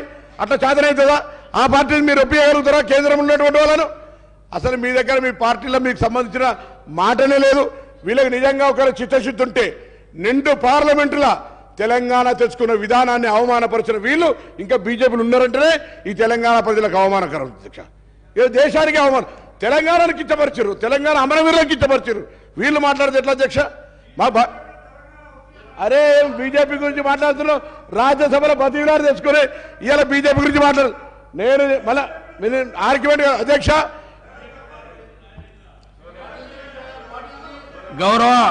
గౌరవ మంత్రి ఇరిగేషన్ శాఖ మంత్రి ఉత్తమ్ కుమార్ రెడ్డి గారిని మాట్లాడాల్సి కోరు. మీకు చాలా సార్లు సమయం ఇచ్చినాను, మీరు కంక్లూడ్ చేయట్లేరు. మీరు చైర్ దిక్కు మాట్లాడకుండా అక్కడ మాట్లాడకుండా మీ సమయానంతా గౌరవ మంత్రి మీరు ఒక్క నిమిషంలో కంప్లీట్ చేయండి. ఒక్కటే సార్, నాకు అందరికి ఇచ్చండి, నాకు సమయం ఇవ్వండి. మీకు అందరికంటే ఎక్కువ సమయం ఇచ్చినాం. మీ సమయాన్ని మీరే వృధా చేసుకుంటున్నారు. చాలా సమయం ఇచ్చినాం. మీకు ఇవ్వాల్సిన దానికంటే ఎక్కువ సమయం ఇచ్చాము. ఒక్క నిమిషం మాట్లాడమంటే ఎట్లా సార్? మీకు మీ సంఖ్యాబలానికంటే మీకు 40 minutes పైన ఇచ్చినాం సార్. మీ సంఖ్యాబలం కంటే ఎక్కువ ఇచ్చినాం మీకు సార్. దాంట్లో ఏమనుమానం మీరు ఒక్క గౌరవ మంత్రి పొన్నం ప్రభాకర్ గారు, మీరు మీ సబ్జెక్ట్ మాట్లాడితే చెప్తున్నాను సార్. గౌరవ మంత్రి పొన్నం ప్రభాకర్ గారు పదే పార్లమెంటు దాడి గురించో ఇంకో దాని గురించో మాట్లాడితే దానికి ఒక చర్చకు పెట్టమనండి, మేము సిద్ధంగా ఉన్నాం. వారు చెప్పాలనుకున్నటువంటి అది పార్లమెంట్ మీద దాడి గురించి వాడు పదే మాట్లాడుతూ ఉన్నారు. దాని మీద చర్చకు పెట్టండి, మేము దానికి సిద్ధంగా ఉన్నాం. అంతేకాకుండా వారు ఫస్ట్ లేరు సార్. సబ్జెక్ట్ చెప్పినప్పుడు వారు లేరు. దయచేసి వినండి. పొన్నం ప్రభాకర్ గారు, నేనేమన్నాను, మీకు నిధులు కావాలంటే కేంద్ర ప్రభుత్వం గతంలో ఇన్ని లక్షల కోట్ల నిధులు ఇచ్చింది. మన ఈ రాష్ట్ర ప్రభుత్వం కాదు ఇవ్వడానికి కూడా కేంద్ర ప్రభుత్వం ఖచ్చితంగా సిద్ధంగా ఉంటుంది. కాకపోతే ఈరోజు ఈ రాష్ట్ర ప్రభుత్వం చేసిన ఒక చరిత్రాత్మకమైన తప్పిదం ఏంటంటే సార్, ఈ రాష్ట్ర ప్రభుత్వం శ్వేతపత్రం పేరు మీద 6,50,000 కోట్ల రూపాయలు అప్పు ఉందని చెప్పి ప్రజానీకానికి కాదు యావత్ భారతదేశానికి చెప్పడం వలన ఈరోజు 70% మన వనరులు కేవలం సాలరీస్కి, రికరింగ్ ఎక్స్పెండిచర్స్కి, ఇంట్రెస్ట్లకు, రీపేమెంట్లకి వెళ్తే 30% ఈ రాష్ట్రం సంక్షేమ కార్యక్రమం నడపగలుగుతుందా? రేపు కొత్త లోన్లు తీసుకొస్తే వాటికి మరి రీపేమెంట్ చేయగలిగే శక్తి ఈ రాష్ట్రానికి ఉన్నదా అని చెప్పి రేపు అడుగుతారా లేదా? ఒక్కసారి మీరు ఆలోచన చేయండి అని అడుగుతా ఉన్నాను. మీ ఆర్థిక నిపుణులతో మాట్లాడండి. ఆర్థిక నిపుణులు దీన్ని ఒప్పుకుంటారా చెప్పండి. మీరు ఒక చిన్న బ్యాంకుకు వెళ్ళి 1 లక్ష రూపాయలు లోన్ అడిగితే 100 పేపర్లు అడిగేటప్పుడు ఈరోజు లక్షల కోట్ల రూపాయలు మీరు నిధులు తీసుకురావాలన్నా, లోన్ తీసుకురావాలంటే ఏ రకంగా రీపేమెంట్ చేస్తారో మరి రాష్ట్రాన్ని అడుగుతారు కదా. ఈ రకంగా మీరు యావత్ రాష్ట్రానికి సంబంధించినటువంటి పూర్తి మరి అంశాన్ని 6,50,000 కోట్ల రూపాయల అప్పులను తీసుకొచ్చి ఇలా మీరు ఈ రకంగా సభలో పెట్టి యావత్ దేశానికి మీరు చెప్పినంటే ఏ రకంగా మనం ముందుకెళ్తాం? ఏ రకంగా లోన్లు వస్తాయి? మేము మీతో రావడానికి సిద్ధంగా ఉన్నాం. మీకు ఈ రాష్ట్రానికి లోన్లు వచ్చినా, నిధులు వచ్చినా మాకు సంతోషమే. కానీ మీరు తీసుకురావడానికి గాల మరి కనీసం ఉన్నటువంటి హోప్ను కూడా మీరు పోగొట్టి ఈరోజు మీరు కేవలం కేంద్రాన్ని నిందిస్తామంటే ఊరుకునే సమస్య లేదు అధ్యక్ష. కేంద్ర ప్రభుత్వం గతంలో కూడా లక్షల కోట్ల రూపాయలు ఇచ్చినటువంటి చరిత్ర ఉన్నది. మొన్న గత 10 సంవత్సరాల్లో కూడా కొన్ని లక్షల కోట్ల రూపాయలు ఇచ్చి మరి ఈ రాష్ట్రాన్ని ఆదుకున్నటువంటి చరిత్ర ఉన్నది. రేపు మీకు కావాలంటే కూడా మరి ఖచ్చితంగా నిధులు ఇస్తారు, సమకూరుస్తారు. కానీ మరి మీరు ఇచ్చేటువంటి మరి ఈ రకమైనటువంటి నివేదికల వల్ల ఈ రాష్ట్రంలో కేంద్ర ప్రభుత్వమే కాదు, ఏ ఒక్క ఫినాన్షియల్ ఇన్స్టిట్యూషన్ కూడా ముందుకు వచ్చే సమస్య ఉండదు. మనము పడే ప్రమాదం ఉండదని చెప్పి తెలియజేస్తా ఉన్నాను అధ్యక్ష. కేవలం మన ఎవరినో దాడి చేయబోయి మన ఉన్నదాన్ని మనము ఎలకల బాధకు ఇల్లు కాలబెట్టుకున్నట్లు ఎవరినో దాడి చేయబోయి చేసినటువంటి ఒక తప్పిదం వల్ల రాష్ట్రమే నష్టపోయేటువంటి ప్రమాదం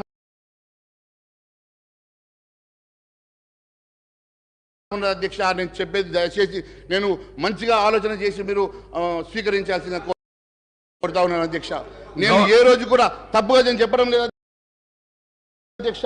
అదే మాదిరిగా అధ్యక్ష మహేష్ రెడ్డి గారు మీకు ఇచ్చిన సమయం 40 మినిట్స్ పైన ఇచ్చాను, 45 మినిట్స్ ఇచ్చాను. మీరు ఇంకా వారి సంఖ్యాబలాన్ని బట్టి వారికి ఇచ్చినాం. ప్రధాన ప్రతిపక్షం 8 మంది సభ్యులకు మీ సమయాన్ని మీకు ఇచ్చినాం. గౌరవ మంత్రి గారు ఉత్తమ్ కుమార్ రెడ్డి గారిని ఇప్పుడు మాట్లాడు. ఉత్తమ్ కుమార్ రెడ్డి గారు. అధ్యక్ష,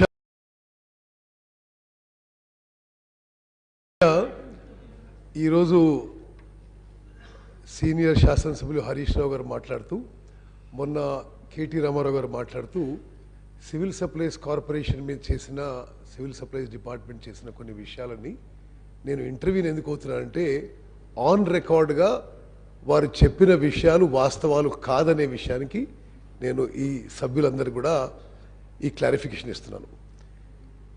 సివిల్ సప్లైస్ కార్పొరేషన్ బేసిక్గా రేషన్ బియ్యం ఇవ్వడానికి గతంలో చాలా కమోడిటీ ఇచ్చేది.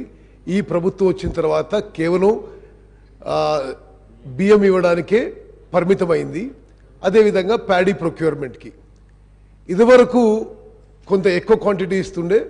గత 2-3 ఏళ్ల సంది కేవలం గత ప్రభుత్వం 1 కిలో బియ్యంకి పరిమితమైంది. గత 10 ఏళ్లుగా గత ప్రభుత్వం ఈ రేషన్ బియ్యం కింద సబ్సిడీ ఇవ్వనందుకు సివిల్ సప్లైస్ కార్పొరేషన్ యొక్క డెట్ వీళ్ళు అధికారంలో వచ్చినప్పుడు 3,300 కోట్లుంటే ఈరోజు 56,000 కోట్లకు పెరిగిందని చెప్పి నేను మనం చేస్తున్నాను. The det of civil supplies corporation has grown from 3,361 crores to 56,000 crores. కేవలం వీరు ఇవ్వాల్సిన సబ్సిడీ ఇవ్వనందుకే నేను మనం చేస్తున్నారు. మరి అదేవిధంగా నేను పూర్తి చేసినాక వాళ్ళు మాట్లాడమని చెప్పండి. అదేవిధంగా 56,000 కోట్ల అప్పు కాకుండా మహేష్ రెడ్డి గారు, నేను అయినాక మీరు మాట్లాడండి. నేను అయినాక మీరు మాట్లాడండి ప్లీజ్. అయినాక మాట్లాడండి. సరే, ప్యానల్ స్పీకర్ గారు, ఒక విషయము అంటే సివిల్ సప్లైస్ కార్పొరేషన్ నిరుపేదలకి బియ్యం ఇచ్చే కార్పొరేషన్కి గత ప్రభుత్వం 10 ఏళ్లలో 1 సంవత్సరం కూడా పూర్తి సబ్సిడీ విడుదల చేయనందుకు 56,000 కోట్లకు అప్పు పెరిగింది. 56,000 కోట్ల అప్పు పెరగడమే కాకుండా ఈరోజు సివిల్ సప్లైస్ కార్పొరేషన్ యొక్క నష్టాలు, లాసెస్, సివిల్ సప్లైస్ కార్పొరేషన్ గత ప్రభుత్వం యొక్క లెగసీ నష్టాలు 11,500 కోట్లు. సివిల్ సప్లైస్ కార్పొరేషన్స్లో వాళ్ళు వదిలిపెట్టిన నష్టాలు 11,500 కోట్లు. ఏ స్టేట్లో అదే అన్నిట్లో మీరు ఎట్లా అవుట్ స్టాండింగ్ పబ్లిక్ డెట్ వదిలిపెట్టినంటే కేవలం సివిల్ సప్లైస్ కార్పొరేషన్కే ఇప్పుడు యాన్యువల్ ఇంట్రెస్ట్ పేమెంట్ 3,000 కోట్లు కట్టాల్సి ఉంది. అది మరి గత ప్రభుత్వం యొక్క నిర్వాహకం అని చెప్పి నేను మనవి చేస్తూ, అదేవిధంగా 11,500 కోట్లు నష్టం ఎప్పుడు, ఈరోజు అన్సెక్యూర్డ్గా 22,000 కోట్ల ప్యాడీ స్టాక్ మీరు రైస్ మిల్లర్ దగ్గర పెట్టారు. Any security nothing, bank guarantee ఏం లేదు. ఈరోజు 22,000 కోట్ల ప్యాడీ మీరు ఫాలో అయిన ప్రొసీజర్ మేరకు రైస్ మిల్లర్ దగ్గర ఉంది. అది ఎంత మేరకు రిట్రీవ్ అవుతుందో నోబడీ నోస్. ఆడిట్ అండి సివిల్ సప్లైస్ కార్పొరేషన్ది, ప్యానల్ స్పీకర్ గారు, లాస్ట్ ఆడిట్ ఇయర్ 2018-19 ఇప్పుడు పూర్తవుతుంది. అంటే గత 4 ఏళ్ల సంది ఆడిట్ కూడా లేదని చెప్పి నేను మనవి చేస్తున్నాను. ఇప్పుడు సప్లై చేస్తున్న బియ్యం గురించి 5 కిలోలు కేంద్ర ప్రభుత్వం, కేవలం 1 కిలో బియ్యం గత ప్రభుత్వం సప్లై చేసిన విషయం కూడా నేను యావత్ తెలంగాణ ప్రజానికాన్ని గుర్తు చేస్తున్నా. ఈ 6 కిలోలు కూడా ఈరోజు 70-75% రేషన్ బెనిఫిషరీస్ ఎవరూ తినడం లేదు. క్వాలిటీ పూర్ ఉండడంతో కేంద్ర ప్రభుత్వం ఆ 5 కిలోలకు కానీ రాష్ట్ర ప్రభుత్వం 1 కిలోకి కానీ మీరు ఖర్చు పెడుతుంది రైస్ ప్రొక్యూర్మెంట్కి 39 రూపాయలు కిలో ఖర్చు పెట్టి. No after I finish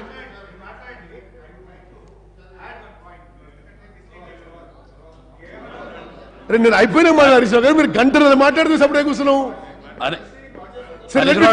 let me complete. ఈ 6 కిలోల బియ్యం ఏది కేంద్ర మీకు ఇస్తాను, వారి మాట్లాడి మీరు మాట్లాడి కూర్చోండి, మీకు ఇస్తాను, వారు మాట్లాడి మీకు ఇస్తాను కూర్చోండి, వారిని మాట్లాడండి, తర్వాత మీకు ఇస్తాను కూర్చోండి, ఇస్తాను మీకు కూర్చో, మీకు ఇస్తారు కూర్చోండి, మీకు ఇస్తాను హరీష్ రావు గారు కూర్చోండి. సరే, ఇప్పుడు ఈ 6 కిలోల బియ్యం అంటే ఒక్కొక్క కిలో బియ్యం కేంద్ర ప్రభుత్వం కానీ రాష్ట్ర ప్రభుత్వం కానీ 39 రూపాయల కిలోకి ప్రొక్యూర్మెంట్ చేసి, ఈ రాష్ట్రంలో ఈరోజు ఆ రైస్ క్వాలిటీ ఎట్లుందంటే 70-75% రేషన్ బియ్యం ఈరోజు డైవర్ట్ అవ్వడం, మిస్యూజ్ కావడం, వేరే యూస్ జరగడం మీ అందరికీ తెలిసిన విషయమే. అది ఇప్పుడు సివిల్ సప్లైస్ డిపార్ట్మెంట్ మరి గత ప్రభుత్వంలో పనితీరు. అదేవిధంగా వీళ్ళు ఎంత పొలిటిసైజ్ చేశారంటే, సివిల్ సప్లైస్ కార్పొరేషన్ ఇంత ఇండెట్ ఉన్నా కర్ణాటక, తమిళనాడు రాష్ట్రాలు ఈ స్టాకులు మేము కొంత కొనుక్కుంటాం, నెలకి 2.5 లక్షల టన్నులు మీ దగ్గర బియ్యం కొనుక్కుంటుంటే స్టాక్ ఉన్నా సరే కేవలం పొలిటికల్ కారణాల వల్ల వారికి ఆ రైస్ అమ్మలేదనే విషయం కూడా నేను ఈ సభ దృష్టికి తీసుకొస్తున్నాను. అదేవిధంగా ప్రొక్యూర్మెంట్, ప్యాడీ ప్రొక్యూర్మెంట్ విషయంలో మరి చాలా విషయాలు మాట్లాడుతున్నారు.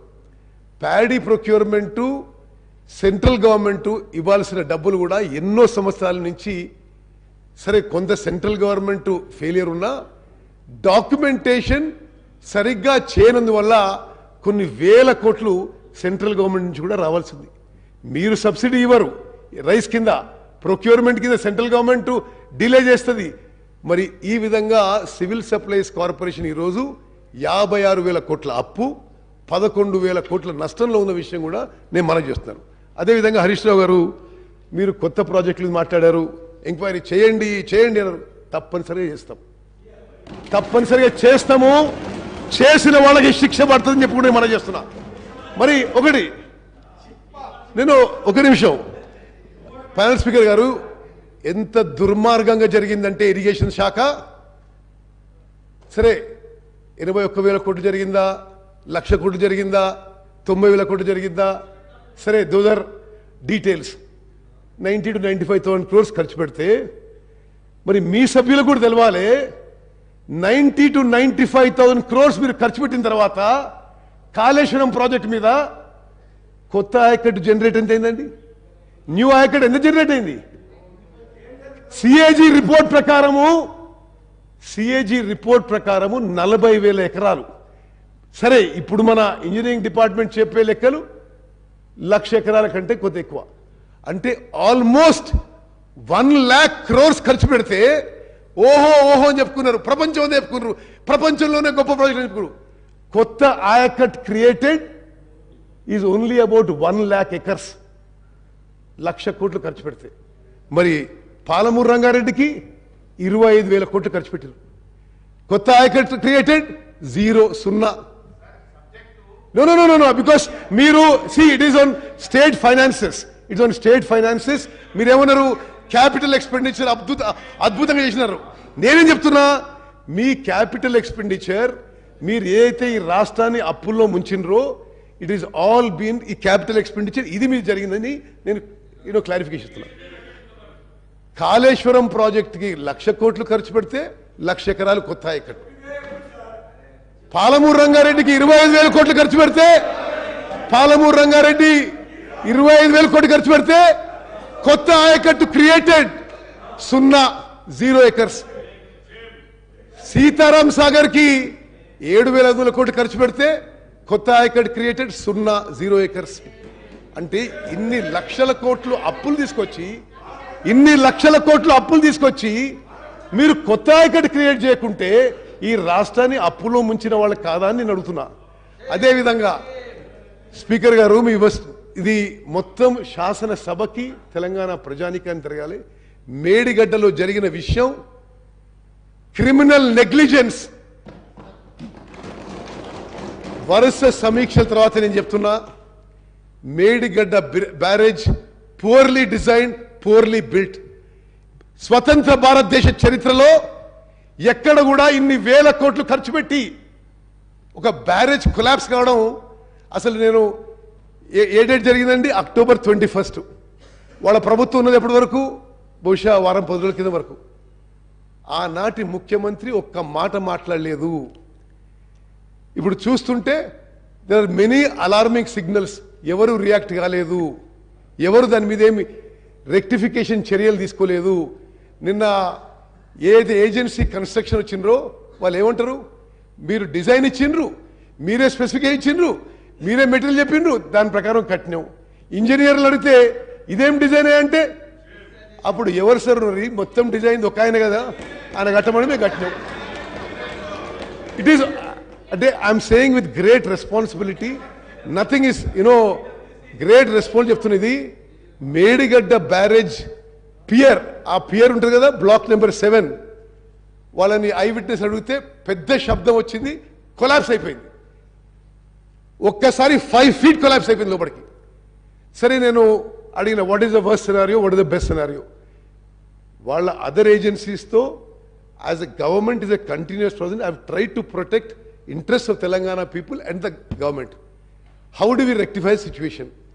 వాళ్ళు ఏమంటారంటే, సరే ఇప్పుడు ఏదో అక్టోబర్ 21 జరిగితే ఈరోజు ఏంది 15th or 16th 17th 18th, ఇప్పటి వరకు సరే ఆ 40 రోజుల్లో వాళ్ళు కంటిన్యూ 40 రోజుల్లో సీరియస్ ఇన్వెస్టిగేషన్ ఎంక్వైరీ కూడా జరగలేదు.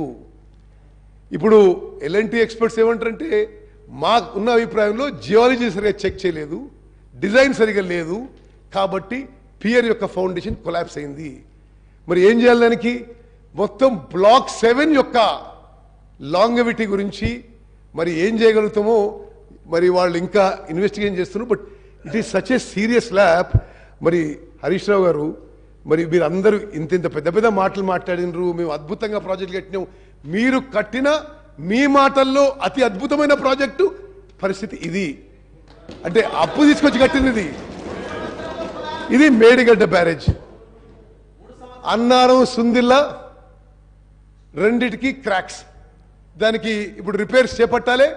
ఆడ 2 TMC వాటర్ ఉంటే డీ వాటర్ చేయాలి. అంటే ఒకటి, ఇది నిజంగా కూడా తెలంగాణలో ప్రతి పౌరుడు అలార్మ్ అయ్యే సిచ్యువేషన్. Totally యాడ్హాక్ decisions. గత ప్రభుత్వంలో మరి అసలు నిజంగా సమీక్ష చేస్తుంటే ఎవరు నిర్ణయాలు తీసుకున్నారు? What is on record? It is really alarming situation.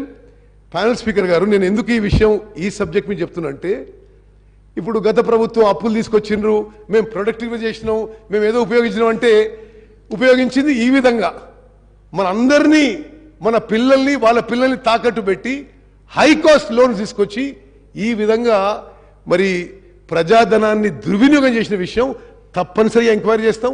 తప్పనిసరి తప్పు చేసిన వాళ్ళకి శిక్ష పడుతుందని చెప్పి కూడా నేను మనవి చేస్తూ ముగిస్తున్నాను. మహేశ్వర రెడ్డి గారు మీకు ఇస్తాను సార్, వారికి మాట్లాడండి, కూర్చోండి. మీకు ఇస్తాను, కూర్చోండి. మీకు ఇస్తాను మీకు ఇస్తాను నేను మహేశ్వర రెడ్డి గారు కంప్లీట్ చేయండి. కంక్లూడ్ చేస్తాను సార్. మహేశ్వర రెడ్డి గారు థ్యాంక్ యూ సార్. మరి అధ్యక్ష, చివరిగా నేను కంక్లూడ్ చేసే ముందు మీరు ఇచ్చినటువంటి హామీల ప్రకారమే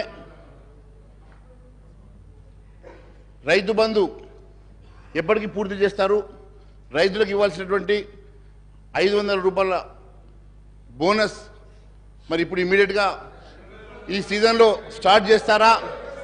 9వ తారీఖు, ఈ నెల 9వ తారీఖు మీరు ఇస్తామన్నటువంటి 9వ తారీఖు ఇస్తామన్నటువంటి రుణమాఫీ ఎప్పటిలో గల చేస్తారు?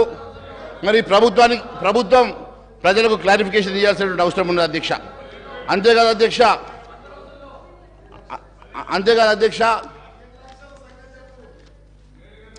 మహేశ్వర రెడ్డి గారు, మరి మీ ఒక్కొక్క ఎంపీ దగ్గర 300 కోట్లు ఉన్నాయి కదా, అవన్నీ తీసుకొచ్చి అన్ని వస్తాం మేము, ఫిగర్ పడకండి. మహేశ్వర రెడ్డి గారు, మరి అధ్యక్ష ఈ రకంగా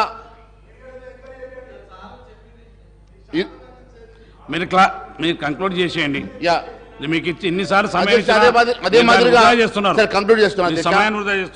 అదే మాదిరిగా గౌరవ ముఖ్యమంత్రి గారిని మీ ద్వారా అడుగుతా ఉన్నాను అధ్యక్ష. కనీసం మన రెవెన్యూ పెంచడానికి గత ప్రభుత్వం అమ్మినట్లు మరి హైదరాబాద్ చుట్టూ భూములు అమ్మాలనుకుంటున్నారా?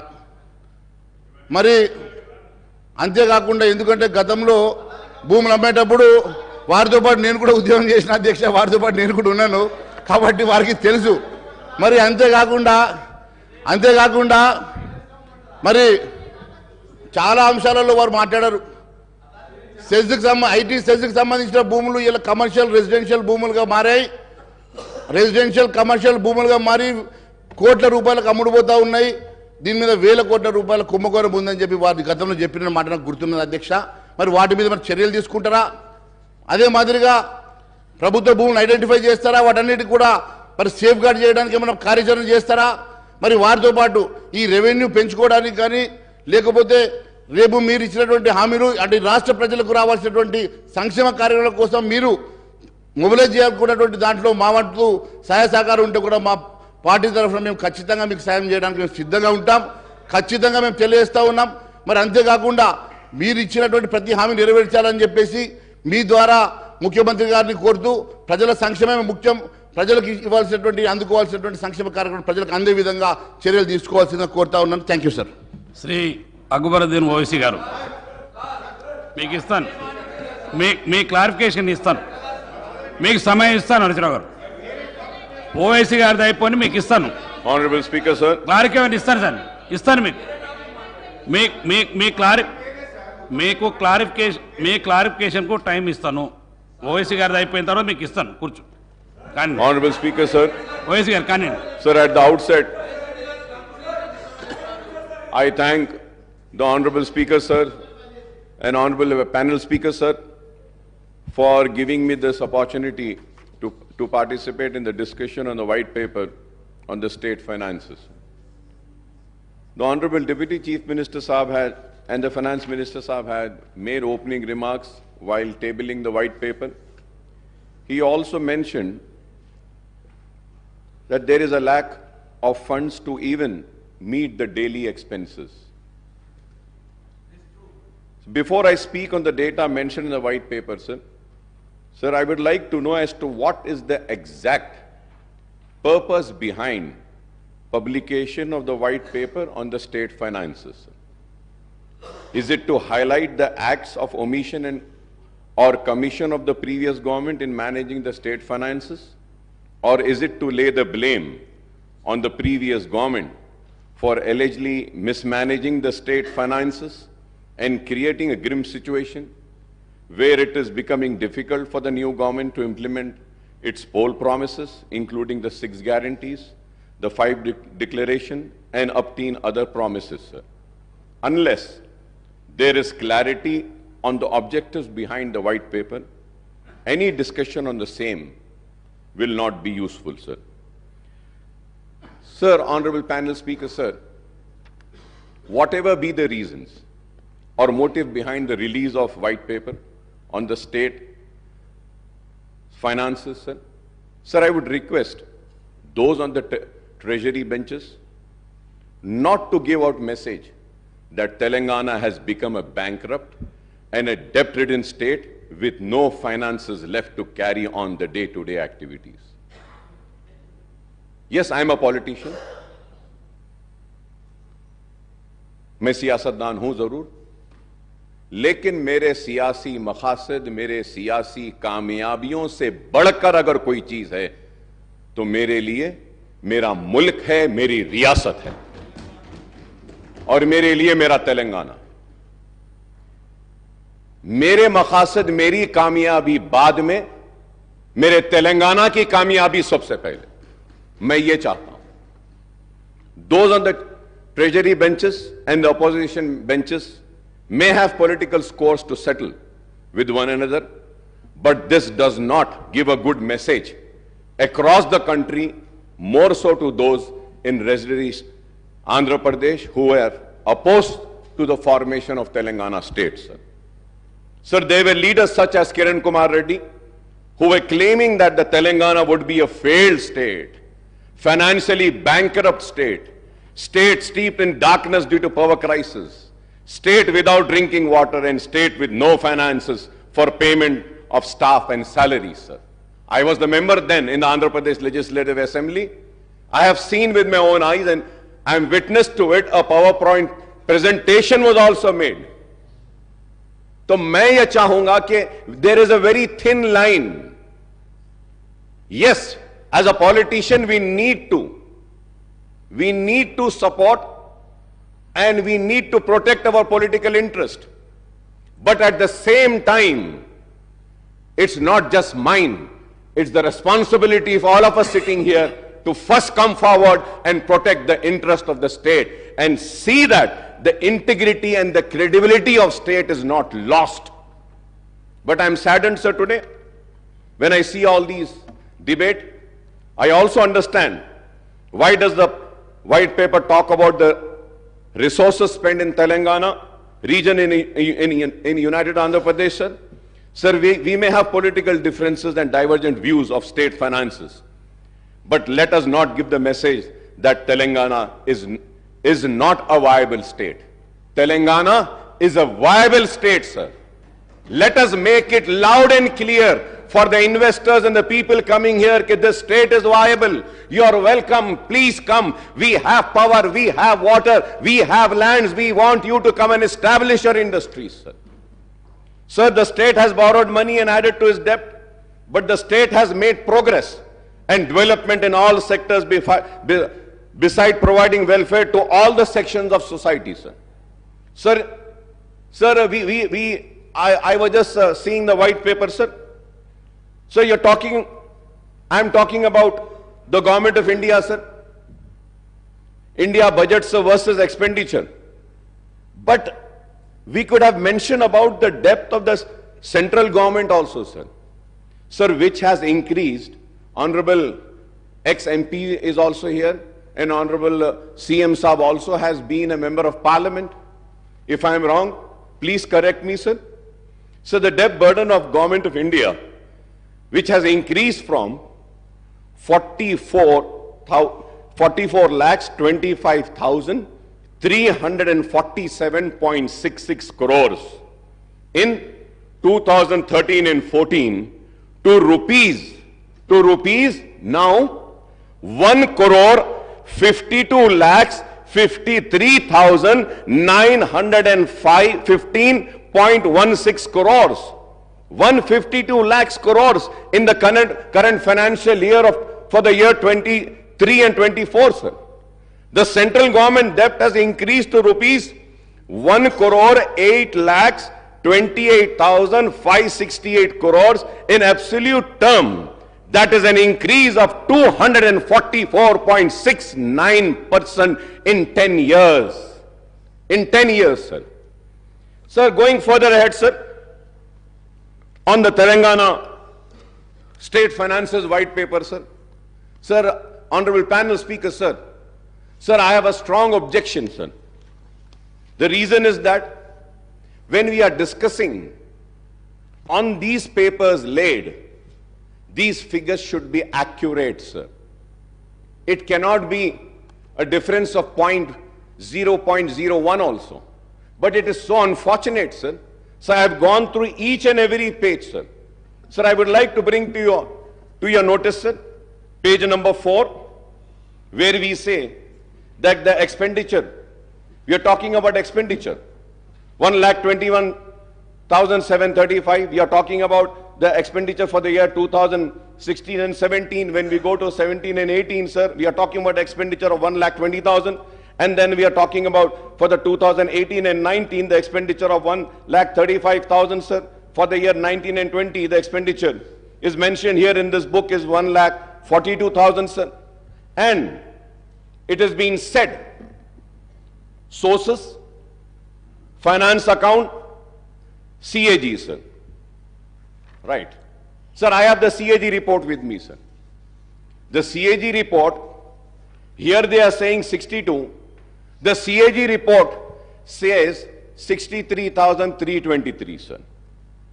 Sir, here in the book it says 97,811 for the year 15 and 16, sir.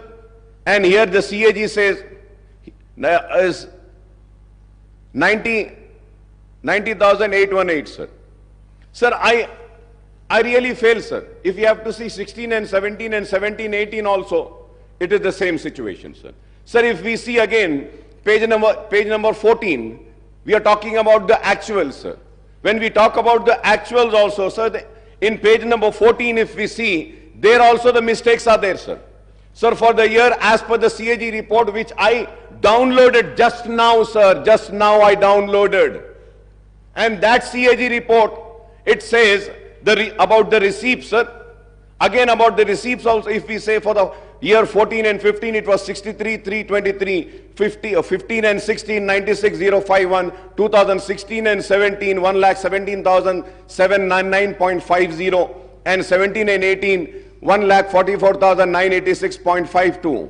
And then the actuals are 1,15,587.35, sir. Sir, I really fail to understand, sir. Sir, again we go to the page number 3, sir. Page number 3, sir. Sir, it is written about Karnataka, budget estimate, actual expenditure, and actual expenditure of budget, sir. Sir, now I got the CAG report, sir, I just downloaded. It says the estimate, sir, and the actual expenditure. If we have to see, sir, the actual expenditure mentioned in the white paper laid in this house says 2,61,000. But the CAG report says about Karnataka is 2,49,506.52. So I just want to know, shall I believe this book? Shall I trust this white paper? I'll go further ahead, sir. Sir, I'll go further ahead, sir. On page number 7, sir, United Andhra Pradesh budget versus expenditure, sir. So the budget estimates for the year 2004 and 5, 51,142. Sir, for 2005 and 6, budget estimate 55,331, sir. Sir, I got the books, and the books are saying it is 38,077.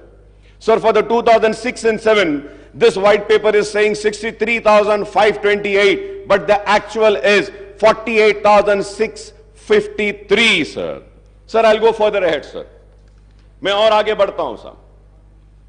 Sir, when I see this, resources spent in Telangana region in United Andhra Pradesh, sir. Sir, इस पे मैं तफसील से बोलने से पहले, sir.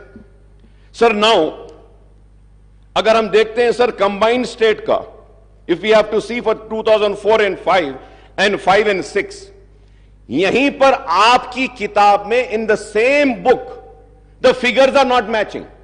I just read the figures earlier and I turn the page and see the figures for the same year, now what I see is that the combined state total expenditure for the year 2004 and 5, it is again saying 47,153. For 2005 and 6, it is saying 48,306. Sir, and again, combined state 2006 and 7, 56,648, that is wrong. 2007 and 8, 74,875, that is wrong. 2008 and 9, 80,804, that is wrong. 2009 and 10, 85,075, that is wrong. 2010 and 11, 1,06,36, that is also wrong. Now let me go further ahead, sir.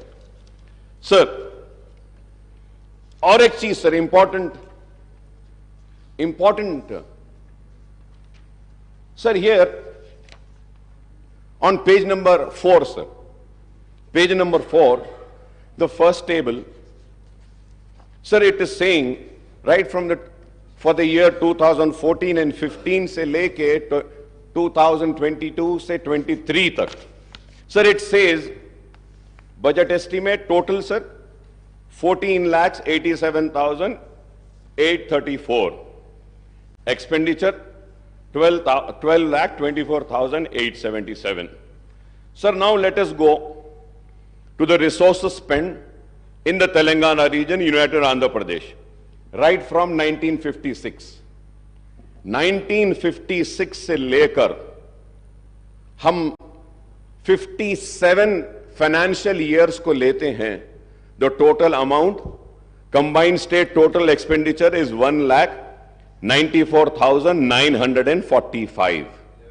11,94,945, sir.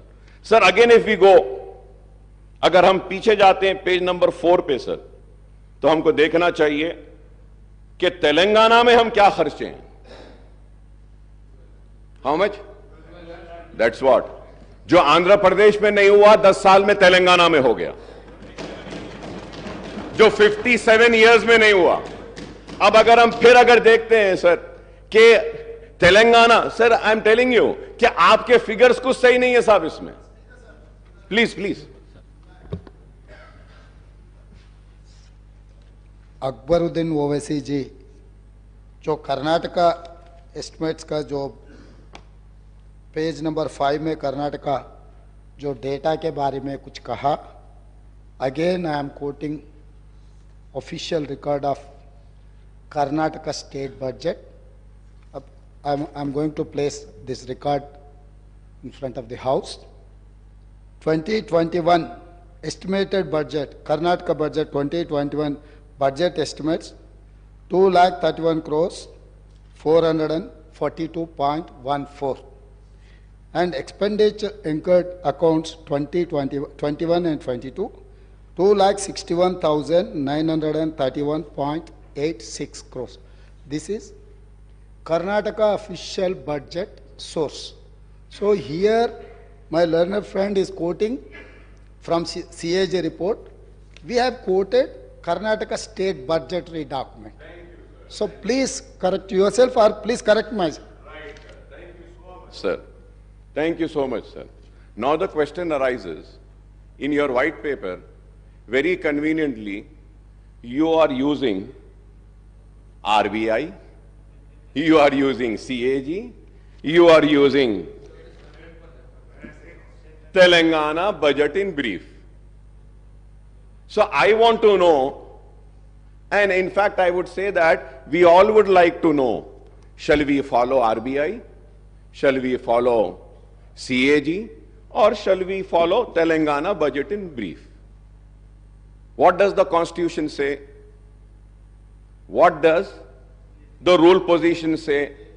The state budget, we need to follow, we need to discuss on this. And CAG is the authority which audits. Yes, report देते हो. तो हम ये देखते हैं. तो now if you have to see your white paper, Honorable CM साहब, इसमें हम RBI भी ले रहे, CAG भी ले रहे, state budget भी ले रहे, wherever it is convenient for us, we are taking it. Sir, I am not here to protect anybody, sir. Let me make it very clear. I am here to protect my state of Telangana, sir. I do not want a wrong message to be sent by this house that this state is in distress.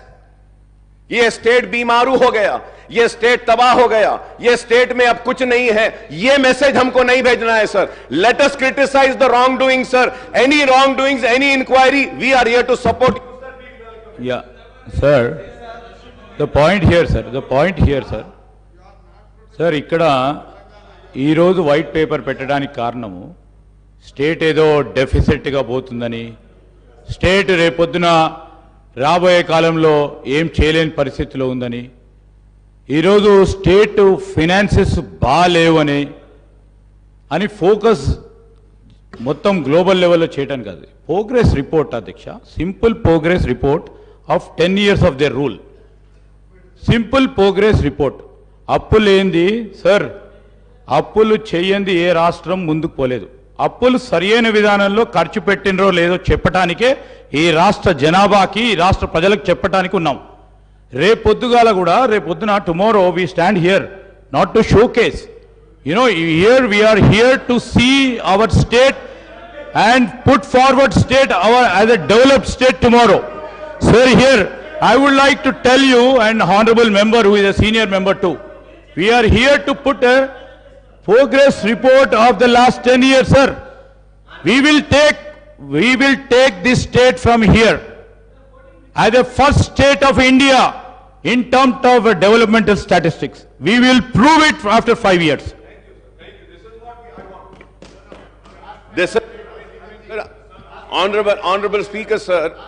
Sir, I thank Legislative Affairs Minister Saab for his words. This was what I want, sir. This was what I was wanting.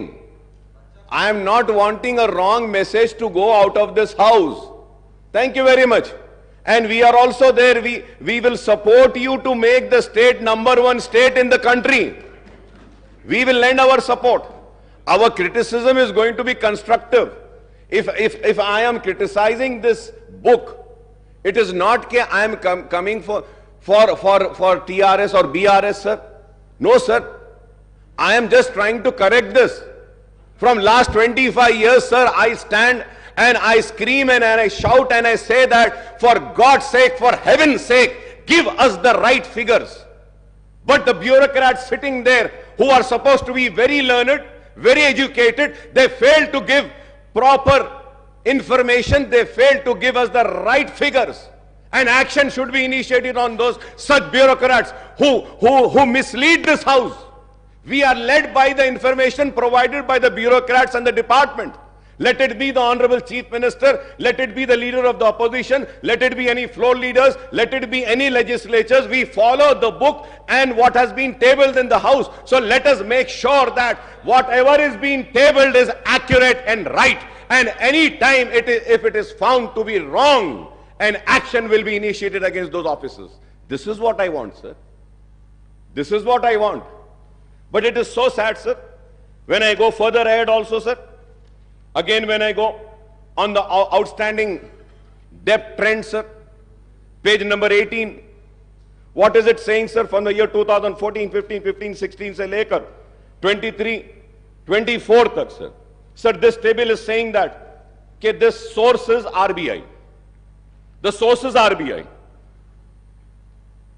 My source is this. My source is this. And my source is CAG. What does the CAG say, sir? Sir, for every year, here it is saying 2014 and 14-15, 72, 658. So 14-15, sir, it is 83,845, sir. Net increase of 22,135. This is 16.06%, sir. 14 and 15, sir, here it is saying 90,000, sir, but here with the information which I have is saying 93,115, sir. So the information which I gathered is not my information, sir. Sir, I just downloaded it from CAG's site, sir. Kindly go through, sir. With all responsibility, I'm saying this, sir. Sir, if we have to see 16 and 17, sir, this book says 16 and 17, this book says 81,821, sir. But as per my information, sir, the actual is 1,27,828, sir. Sir, 17 and 18, 1,60,269 is in the book. And CAG says 1,27,000, sir. 17 and 18, sir. 17 and 18, 1,60,000. The CAG says 1,52,000 and change, sir. 18 and 19, the white paper says 190, sir. The CAG says 1.75 change, sir. And 19 and 20, if you have 20 and 21, sir, the outstanding debt in this white paper is saying 2,71,000, sir. 2021. The CAG is saying 2,44,019, sir. Sir, again, 21 and 22, 3,14,000 this book is saying. Well, the CAG is saying 2,83,000, sir. So now I just, sir, if I am wrong, I may be corrected, sir. I am a person who wants to be corrected. I want to be corrected, sir. Sir, I want to know which book should I follow, which figures should I see. I will see the same figures, sir. CAG देखना है, CAG देखूंगा. नहीं, ये book आपकी सही है, तो मैं इसको देखूंगा. Sir, again, if we have to go, sir, on the page number 29, sir, expenditures on salary and pension, sir. Salary and pension, sir. What is this book saying, sir, and what is the CAG saying? The CAG, आप देखते हैं, sir, for the year 18 and 19, the total salaries and pensions are 32,378.19. And what does the white paper says? 38,210. Sir, CAG says for the year 19 and 20, total salaries and pension 34,289. The white paper says 39,147. For the year 2021, salaries and pensions, the CAG says 36,161. This book says 41,819. Sir, the CAG says for 21-22, 44,403.08. The white paper says 48,809. Sir, 22-23, the CAG says 51,082. The white paper says 55,925. So I just want to know who's right. Please correct me, who's right. अब ये पूरे इसमें, sir, it took so much of time to go through study. और अब सवाल ये है, हम अगर बहस करें और हम अगर किसी की नाकामी का जिक्र करें तो कैसे करें, कौन से फिगर्स को लेके करें? So going. Sir, as far my knowledge goes, I also stand corrected. I was just talking to the secretary. Sir, here in the page number 18, if you see, sir, here we have to see what is important to note is that the debt figures stated above do not include the off-budget borrowings of the government. Off-budget borrowings include loans availed by the entities outside the government system but guaranteed by the state. The point here is, my learned friend was also a PAC committee chairman. We were both together, sir. Audit accounts, until and unless the audit paras have been cleared, it is not final, sir. So most of the audit paras wouldn't have got finalized. So that may have the reason the RBI report and the audit report is differing. So we thought of taking the clarification. I'll get back to you. Thank you, sir. No. I'm saying it. No, CAG reports, CAG audit reports will be finalized after the audit has been done.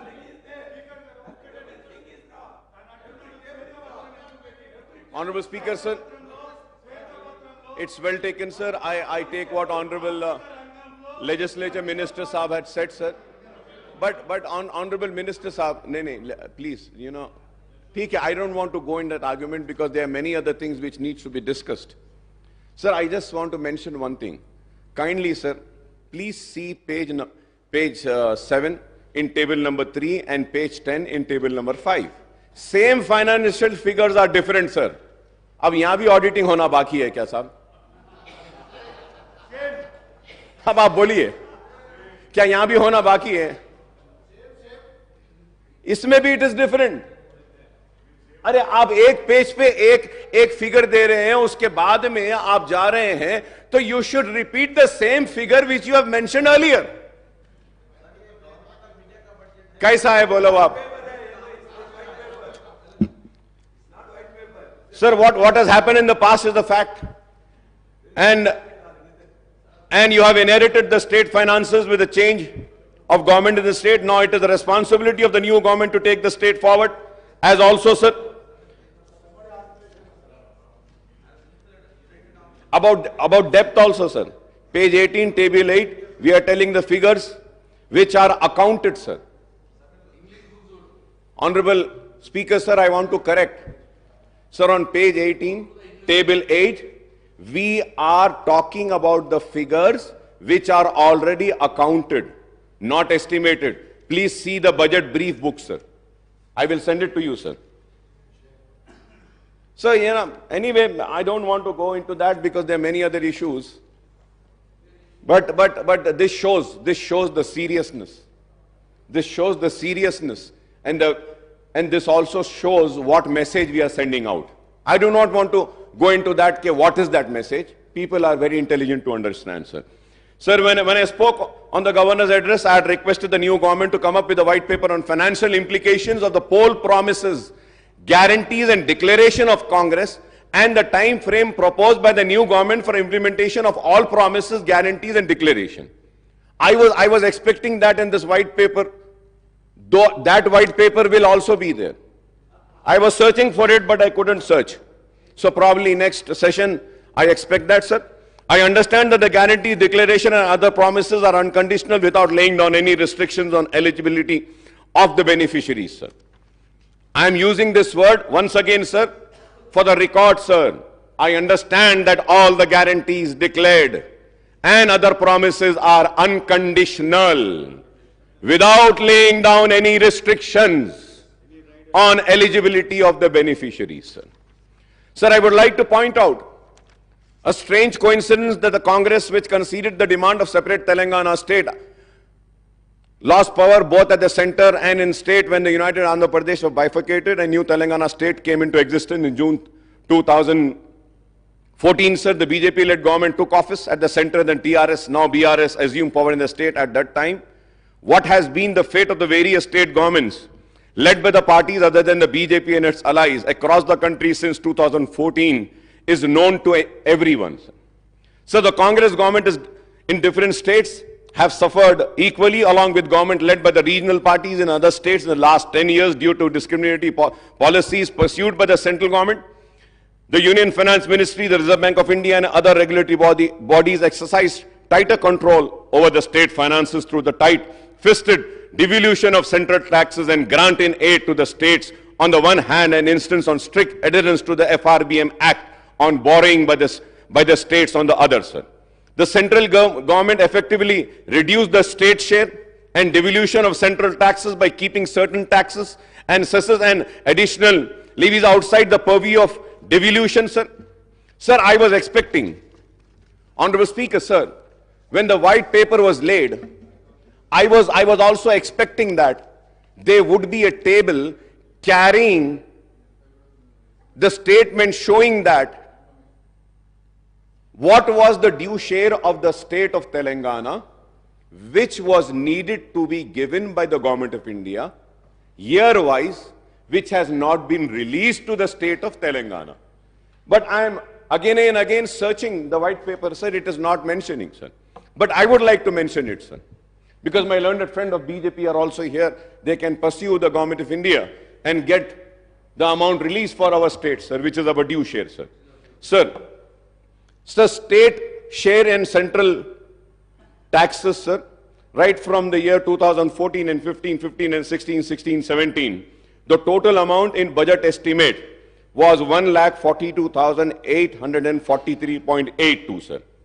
Central taxes, sir. The actual releases were 1,31,790.70. That is 92.26, sir. Sir, I'm talking about the central taxes, sir. So now let us check in grant in aid, sir. Sir, in grant in aid, sir, the total amount which was anticipated by the state government from the year 2014 say lekar 2022-23 tak, sir, it was 2,02,951.97. I repeat, sir, 2,02,951.97. But the actual releases by the government of India is only 91,368.71, sir. So, जब हम ये देखते हैं, sir, if we have to calculate the total releases, sir, it is only 45%. The due share of Telangana, which was denied by the government of India, is 1,11,583, sir. If I am wrong, I may be corrected. 55%. So, going further ahead, sir, the Finance Commission recommendation were twisted to deny the rightful share of states in central taxes, as well as the grant in aid for the central scheme implemented in the state. The white paper of Telangana state finances table today hides more than it reveals as statistics and sources of data have been used conveniently to suit the premise that the state finances have not been managed properly, sir. You make the budget, which is an estimate on the revenue that you expect and the expenditure you would like to incur basing on your needs and priorities. एक हमारी उम्मीद रहती, तवक्को रहती है कि इतने पैसे आएंगे. जब उतने पैसे नहीं आते हैं तो हमको कट डाउन करके जितने पैसे आए हैं वही खर्चना पड़ेगा. It is as simple as that, sir. So, however, for the first time we hear only about expenditure without reference to the revenues. So, table 1 compares only the budget estimate of expenditure and actual expenditure without any reference to budget estimate of revenues and actual receipts, sir. You should have taken into account the actual receipts, which the white paper is not. Sir, going further ahead, sir, in this sense, it is loop-sided way of looking at the budget where you talk about expenditure shortfall without any reference to the revenue shortfall, sir. Sir, the standard norm of budget making for the central government and the state government is that the estimates are 10 to 15% higher than the actual achievement of the targets. Again, I would say, if I am wrong, I may be corrected, sir. So the white paper, table 3, compares the United AP budget estimate of the expenditure versus actual expenditure. Sir, this comparison looks loop-sided because it gives the data of the 10 years period prior to AP reorganization. A better comparison would have been with the residuary Andhra Pradesh state after the bifurcation, that is for the 10 years period from 2014 and 15 to the 23-24. That is 5 years of TDP and 5 years of YSR rule, sir. Unnecessary, sir. The white paper compares the resources spent in Telangana region in United Andhra Pradesh right from 96 to 57 to 2013 and 14, showing the figures of Telangana share, which are simply, I would say, sir, they have no reference to the actual expenditure incurred in Telangana region. That's what I'm saying. How can you make it 41%? 1956 में क्या था population? आप कैसा देख सकते हैं? 1960 में क्या था? क्या उस वक्त की आंध्र प्रदेश की असेंबली में was any book or any finances tabled in the house? कि this much amount has been spent on Telangana, this much on Andhra, this much on Rayalaseema? No. How did we arrive to this figure, sir? The assets and liabilities of United AP were divided among the residuary AP and new Telangana state based on a 2011 population ratio of two regions, that is 58.32% of residuary AP and 41.68% of Telangana state. How can you revoke the combined AP state figures by enmarking 41.68% proportion of Telangana region? What is the population ratio of Seema Andhra and Telangana in 96 and 57 to 2010 and 11 is a question which needs to be answered. I hope that Honorable Chief Minister Saab or the Finance Minister Saab would give an answer to this, sir. So this is how the bureaucrats play with the credibility of their political bosses by passing off the cooked up figures, sir. They don't give the right figures, sir. The source is shown as budget document in the United AP for this data. Can you show one budget document of United AP where the cited data is shown in Telangana? For Telangana, it is shown. The white paper talks about the trends in actual revenue receipt, again without reference to budget estimate of the revenue receipts. Again, the white paper cites the actual outstanding debt trend without reference to estimates and making comparison with the FRBM norm. The white paper also cites the year-wise principal and interest repayment leading to increased debt servicing burden. The data is cited from the state budget document and not from the CAG, sir. Honorable Speaker, sir, not from the CAG, sir. So the white paper lists out the government guarantees, loans raised by the special purpose vehicle, corporation and serviced by the government, and the loans raised by SPVs and serviced by them, and non-guarantee loans which are raised and serviced by SPs and corporations and institutions. So the white paper also lists out the status of financial progress of ongoing works in various departments under capital expenditure, sir. So it also gives out the abstract of payment status and other pending bills of the state government. The white paper also refers the expenditure of salaries and pension of the government employees. However, the white paper does not talk about the expenditure incurred on subsidies under revenue accounts, sir. Sir, I have the list of the subsidies also, sir.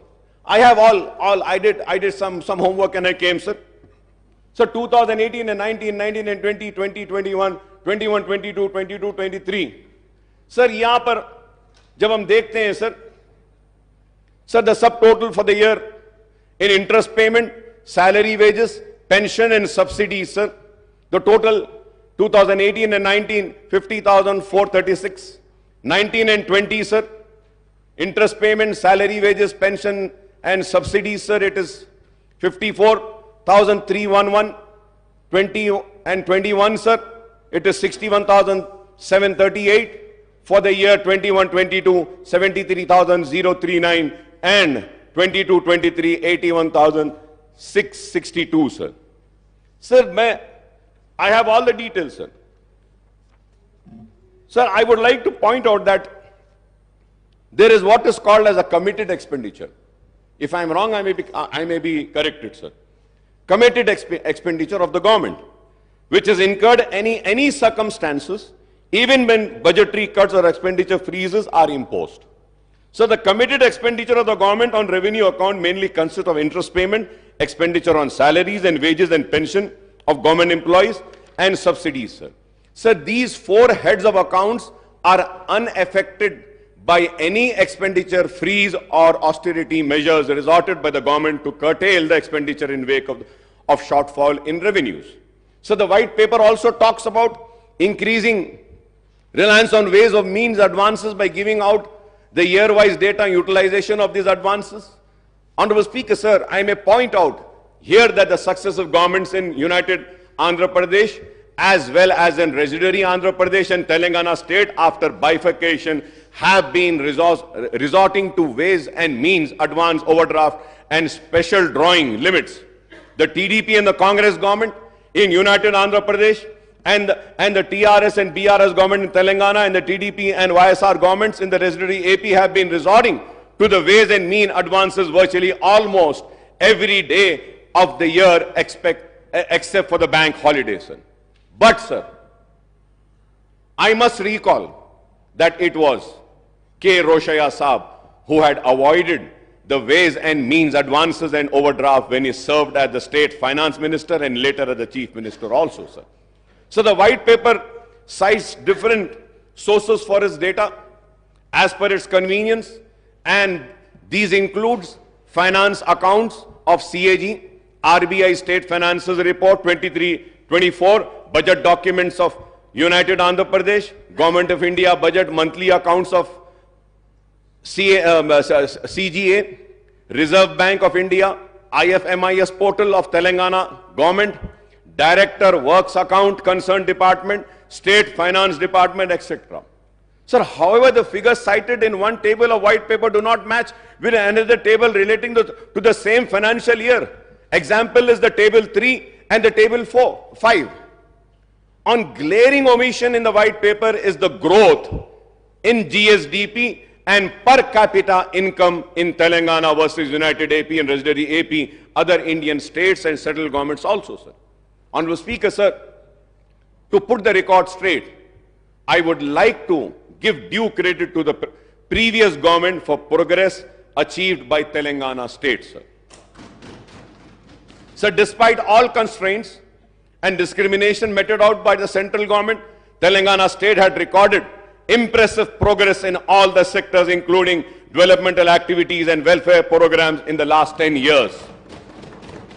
Incidentally, the previous State Assembly debated on these issues many a times. In all these years, the State Assembly has held a short discussion in the central government dual policy in implementation of FRBM Act and its impact on state progress, and the failure of central government in implementing the Assurance under AP Reorganization Act in Telangana state on the 13th September 2022, and the short discussion on Central Electricity Bill and its and also held on 12th September 22, sir. Sir, at the same time, I would also like to bring to the kind notice of this House, as per the CAG report, sir, the budget allocated and actual revenues, sir. Sir, the actual revenues and expenditure, if we have to see, sir, for the year 2014 and 15, sir, the budget estimate was 97,563.61. The actual receipts were 63,323, and expenditure of 94,890.50. Budget estimate this was, but the actual expenditure was 61,840. Let me also say that, sir, in the expenditure, the borrowings for that year was 13,467.46.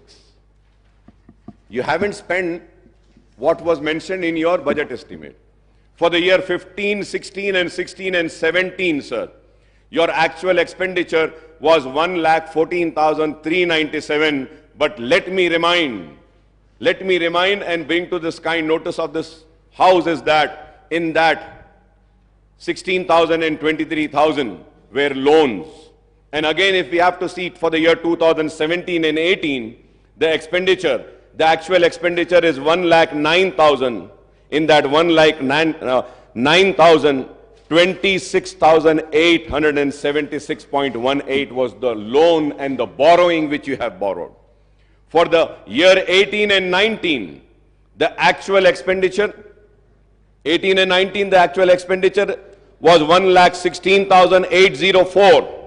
But let me remind and say that 23,470 was the borrowing in this expenditure, sir, in the actual expenditure. For the year 19 and 20, again, the actual expenditure was 1,23,809.09. But in this expenditure, the actual expenditure, the loan and the borrowing was 24,081.87. For the year 2021, again, the actual expenditure was 135,731. The borrowings were 33,191. Sir, again, if we have to see, sir, again, sorry, sir, it is not 33. The borrowings was 45,638. Sir, if we have to see again for the year 21 and 22, the real actual expenditure is 1,66,747. But the borrowings was 47,690.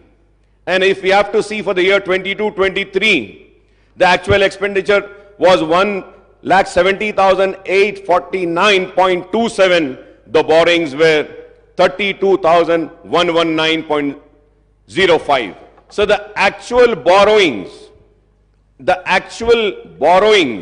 from the year, financial year 2014 and 15, as per the CAG report, says 2,77,987, sir. So now if we have to again budget estimate agar dekh lete hain, the expected is that for the year, for October 2023, it is 38 lakhs 234.94. तो अगर इसको भी मिला लेते हैं तो 3 लाख चिल्लर कुछ होता है. Sir, going further ahead, sir, during the last A session of the Second Assembly on the 6th of August 23, short discussion was held on Telangana state formation, progress achieved in own states from the Congress side. My friend and Honorable Finance Minister and Deputy Chief Minister Batti Vikrama had participated in the debate and expressed his views on the progress registered in the state since 2014.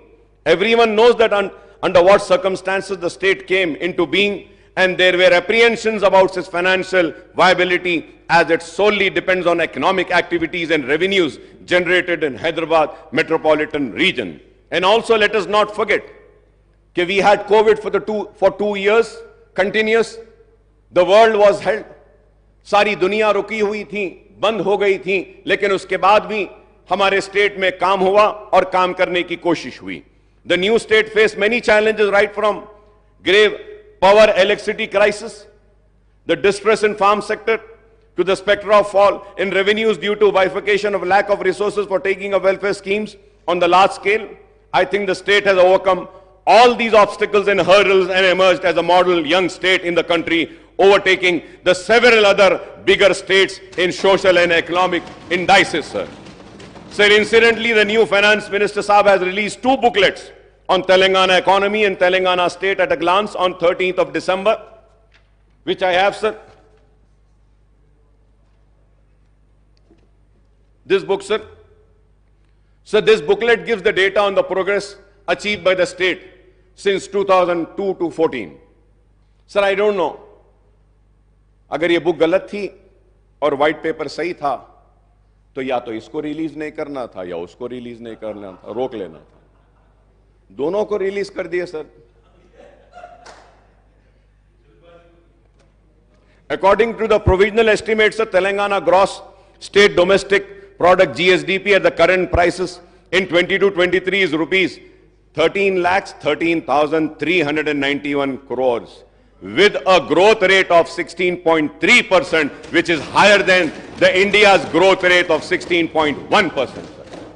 So per capita income PCI of Telangana at current prices at 22-23 is rupees 3,12,398, which is rupees 1,40,122, higher than the national per capita income of rupees 1,72,276.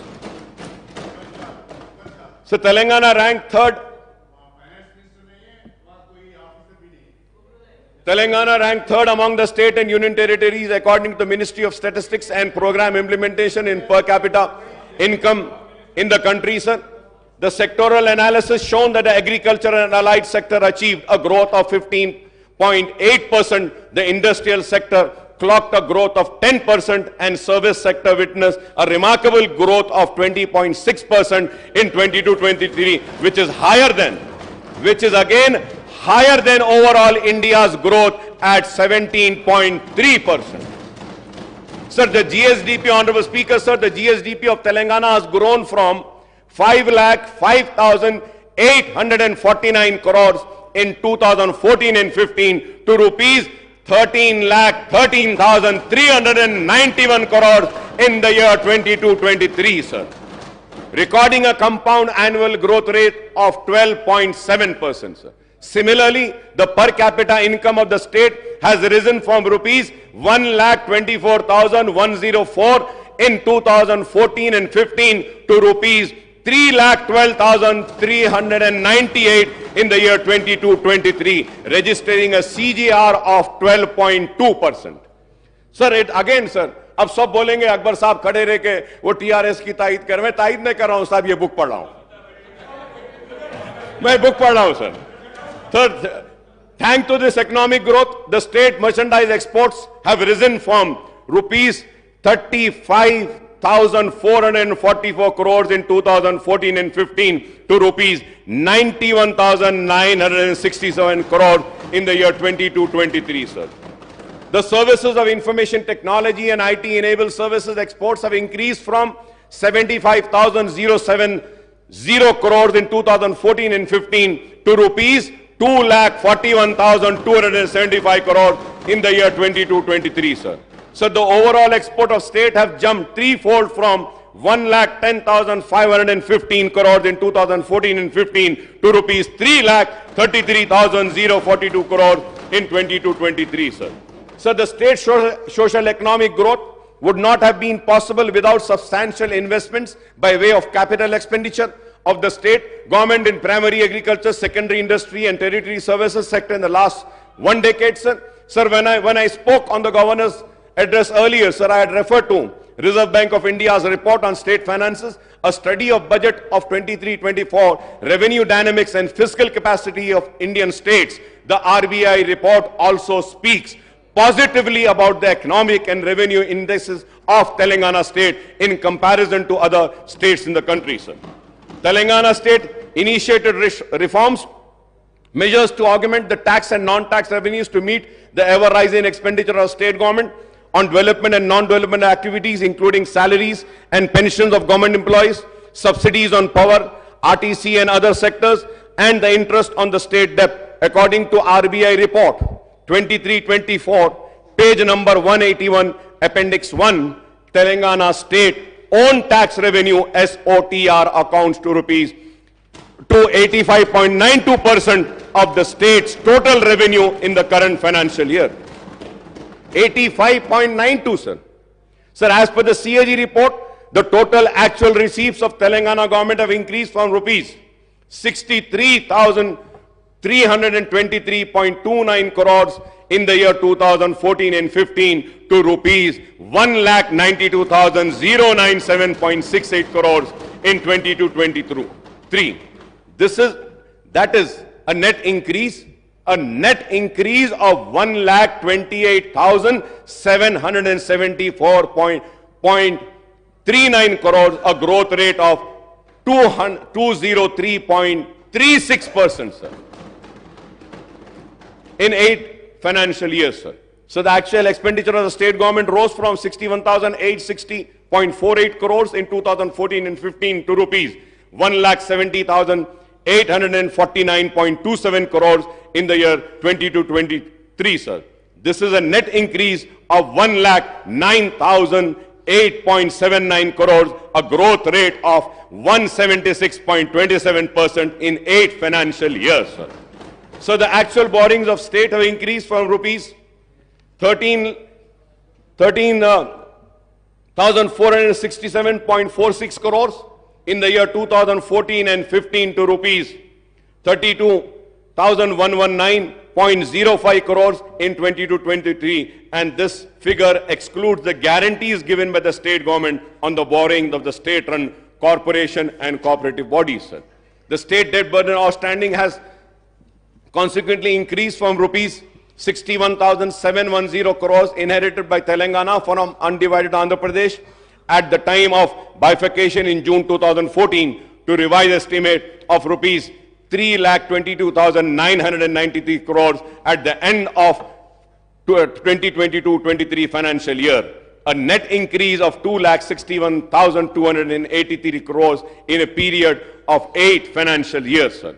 We hope and trust that the Congress government would take effective steps to implement all its guarantees, declaration and other promises in the short duration before the announcement of schedule of enforcement of model code of conduct for the Lok Sabha election, sir.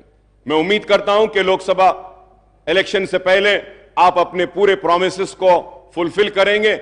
आपने कहा कि 2 promises करें, लेकिन सिर्फ एक promise में A B C था, उसमें से एक करें, और दूसरी प्रॉमिस में ए एंड बी था, उसमें से एक करें, अभी बी बाकी है। मैं उम्मीद करता हूं कि आप वो सारे प्रॉमिसेस को फुलफिल करेंगे और वो प्रॉमिसेस को फुलफिल करने के लिए जो भी ताउन, जो भी सपोर्ट हमको देना है, हम जरूर आपको देंगे, क्योंकि हम चाहते हैं कि अवाम से किए गए वादे पूरे हों। हम चाहते हैं अवाम ने जिस उम्मीद के साथ वोट दिया है वो उम्मीद पूरी हो। हम चाहते हैं कि अवाम जिस तवक्को के साथ वोट दिया है वो पूरा हो। हम नहीं चाहते कि उनके ख्वाब चुकनाचूर हों। But sir, at the same time I would like to, मैं कांग्रेस की हुकूमत को आगाह करना चाहता हूं, आपकी नाकामी ऐसे ना हो कि बीजेपी की कामयाबी का सबब बन जाए। होशियार रहिए और बारीक नजर के साथ, दूरअंदेशी के साथ सबर के साथ, इस्तिक़लाल के साथ काम करें। बीजेपी नहीं तो आगे बढ़ जाएगी, इख्तिदार पे आ जाएगी। आपने देखा है कि क्या नताइज हैं मध्य प्रदेश के, राजस्थान के और दूसरे रियासतों के। तो हमको इन नताइज से भी सबक सीखना है और बीजेपी के बढ़ते हुए कदम को रोकना है और आपकी गलती उनका फायदा ना हो जाए। उम्मीद करते हैं कि पार्लियामेंट के इलेक्शन में सेक्युलर ताकतें, बीआरएस हो या कांग्रेस हो या मजलिस हो, ये कामयाब होंगी और मुल्क को आज बेरोजगारी की तरफ ले जाने वाली वो ताकतें, मुल्क को नफरत की बुनियाद पर बांटने वाली ताकतें और मुल्क को कमजोर करने वाली वो ताकतों को शिकस्त होगी और सेक्युलर ताकतें कामयाब होगी। सर मैं इसके साथ ही साथ ये भी कहूंगा जरूर कि फाइनेंशियल स्टेटस में जो भी जैसा भी फाइनेंशियल स्टेटस था, लेकिन उस रियासत में व्हाइट पेपर में तो कहा गया कि कुछ भी नहीं था, बहुत ही तबाही है। लेकिन ये बात जरूर कहूंगा कि 9-9.5 बरस में पोस्ट मैट्रिक स्कॉलरशिप पर जो खर्च हुआ है वो 474 करोड़ हुआ है। बेनिफिशियरीज जो मुस्लिम थे, मुस्लिम बेनिफिशियरीज की बात कर रहा हूं, 14,27,714 था। रिएम्बर्समेंट ऑफ ट्यूशन फीस में जो एक्सपेंडिचर हुआ 9.5 साल में वो 1,748 करोड़ था। बेनिफिशियरीज थे 10,01,561। प्री मैट्रिक स्कॉलरशिप पर जो एक्सपेंडिचर हुआ उसमें 21 करोड़ हुआ। मुस्लिम बेनिफिशियरीज थे, मैं मुसलमानों की बात कर रहा हूं honourable speaker sir, 87,225 sir. CM overseas scholarship पर जो एक्सपेंडिचर हुआ 9.5 बरस में 492 करोड़ और टोटल बेनिफिशियरीज हुए 3,224 सर। टिमरी स्कूल में 97,000 आज करेंटली पढ़ रहे हैं स्कूल्स में। मैं उम्मीद करता हूं कि 97,000 बच्चों के मुस्तकबिल को सजाने संवारने का काम आप बीआरएस से ज्यादा अच्छा करेंगे, हम सब मिलकर उससे अच्छा करेंगे। मैं उम्मीद करता हूं कि टिमरीज में 32,640 स्टूडेंट्स जूनियर कॉलेजेस में पढ़ रहे हैं, उनके मुस्तकबिल को भी हम संवारेंगे। 80,000 बच्चे टिमरीज में पास आउट हो चुके हैं। 9.5 साल में 3,068 करोड़ स्पेंड हुए हैं। Centre for education development of minorities में का भी में एक्सपेंडिचर 14 करोड़ मुसलमानों पे हुआ। बेनिफिशियरीज 49,310 था। माइनॉरिटी स्टडी सर्कल पर 17 करोड़ हुए। बेनिफिशियरीज है 9,319 और 700 सर। तो मैं आपसे कहना चाहता हूं कि 9.5 साल में ये जितने भी मैंने कहे हैं, post matric reimbursement, pre matric, CM overseas, टिमरीज, CEDM, माइनॉरिटी स्टडी सर्कल, ये इस पर 5,834 करोड़ स्पेंड हुए हैं और मुस्लिम बेनिफिटेड स्टूडेंट्स का नंबर है 27,08,693 sir. At the same time sir, I would also like to say that Shaadi Mubarak में जो मुसलमानों पर जो खर्च हुआ है अब तक 9.5 साल में 2,338 करोड़ स्पेंड हुए हैं और उसके बेनिफिशियरीज हैं 2,76,225। इमाम और मौजनों पर जो खर्च हुआ है 316 करोड़ खर्च हुआ है और 17,000 मौजनों को माहाना पैसे दिए जा रहे हैं। मैं उम्मीद करता हूं कि हुकूमत जो ऐलान करी है कि उनके मंथली रिन्यूमरेशन को बढ़ाएगी और 1 lakh financial assistant 278 crore spend हुए हैं। 33,545 को मिला है। वक्फ ग्रांट इन एड में 531 करोड़ स्पेंड हुए हैं और उसके बाद दावत इफ्तार पर भी हुआ। तो टोटल मुस्लिम बेनिफिशियरीज 9.5 साल में 31,50,000 थे ये सारे चीजों से।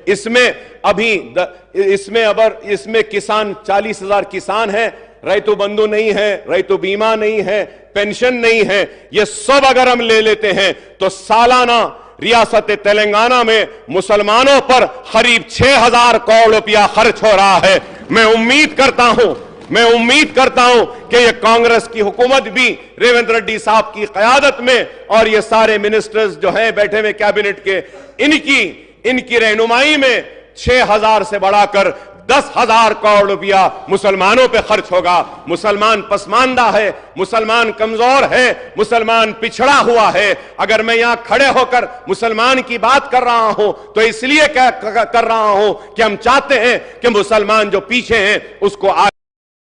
और उस दिन आपने क्लैरिफिकेशन नहीं दिया स्पीकर साहब। मैं एक बात पुरजोर अल्फाज में कहना चाहता हूं कि असेंबली के हर सेशन में अगर किसी मेंबर ने ड्रग्स के खिलाफ आवाज उठाई है, चाहे वो ड्रग्स हो, चाहे वो व्हाइटनर्स हो या कुछ भी हो, टैबलेट्स हो, तो वह MIM थी और मैं था, बार बार उठाता था। मैं वेलकम करता हूं और रियासती हुकूमत ने जो फैसला लिया है, जो इक़दामात उठा रहे हैं ये ड्रग्स के ये लानत को खत्म करने के लिए, इसके लिए हम हमारा मुकम्मल ताउन आपको देंगे। हम चाहते हैं कि हमारी आने वाली नस्ल इस लानत से दूर रहे। हम चाहते हैं कि हमारा आने वाले फ्यूचर जनरेशन को ये जो तबाह बर्बाद करने की एक साजिश है उसको हम रोकें। इसके लिए जो भी हमारे तरफ से ताउन होना है हम ताउन करेंगे। उस दिन मैं क्लैरिफिकेशन में यह भी पूछना चाहता था कि धरनी पोर्टल का क्या होगा।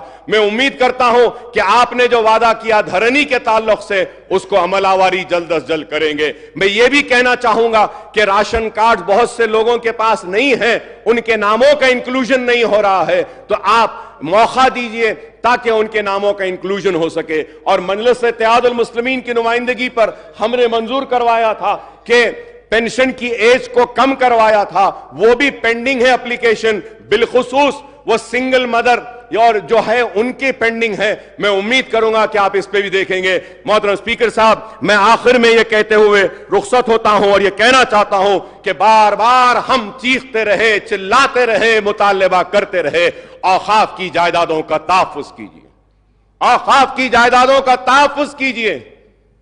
आज पूरी जायदादें तबाह हो रही हैं, आज भी तबाह हो रही हैं। अगर मुसलमानों की औकाफी जायदादों को अगर बचा लिया जाए और जिस पर्पस के लिए वक्फ किया गया है अगर वो पर्पस सर्व हो जाए तो मुसलमानों के किसी की मदद की जरूरत नहीं है, किसी की पैसे की जरूरत नहीं है।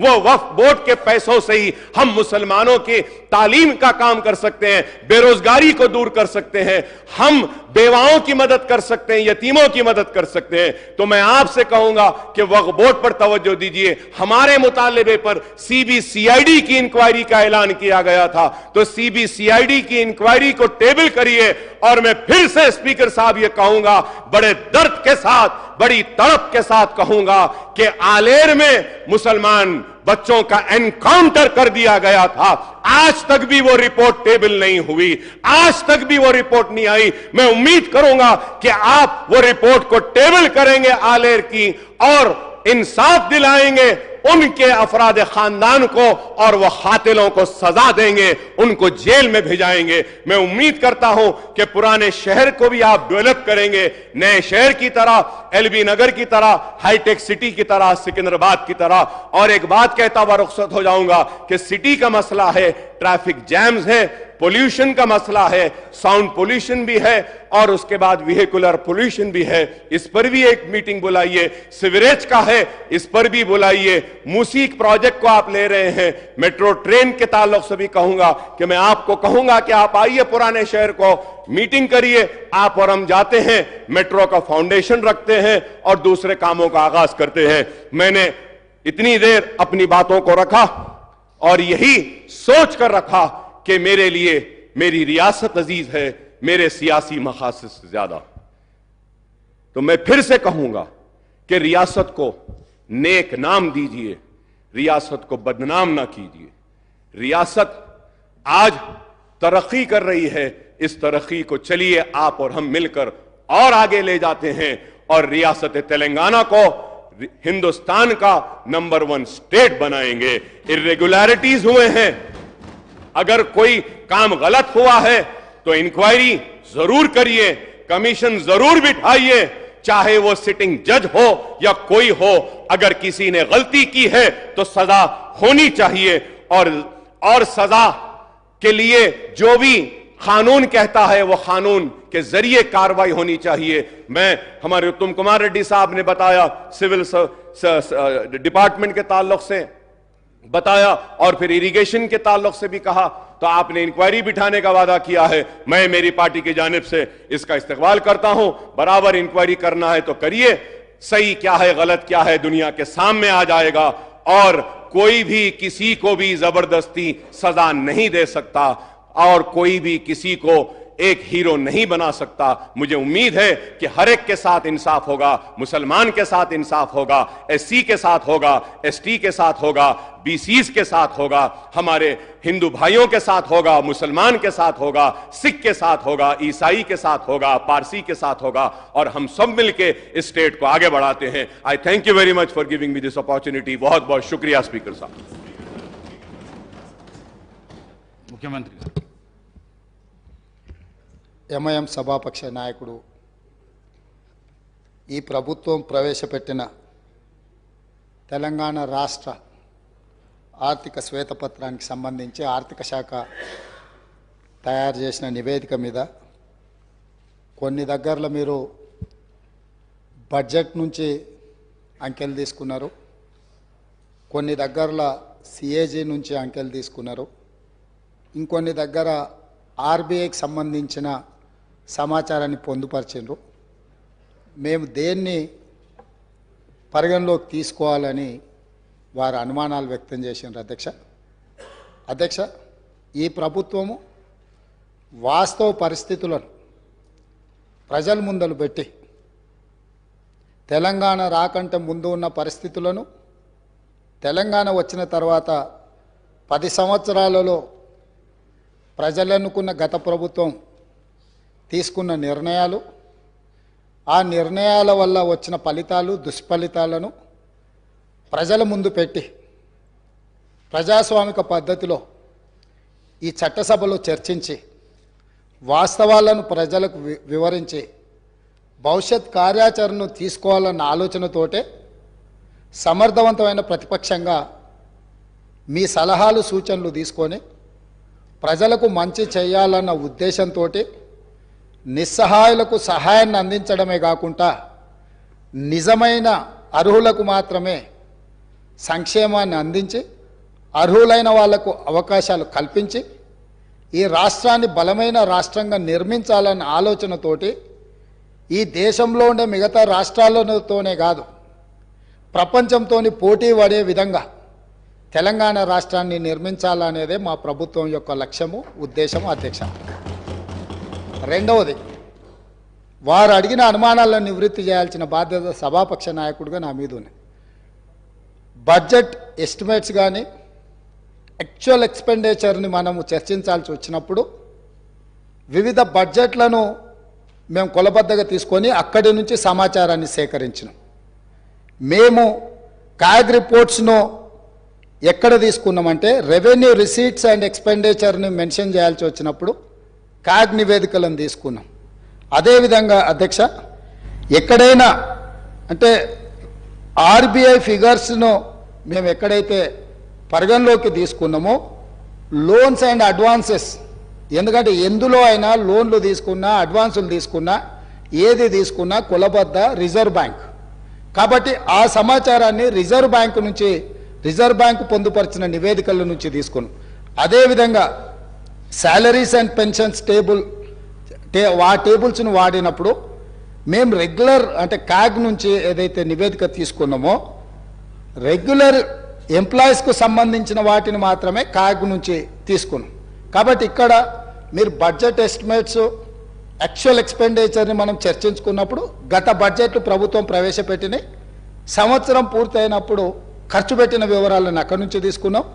వీటి మీద నివేదికలు అవి సరైన విధంగా ఖర్చు అయినాయా, ప్రభుత్వం సరైన ఉద్దేశంతోనే ఖర్చు పెట్టిందా, లేకపోతే ప్రభుత్వం అంచనాలు ప్రభుత్వం పెట్టిన ఖర్చు సహేతుకంగా ఉందా లేదా, ఒకవేళ లోపభూయిష్టంగా ఉంటే ప్రభుత్వం తప్పిదాలు ఏంటి అనేది కాగ్ నివేదిక ఇస్తుంది. అట్లాంటి నివేదికలను అట్లాంటి వాటిని మనము కాగ్ నుంచి తీసుకున్నాం. మనం చేసే అప్పులు ఇప్పుడు ఉదాహరణ ఒక విషయం నేను చెప్పదలుచుకున్నా అధ్యక్ష. రిజర్వ్ బ్యాంక్ దగ్గర ప్రతిరోజు ఒక నివేదిక మనకు వస్తుంది. ఆ నివేదిక ప్రకారము ప్రతిరోజు మనం ఎంత ఖర్చు పెడుతున్నాము, మన దగ్గర ఎంత ఉన్నది లేకపోతే మన అవసరాలు ఏమున్నాయని చెప్పి రిజర్వ్ బ్యాంకు మనకు నివేదిక ఇస్తుంది అధ్యక్ష. దాని ప్రకారం తెలంగాణ రాష్ట్రం వచ్చినప్పుడు నేను ఈ బుక్లో పొందుపరిచిన అధ్యక్ష మా ప్రభుత్వము దీని ఒకసారి నేను ఆ పేజీ నెంబర్ వాటి వివరాలను చెప్తాను, ఒకసారి వాటిని చూసుకోమని నేను సభ్యులకు తెలియజేస్తూ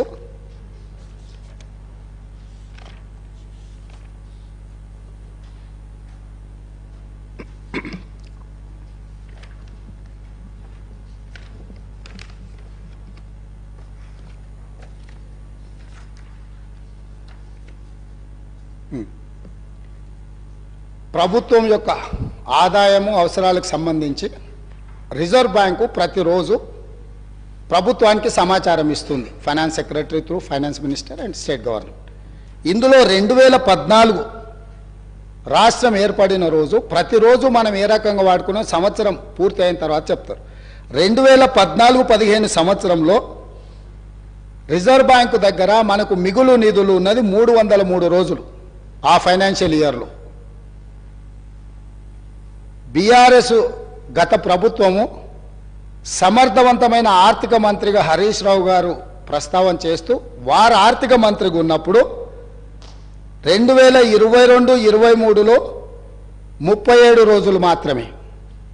అదేవిధంగా 2021-22లో 57 రోజులు మాత్రమే. 2020-21లో 122 రోజులు మాత్రమే. అదేవిధంగా 2023-24 ఇప్పటి వరకు నవంబర్ 23 వరకు కేవలం 30 రోజులు మాత్రమే. అంటే 2014-15 కాంగ్రెస్ పార్టీ రాష్ట్రాన్ని ఏర్పాటు చేసి రాష్ట్రం యొక్క ఆర్థిక పరిస్థితులను గత ప్రభుత్వానికి అప్పజెప్పినప్పుడు 365 రోజులల్లా 303 రోజులు రిజర్వ్ బ్యాంకు దగ్గర మనవి మిగులు నిధులు ఉండే. ఏ అవసరాలు కూడా రిజర్వ్ బ్యాంకు దగ్గర అప్పు చేయాల్సిన పరిస్థితి లేకుండా ఆర్థిక శాఖను రాష్ట్రం యొక్క ఆర్థిక స్థితిగతులను నిర్వహించినము. గత ప్రభుత్వంలో ఉన్న ఆర్థిక మంత్రి గారు నిర్వహించిన 5 సంవత్సరాలను లెక్కేస్తే ఏ సంవత్సరం కూడా ఇందులో సగం రోజులు కూడా ప్రభుత్వం దగ్గర డబ్బులు లేవు.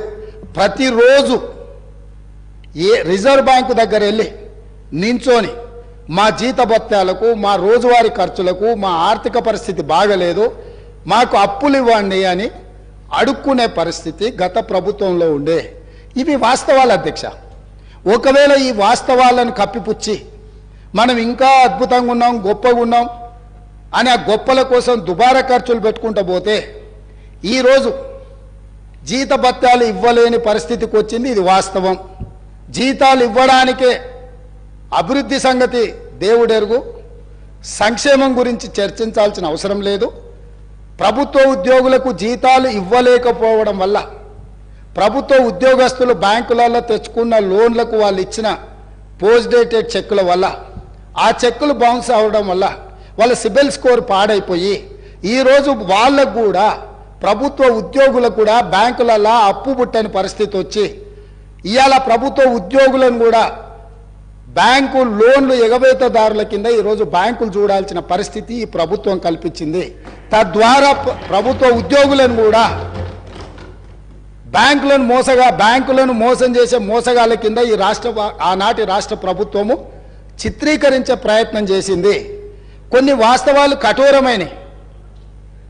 మన కుటుంబ సభ్యుడైనా తప్పు చేసినప్పుడు తప్పును తప్పు అనకపోతే కుటుంబ పెద్దగా మనం కూడా తప్పు చేసిన వాళ్ళమైతాం, ఆ తప్పులో భాగస్వాములమైతాం, ఆ తప్పుకు సహకరించిన వాళ్ళమైతాం. ఈ శ్వేతపత్రము ఎవరినో కించపరచడానికో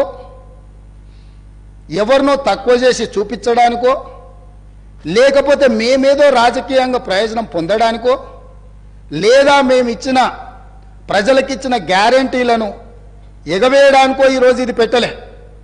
ఇప్పటి వరకు అవాస్తవాలతో అభూత కల్పనలతో ఆర్భాటపు ప్రచారాలతో ఈ రాష్ట్రమంతా బాగుంది మేము అద్భుతాలను ఆవిష్కరించినమని చెప్పుకుంటున్నప్పుడు వాస్తవ పరిస్థితులను ఇక్కడ పెట్టినాం. ఈ వాస్తవ పరిస్థితులు కొంతమందికి చేదుగా ఉండొచ్చు, కొంతమందికి కళ్ళు తెరిపించే విధంగా ఉండొచ్చు, ఇంకొంతమందికి ఉన్న పరిస్థితులను అర్థం చేసుకొని పకడ్బందీ భవిష్యత్తు ప్రణాళికలను మనం నిర్ణయించుకొని ముందుకు వెళ్ళడానికి ఉపయోగపడుతుందని ఇంకొంతమందికి ఉండొచ్చు. మా ఉద్దేశం, మా ప్రభుత్వం ఉద్దేశం, ప్రజలు అన్ని గుర్తించింది కాబట్టే 10 సంవత్సరాల తర్వాత వాళ్ళని అధికారంలో నుంచి ప్రతిపక్షానికి పంపించిండ్రు, మాకు అధికారాన్ని ఇచ్చారు. అధికారం ఇచ్చిన 10వ రోజే ఎందుకు ఈరోజు ప్రజల ముందు ఈ వాస్తవాలన్నీ పెడుతున్నాము? ప్రజలకు నిజాలు చెప్పి మనకున్న పరిస్థితిని వివరించి కష్టమైన ఈ ప్రభుత్వం నిస్సహాయులకు సహాయాన్ని అందిస్తుంది, అర్హులైన వాళ్ళకు అవకాశాలు ఇస్తుంది, మీకు అండగా నిలబడుతుంది అని చెప్పడానికి ప్రభుత్వం ప్రయత్నం చేస్తుంది అధ్యక్ష. ఇందులో ఎవరు వ్యక్తిగతంగా తీసుకోవాల్సిన అవసరం లేదు అధ్యక్ష. దీంట్లో ఏముంది? మేము ఈ మొత్తం నివేదికలో ఎక్కడైనా 42 పేజీల నివేదికలో ఎవరినైనా నిందించినట్టు కానీ ఎవరినైనా వ్యక్తిగతంగా దూషించినట్టు కానీ ఇక్కడ నివేదికలు ఉన్నాయి అధ్యక్ష. మాజీ మంత్రి గారు మాట్లాడతారు పక్క రాష్ట్రాల నుంచి, పక్క రాష్ట్రంలో పనిచేసిన నుంచి సమాచారం సేకరించిందని. ఇదేనా పద్ధతి అధ్యక్ష? 10 సంవత్సరాల నుంచి తెలంగాణ నిర్మాణం కోసం అహర్నిశలు కష్టపడి పనిచేసిన మన రాష్ట్ర అధికారులను ఈ రకంగా అవమానించడం కరెక్టా అధ్యక్ష? ప్రతి శాఖ యొక్క నివేదిక ఆ శాఖ యొక్క ప్రిన్సిపల్ సెక్రటరీ ప్రాపర్ ఫార్మేట్లో ఫిలప్ చేసి సంతకాలు పెట్టి ఆర్థిక శాఖకు పంపించిన తర్వాత ఆర్థిక శాఖ కార్యదర్శి గారు, వారితో పనిచేసిన కార్యదర్శి గారు, అతనే మారలేదు అధ్యక్ష, వారు సంతకం పెట్టి ప్రభుత్వానికి ఇచ్చిన నివేదికనే ఈ నివేదిక. కాబట్టి వారికి ఏమైనా అనుమానాలు ఉండి వారిలాగానే మిగతా వాళ్ళు కూడా వ్యవహరిస్తారని ఏమైనా అపోహలు ఉంటే తొలగించుకోండి. కొత్త ప్రభుత్వం ఏర్పడ్డప్పుడు వేలాది మంది మమ్మల్ని వచ్చి కలుస్తారు అధ్యక్ష. మేము మీలాక కక్షాపూరితంగా కలవడానికి వచ్చిన వాళ్ళను అగౌరవపరిచే విధంగా, అదేవిధంగా వాళ్ళని తక్కువ చేసి చూపించే విధంగా ఇట్లా చేయము అధ్యక్ష. ఒకవేళ అట్లనే అనుకుంటే అధ్యక్ష, ఒక్క మాట అడగదలుచుకున్నా, మీరేదో వివరాలు బయట పెడతామని అంటారు, నేను ఒక ఫోటో మీకు చూపించదలుచుకున్నా అధ్యక్ష. ఈ ఫోటో చూడండి. వీరు ఇక్కడ పక్కన ఉన్నాయన డాక్టర్ వైఎస్ రాజశేఖర రెడ్డి గారు కీర్తిశేషులు. ఈ పక్కన ఉన్నది ఎవరో మీకు తెలుసు కదా అధ్యక్ష. వీరు ఆ రోజు స్వయంగా వెళ్ళి ఆనాటి ముఖ్యమంత్రి గారిని వ్యక్తిగతంగా కలిసి వాళ్ళ మధ్యలో ఏం చర్చ జరిగిందని నేను వివరాలలో జోలికి వెళ్ళదలుచుకోలేదు అధ్యక్ష. ఈరోజు నన్ను ఎవరైనా ముఖ్యమంత్రిగా ఈ రాష్ట్రానికి బాధ్యత తీసుకున్న తర్వాత ఎన్నో రకాల సంస్థలు, వ్యవస్థలు, వ్యక్తులు వాళ్ళు మమ్మల్ని వచ్చి కలుస్తారు. అది మర్యాదపూర్వకంగా కలుస్తారు. మేము కూడా ప్రధానమంత్రి గారిని కలవాలని, ఈ దేశ ప్రధానమంత్రిని కలవడం ముఖ్యమంత్రిగా నా మంత్రివర్గ సహచరుల యొక్క బాధ్యత అని చెప్పి ఈ రాష్ట్రం నుంచి కేంద్రంలో మంత్రిగా వ్యవహరిస్తున్న కిషన్ రెడ్డి గారికి నేనే స్వయంగా ఫోన్ చేసిన. సిద్ధాంతపరంగా మేము భారతీయ జనతా పార్టీని విభేదిస్తాం, కానీ రాష్ట్ర ముఖ్యమంత్రిగా నా కర్తవ్యము నా రాష్ట్రానికి, మన రాష్ట్రానికి కావాల్సిన నిధులను తెచ్చుకోవాలన్నప్పుడు రాష్ట్ర కేంద్ర ప్రభుత్వాల మధ్యన సత్సంబంధాలు ఉండాలి అని మేమే ఒక అడుగు ముందుకేసి కేంద్ర మంత్రి కిషన్ రెడ్డి గారికి నేను స్వయంగా ఫోన్ చేసిన. మీరు ఒకసారి ప్రధానమంత్రి గారితో మాట్లాడండి, మనం వెళ్ళి కలుద్దాము, మనకు రాష్ట్రానికి సంబంధించిన ఏమైనా నిధులు తెచ్చుకునేది ఉంటే డెఫినెట్గా చేద్దామని. ఎందుకు? మేము బేసిజాలకు పోదలుచుకోలేదు. స్వార్థపరమైన రాజకీయ ప్రయోజనాలని ప్రభుత్వం ఆశించడం లేదు. తాత్కాలికమైన లాభాల కోసము మేము ఎలాంటి దుందుడుకు చర్యలకు మేము పాల్పడదలుచుకోలేదు అధ్యక్ష. అందుకే ఈరోజు మీరందరూ, మనమందరం ఈ సభలో చర్చ ఇదే కాకుండా విద్యుత్ శాఖకు సంబంధించి మా సాగునీటి పారుదల శాఖ మంత్రి గారు కూడా ఈ సమావేశాలలోనే శ్వేతపత్రాలు విడుదల చేయదలుచుకున్నాం. ఎక్కడైనా ఎప్పుడైనా ఎవరైనా కొత్తగా బాధ్యతలు చేపట్టినప్పుడు మనకున్న పరిస్థితులను ప్రజలకు వివరించడం ద్వారా, వాళ్ళ నమ్మకాన్ని, విశ్వాసాన్ని చురగొనడం ద్వారా, ప్రతిపక్షాల వైపు నుంచి సహకారం, సలహాలు, సూచనలు తీసుకోవడం ద్వారా బలమైన రాష్ట్రంగా నిర్మించాలనేదే మా ఉద్దేశము. కాబట్టి ఇప్పటికైనా గతంలో చేసిన తప్పులనే మళ్ళీ మేము వితండవాదంతో మీ మీద దాడులు చేస్తామనే విధానాన్ని ప్రతిపక్ష పార్టీ వదులుకోవాలి. వాళ్ళకి ఏమైనా బాధ ఉండొచ్చు, ఇక్కడి నుంచి అక్కడికి వెళ్ళినప్పుడు సహజంగా ఉంటుంది, దుఃఖం కూడా ఉంటుంది, కొంతమందికి జీవితంలో నెరవేరని కోరికలు ఉంటాయి. తండ్రిని కూడా అడ్డు తొలగించుకొని కుర్చీలో కూర్చోవాలనేటోళ్ళు కూడా ఉంటారు. ఔరంగజేబ్ స్టోరీలు ఇవన్నీ మనం చూసినాం కదా అధ్యక్ష చరిత్రలో. సో వీటన్నిటిని దృష్టిలో పెట్టుకొని వాళ్ళ కుటుంబంలో ఉండే తగాదాలను తీసుకొచ్చి సభలో ప్రస్తావించడం ద్వారా సభ యొక్క ఔన్నత్యాన్ని గౌరవాన్ని తగ్గించే విధంగా వ్యవహరించొద్దు. ఈ ప్రభుత్వం జిమ్మెదారితో ఇక్కడ ఉన్నది. ఈ ప్రభుత్వం జిమ్మెదారితో ఇచ్చిన మాటను నిలబెట్టుకుంటుంది. ఈ ప్రభుత్వం సహేతుకమైన సలహాలు సూచనలు ప్రతిపక్షాలు ఇచ్చినప్పుడు తప్పకుండా స్వీకరిస్తుంది. మిత్రుడు అక్బరుద్దీన్ ఓవైసీ గారు ఏవైతే అంశాలను లేవనెత్తిండో చాలా విషయాలు వాళ్ళు లేవనెత్తిండ్రు, మా అధికారులు నోట్ చేసుకున్నారు. తప్పకుండా ఆ అంశాలను అన్నిటిని కూడా మేము పరిగణలోకి తీసుకుంటాం, పరిష్కరిస్తాం. మేము ఓపెన్గా మేము సెక్రటేరియట్లోనే ప్రజలకు తెరిచినాం. ఈ రాష్ట్రాన్ని ప్రజలు ఈ రాష్ట్రంలో ప్రభుత్వాన్ని ఎన్నుకున్నది సచివాలయం నుంచి ప్రజలకు సుపరిపాలన అందించడానికి. అందుకే అక్కడ మంత్రులను కూర్చోబెట్టినాం. మంత్రులను వచ్చి ప్రజలు కలిసేటట్టు, ప్రజా సంఘాలు వాళ్ళ నివేదికలు ఇచ్చేటట్టు, వాళ్ళ పెండింగ్ సమస్యల్ని చర్చించడానికి ప్రగతి భవన్నే కాదు ఇవాళ ప్రజాభవన్గా మార్చినాం. సచివాలయాన్ని ప్రజలకు అందుబాటులోకి తీసుకొచ్చినాం. మేము బాధ్యత తీసుకుని వెంబడే హైదరాబాద్ మీద రివ్యూ చేయాలనుకున్నప్పుడు हम लोग जिम्मेदारी से यहाँ हैदराबाद क्षेत्र से जो पार्लियामेंट में 7 एमएलए से हम लोग बुलाए सचिवालय पे. हमारा पॉलिटिकल डिफरेंसेस में भी देर, मगर जब हम तरक्की करना है आगे हैदराबाद शहर को हिंदुस्तान में सबसे बड़ा अच्छा शहर बनाने के लिए हमारे दोस्तों से हम गुजारिश किए भाई आप साथ आ जाओ, जो चाहिए जो पेंडिंग है जो हैदराबाद तरक्की के लिए हम जिम्मेदारी से जो करना है हम जिम्मेदारी उठाएंगे, आपके साथ लेंगे.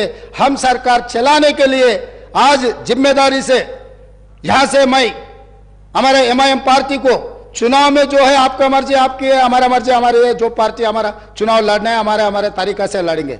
मैं जो हैदराबाद शहर ये देश का निशान है, वो हैदराबाद शहर का नाम पूरा दुनिया में रोशनी करने के लिए हम लोग कोशिश करेंगे. वहां पर आपके मदद जरूर लेंगे, कोई शक नहीं है. ड्रग्स के बारे में आप सामने आके 2 कदम आके हमारे मदद दी, हम धन्यवाद कर रहे हैं. क्योंकि ड्रग्स को इराडिकेट करना है हमारा जिम्मेदारी है. हमारे बच्चे हमारे परिवार है. जो पंजाब को देखने के बाद भी हम नहीं सुधरे तो दुनिया कोई भी अपने को माफ नहीं करने वाले. इसीलिए यहां से मैं जिम्मेदारी से यकीन से मैं वादा कर रहा हूं, ये सरकार को अच्छा चलाने के लिए ये पूरा तेलंगाना में जितना जनता है उनके भला के लिए, उनके वेलफेयर एंड डेवलपमेंट के लिए, खासकर माइनॉरिटी, वो may be Christian minority, Muslim minority, Sikh minority और any other minority. Minority majority में कोई अंतर नहीं है. माइनॉरिटी के जो फंडामेंटल राइट्स हम बचाए. हम सेक्युलर फैब्रिक है, ये सेक्युलर फैब्रिक बचाने के लिए ये देश में कुर्बानी की है महात्मा गांधी जी ने, इस देश में कुर्बानी की है शहीद हुए इंदिरा गांधी जी ने, इस देश में शहीद हुए राजीव गांधी जी ने, इस देश में सोनिया गांधी जी और राहुल गांधी जी ने पदवी त्याग किए. कभी प्रधानमंत्री राष्ट्रपति मौका मिले तो भी दूसरों को जो जिम्मेदारी लोगों को वो कुर्सी पे बिठाए. इसीलिए यकीन से मल्लिकार्जुन खड़गे जी के नेतृत्व में दलित, आदिवासी, गिरिजन, ओबीसी, माइनॉरिटी महिलाओं के भला के लिए ये कांग्रेस पार्टी आगे सरकार चलाएंगे. आप लोग कभी भी 24 घंटा कभी भी आपको कुछ सरकार को सुझाव देना है तो हम लोग वेलकम कर रहे हैं. धन्यवाद अध्यक्ष.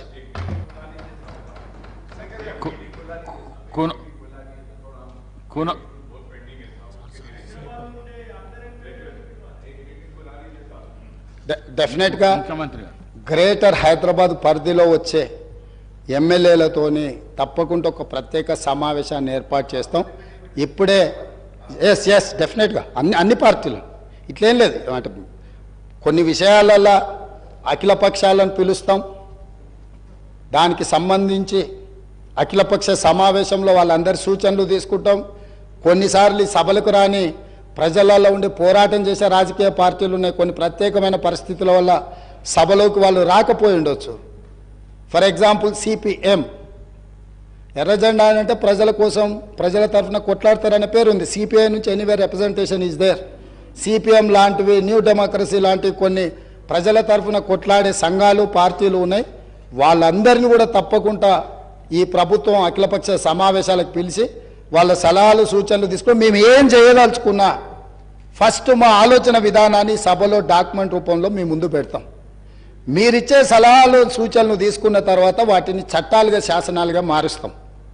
మేము చర్చకే పెట్టకుండా మా ఇంట్లో కూర్చొని మా ఇష్టారాజ్యంగా మేము ఏక వ్యక్తి నిర్ణయాలతోని ముందుకు వెళ్ళదలుచుకోలేదు. 119 మంది శాసనసభ్యులు కలిసినప్పుడే, 17 మంది పార్లమెంట్ సభ్యులు కలిసినప్పుడే, 40 మంది శాసన మండలి సభ్యులు కలిసినప్పుడే, 11 మంది రాజ్యసభ సభ్యులు, 7 మంది మన తరఫున ఉన్న వాళ్ళు, మనతోని రాజ్యసభలో ఉన్న సభ్యులు వచ్చినప్పుడే ఈ చట్టాలకు ఈ శాసనాలకు కొంత గౌరవం ఉంటుంది. ఆ అంశంలో అందరినీ పరిగణలోకి తీసుకొని తప్పకుండా ముందుకు వెళ్తామని చెప్పి మీ ద్వారా సభ్యులందరికీ నేను చెప్పదలుచుకున్నాను అధ్యక్ష. ధన్యవాదాలు. కూనమనేని సాంబశివరావు గారు.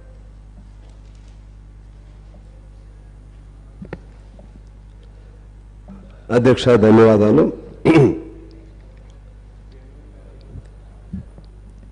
రాష్ట్రంలో అంటే ఉమ్మడి రాష్ట్రం 1956 నుంచి 2014 వరకు దాదాపు 57 సంవత్సరాలు మొత్తం ఉమ్మడి రాష్ట్రంలో అప్పు, తర్వాత విడిపోయిన తర్వాత 72,658 కోట్లు. ఈ 10 ఏళ్ల కాలంలో 6 లక్షల, ఈ ఫిగరు అక్బర్ గారు చెప్పినట్లుగా ఒక పేజీలో ఒక రకంగా ఉంది, 13వ పేజీలో ఒక 612 కోట్ల 343 కోట్లని 6,12,343 కోట్లు ఉంది. చివరి పేజీలో 6,71,757 కోట్లుగా ఉంది. సరే, ఏదేమైనా ఆ అప్పు 72,658 కోట్ల నుంచి ఈ 10 ఏళ్ల కాలంలో దాదాపు 6 లక్షల కోట్లకు పెరిగింది. ఈ అంశానికి సంబంధించి వైట్ పేపర్ రిలీజ్ చేయడానికి సంబంధించి అక్బర్ గారు ఇంకొంతమంది సరే వారి వారి అభిప్రాయాలు చెప్పారు. నా అభిప్రాయం ఏంటంటే, ముందుగా చాలా ఎనామలీస్ జరిగాయి. లెక్కలకు సంబంధించి ఒక్కో పేజీలో అది ఆర్బీఐయా లేకపోతే సిఏజీనా లేకుంటే ఇతర ఏజెన్సీ నుంచా, దేని నుంచి తీసుకున్నా సరే సెల్ఫ్ కాంట్రడిక్టరీగా కొన్ని లెక్కలు తేడాలు ఉన్నాయి. భవిష్యత్తులో ఇటువంటి ఇంపార్టెంట్ వైట్ పేపర్ని ఈ ఆగస్టు సభ ముందు పెట్టేటప్పుడు మరిన్ని జాగ్రత్తలు తీసుకోవాల్సిన అవసరం ఉంది. అధికారులు కూడా సరే మనం ఎంత దాన్ని సెల్ఫ్ సపోర్టివ్గా చెప్పుకున్నప్పుడు కూడా ఇటువంటి తప్పులు చేయటం వల్ల దాని ఇంపార్టెన్స్, ఈ శ్వేతపత్రం ప్రవేశపెట్టిన దాని వెనుకున్నటువంటి గొప్ప ప్రాముఖ్యతను కోల్పోయే ప్రమాదం ఉంటుంది. అందువల్ల దయచేసి భవిష్యత్తులో ఆ జాగ్రత్తలు తీసుకోవాలని కోరుతా ఉన్నాను. రెండో అభిప్రాయం ఏంటంటే, ఇక్కడ ఈ శ్వేతపత్రం ప్రవేశపెట్టడం వలన మన రాష్ట్ర గౌరవం దెబ్బతింటుందని, రాష్ట్రంలో ఉన్నటువంటి లోపాలు లేకపోతే ఆర్థిక బలహీనతలు బయటకు వస్తాయని, తద్వారా దేశంలో ఇతర రాష్ట్రాల ముందు పలచనవుతామని, లేకుంటే రిజర్వ్ బ్యాంక్ దగ్గర నుంచో లేకపోతే ఇంకా ఇతర వచ్చే రుణాలు తగ్గిపోతాయని, లేకపోతే మన పెద్ద పెద్ద ఇండస్ట్రియలిస్ట్స్ వాడు రాలేరేమోనని ఇటువంటి అనేక అభిప్రాయాల నుండి అపోహల నుండి వ్యక్తం చేశారు.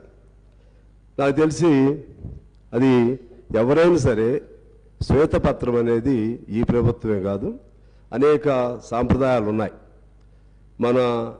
మన రాష్ట్రంలో ఏం జరుగుతుందనేది స్పష్టంగా తెలంగాణ ప్రజలందరికీ కూడా తెలవటం మంచిది. ఎవరిది గత ప్రభుత్వం తప్పు లేదనుకోండి, వాళ్ళు కూడా సపోర్టివ్గా ఇది మా తప్పు లేదని రుజువు చేసుకోవచ్చు. ఒకవేళ తప్పు ఉన్నా సరే నిర్వహణలో లోపాలు జరిగినాయి అనుకోండి, నిర్వహణలో లోపాలు భవిష్యత్తులో జరగకుండా చేసుకోవచ్చు. అందువలన అది శ్వేతపత్రం ప్రవేశపెట్టడంలో పొరపాటు అనే అభిప్రాయాన్ని నేను అంగీకరించట్లేదు. ఆ విధంగా చూస్తే మరలా రేపు బడ్జెట్ పెడతాం. బడ్జెట్ ప్రవేశపెట్టినప్పుడు ఈ లెక్కలను చూపెట్టాల్సిందే కదా, మొత్తం చేసిన అప్పులెంతో చూపెట్టాలి కదా. అప్పులతో పాటు మనం గ్యారంటీ ఉన్నటువంటి అప్పులు చూపెట్టాలి కదా, అప్పుడు దాయలేం కదా. ఈ కార్పొరేట్ ఇప్పుడున్నటువంటి కంప్యూటరైజ్డ్ ఏజ్లో ఇంకేదో దాస్తాం ఎవరికో తెలియకుండా అనేది అటువంటి ఆలోచనలు ఉండవలసిన అవసరం లేదనేది నా అభిప్రాయం. ఇక ముఖ్యంగా శ్వేతపత్రానికి సంబంధించి లెక్కలు డొక్కలు వీటన్నీ చాలా విన్నాం. దానిలో అసలు ఇష్యూ డైవర్ట్ అయిందనేది నా అభిప్రాయం. ఈ లెక్కలు కరెక్ట్ ఉన్నాయా, ఏ లెక్కలు కరెక్ట్ ఉన్నాయా, అది రాంగా ఈ రాంగా, ఆ పేజీలే ఉంది ఈ పేజీలే ఉంది, ఇవన్నీ జరిగినాయి.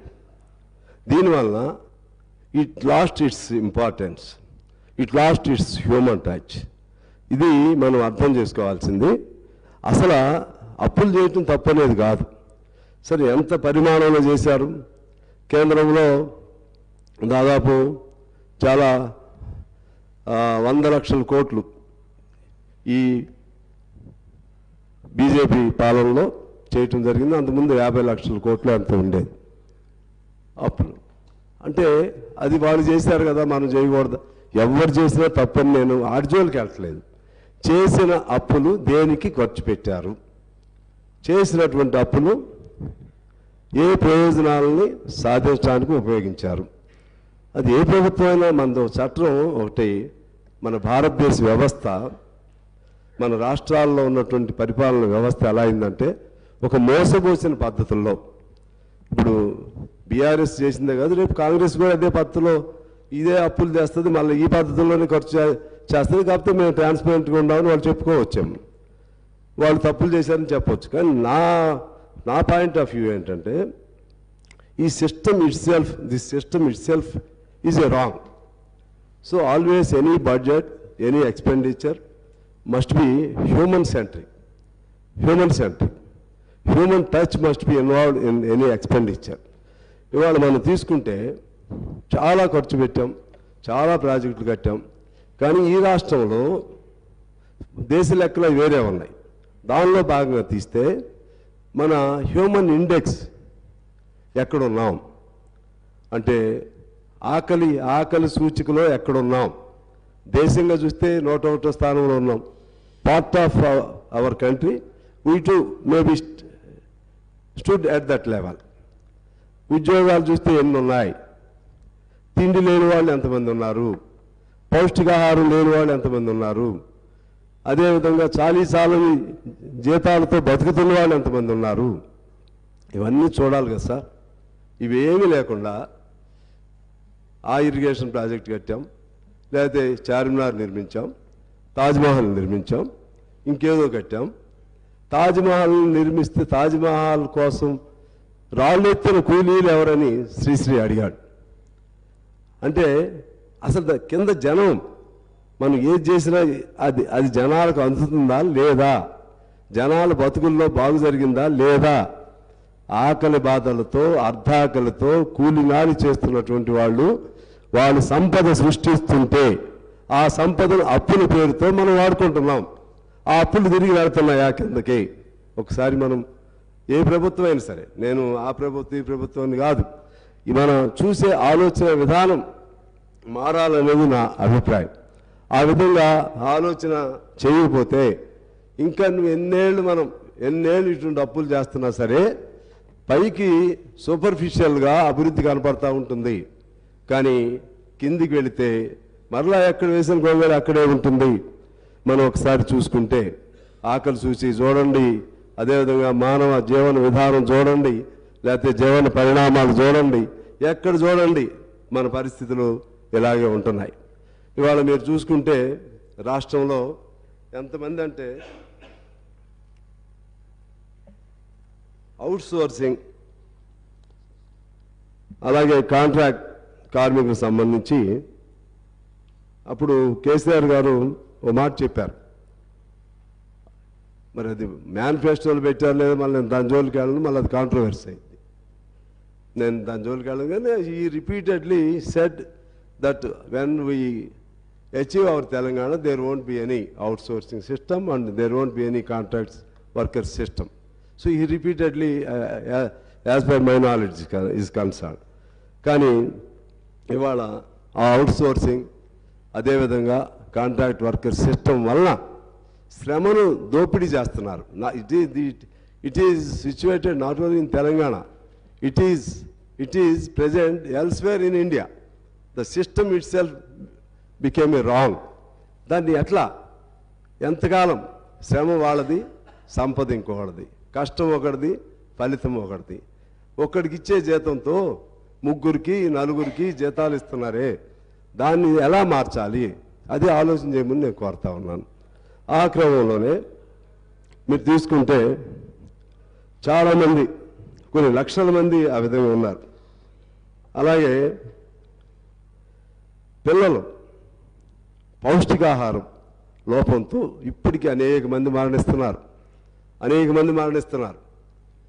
అర్ధాకలతో అనేక మంది ఉండటమే కాదు, నేను నిన్న మా కొత్తగూడెంలో చూశాను. పేమెంట్ల మీద పడుకున్న వాళ్ళు మొత్తం ఊరికి ఒక బస్టాండ్ సెంటర్లో చూస్తే చలిలో దాదాపు 15-20 మంది వీడి దుప్పట్లు కూడా సరిగ్గా లేకుండా పడుకున్న వాళ్ళని చూశాను నేను. ఇలా లెక్క తీస్తే ఈ రాష్ట్రంలో తిండి లేక, లేకపోతే ఇంటి గూడు లేక, చలిలో వర్షంలో తడుస్తూ చలిలో వణుకుతూ ఎంతమంది ఉన్నారో ఒకసారి లెక్క తీయాలి. అదేవిధంగా గ్రామాల్లోకి వెళితే సొంత ఇల్లు లేని వాళ్ళు ఎంతమంది ఉన్నారో లెక్క తీయాలి. గ్రామాల్లోకి వెళితే చేసిన పనికి తగిన జీతం లేక, తగిన కూలీ లేక, పని చేయటానికి పని దొరక్క ఎంతమంది ఉన్నారో చూడాలి. ప్రాజెక్టులు కట్టాం, కాళేశ్వరం ప్రాజెక్టు కట్టొచ్చు, లేకపోతే ప్రాణహిత చేవెళ్ళు అనొచ్చు, లేకపోతే పాలమూరు రంగారెడ్డి అనొచ్చు, మా సీతారాం ప్రాజెక్టు అనొచ్చు. కానీ ఇన్ని ప్రాజెక్టులు కట్టితే డబ్బులన్నీ ఒక చోటకే మనం ఫోకస్ అవుతుంటే మరి మిగిలిన వాళ్ళకి ఎప్పుడు వాళ్ళ షేర్ వాళ్ళకి ఎప్పుడు వస్తుంది? మొత్తంగా చూస్తే యాజ్ ఏ హోల్ డెవలప్మెంట్ ఇండెక్స్లో పెరగొచ్చు మనం, పెర్ క్యాపిటల్ ఇన్కమ్ పెరగొచ్చు మనం, అలాగే ఎస్జిడిపిలో మనం రేటింగ్ బాగానే ఉండొచ్చు. కానీ అల్టిమేట్గా కిందకి ఎప్పుడు వెళ్తుంది? కిందకి వెళ్ళాల్సిన trickle down theory, a famous economist proposed that trickle down theory. It has been a total failure. That means ఎవడో అక్కడ పరిశ్రమ పెడితే కిందకి బొట్టుగా అందిద్ది. ఎప్పుడు బొట్టు అందిద్ది? ఇప్పుడు ఈ దేశానికి 75-76 ఏళ్ళు స్వతంత్రం వచ్చింది. ఇంకా నేను అనేది ఓవరాల్గా చెప్తున్నాను. ఇక్కడ మీరు దీనికి సంబంధించి చెప్పాలని అనొచ్చాము ఒకళ్ళిద్దరు. దీనికి సంబంధించి రిలేటెడే ఇన్ని అప్పులు అవుతున్నాయి, ఇన్ని లక్షల కోట్లు అప్పులు అవుతున్నాయి, ఈ లక్షల కోట్లు ఎటుపోతున్నాయి అనేది మా పాయింట్. ఈ డబ్బంతా ఎటుపోతుంది అంటే ఒకడు కష్టపడితే ఇంకోడు సుఖంగా ఉంటాడా? ఇవాళ చాలా లెక్కలు చెప్పిన తర్వాత చెప్తాను నేను దానికి సంబంధించి. ఆ విధంగా ఇవాళ అప్పు లేనటువంటి నేను అడుగుతున్నా, ఆ అప్పు ప్రభుత్వ అప్పే కాదు, అసలు అప్పు లేని వ్యవస్థ ఏముంది ఇప్పుడు మన తెలంగాణలో? సింగరేణి తీసుకోండి. సింగరేణి ఒకనాడు చాలా గొప్ప సంపన్నవంతమైనటువంటి సంస్థ సింగరేణి. అది ప్రభుత్వానికి సంబంధం లేదని అనొచ్చు, కార్పొరేషన్ కాబట్టి వాళ్ళ అప్పులు వాళ్ళు అనొచ్చు. కానీ సింగరేణిలో ఆదాయం అంతా ప్రభుత్వానికి వస్తున్నాయి. సింగరేణిలో సంపాదించిన డబ్బులన్నీ ఈ 10 ఏళ్ల కాలంలో అది సిఎస్ఆర్ పాలసీయా డిఎంఎఫ్టి పేరుతోనూ ప్రభుత్వమే తీసుకుంటుంది. కనకదుర్గమ్మ ముక్కుపూడకు కూడా ఈ డబ్బులే పోయినాయి, మా డబ్బులే, సింగరేణి డబ్బులు పోయినాయి. అలా అనేక చోట్ల చేపల పిల్లలు వేయాలన్నా, చెరువులు కట్టాలన్నా, లేకపోతే ఇంకోటైనా సిఎస్ఆర్ పేరుతో సింగరేణి మొత్తం ఇవాళ దివాళా తీసింది. మామూలు దివాళా కాదు, జీతాలు కూడా సింగరేణి వాళ్ళు బ్యాంకుల్లో అప్పులు తీసుకున్న దుస్థితి ఎప్పుడు లేదు. మొన్న మంత్రి గారు రివ్యూ పెట్టారు. అక్కడ రివ్యూ పెడితే అవుట్ సోర్సింగ్ దాదాపు ఇంతకుముందు మా కేసీఆర్ గారు ఆ రోజుల్లో 119,120,000 కార్మికులు ఉండేవాళ్ళు సార్ సింగరేణి. ఇవాళ సింగరేణిలో అప్పుడు మన తెలంగాణ వచ్చేటప్పటికి దాదాపు 60,000 మంది కార్మికులు ఉన్నారు. మన పెద్దలు కేసీఆర్ గారు చెప్పారు, 1,00,000 మందితో సింగరేణులు కళకళలాడతాయి, కొత్త మైన్స్ తీసుకొస్తాం. ఈ డబ్బులు కొత్త మైన్స్ మీద ఎంత ఖర్చు పెట్టారు? ఒక్క మైన్ ఎందుకు రాలేదు? 60,000 మంది సింగరేణి కార్మికులు ఇవాళ 39,000 మందికి ఎందుకు దిగిపోయారు? అది నేను అనేది ఒక కేసీఆర్ గారు లేకపోతే ఆ పాత ప్రభుత్వం అని కాదు, మొత్తం వ్యవస్థ మన ప్రయారిటీస్లో తేడా రావటం వల్ల అది ఉపయోగం జరగట్లేదు అనేది నా పాయింట్. ఇవాళ దాదాపు పర్మనెంట్ కార్మికులు ఎంతమంది ఉన్నారు, సింగరేణి కార్మికులు ఎంతమంది ఉన్నారు, జీతాలు బ్యాంకుల్లో తీసుకొస్తున్నారు. అది సింగరేణి ఆ విధంగా పేపర్ మీద మాత్రం ఉంటుంది, డిపాజిట్స్ ఉన్నాయి, ఆస్తులు ఉన్నాయి, లెక్కలన్నీ ఉన్నాయి. మరి జీతాలు ఎందుకు అప్పులు తీసుకురావాలి బ్యాంకుల్లో? సింగరేణి అవుట్, ఆర్టీసీ అవుట్, మన పవర్ సెక్టార్ అవుట్. ఇట్లా ఇందాక ఉత్తమ్ గారు చెప్పారు, అది మన సివిల్ సప్లైస్ అది అవుట్. అన్ని అప్పులే, అన్ని కార్పొరేషన్లు అప్పులే. అది గవర్నమెంట్ సంబంధం లేదన్న పాయింట్ అది కాదు. అవన్నీ కూడా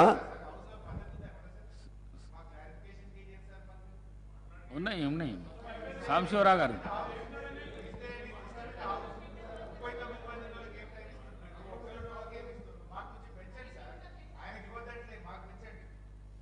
నేను మాట్లాడితే మీకు మంచిదే హరీష్ రావు గారు, మహారాష్ట్రాన్ని మాట్లాడిస్తే మీకు మంచిదే సార్. సాంబశివరావు గారు ఓకే, మీరు విడిగా మాట్లాడుకోండి సార్. నేను మాట్లాడేటప్పుడు ప్రతిసారి మీకు మీరు హరీష్ రావు గారు సాంబశివరావు గారు ముగించండి దయచేసి ప్లీజ్. నేను మాట్లాడేటప్పుడు మీకు అభ్యంతరం ఎందుకు? నేనేమన్నాను మిమ్మల్ని? నేను I am in the interest of the state, I am in the interest of just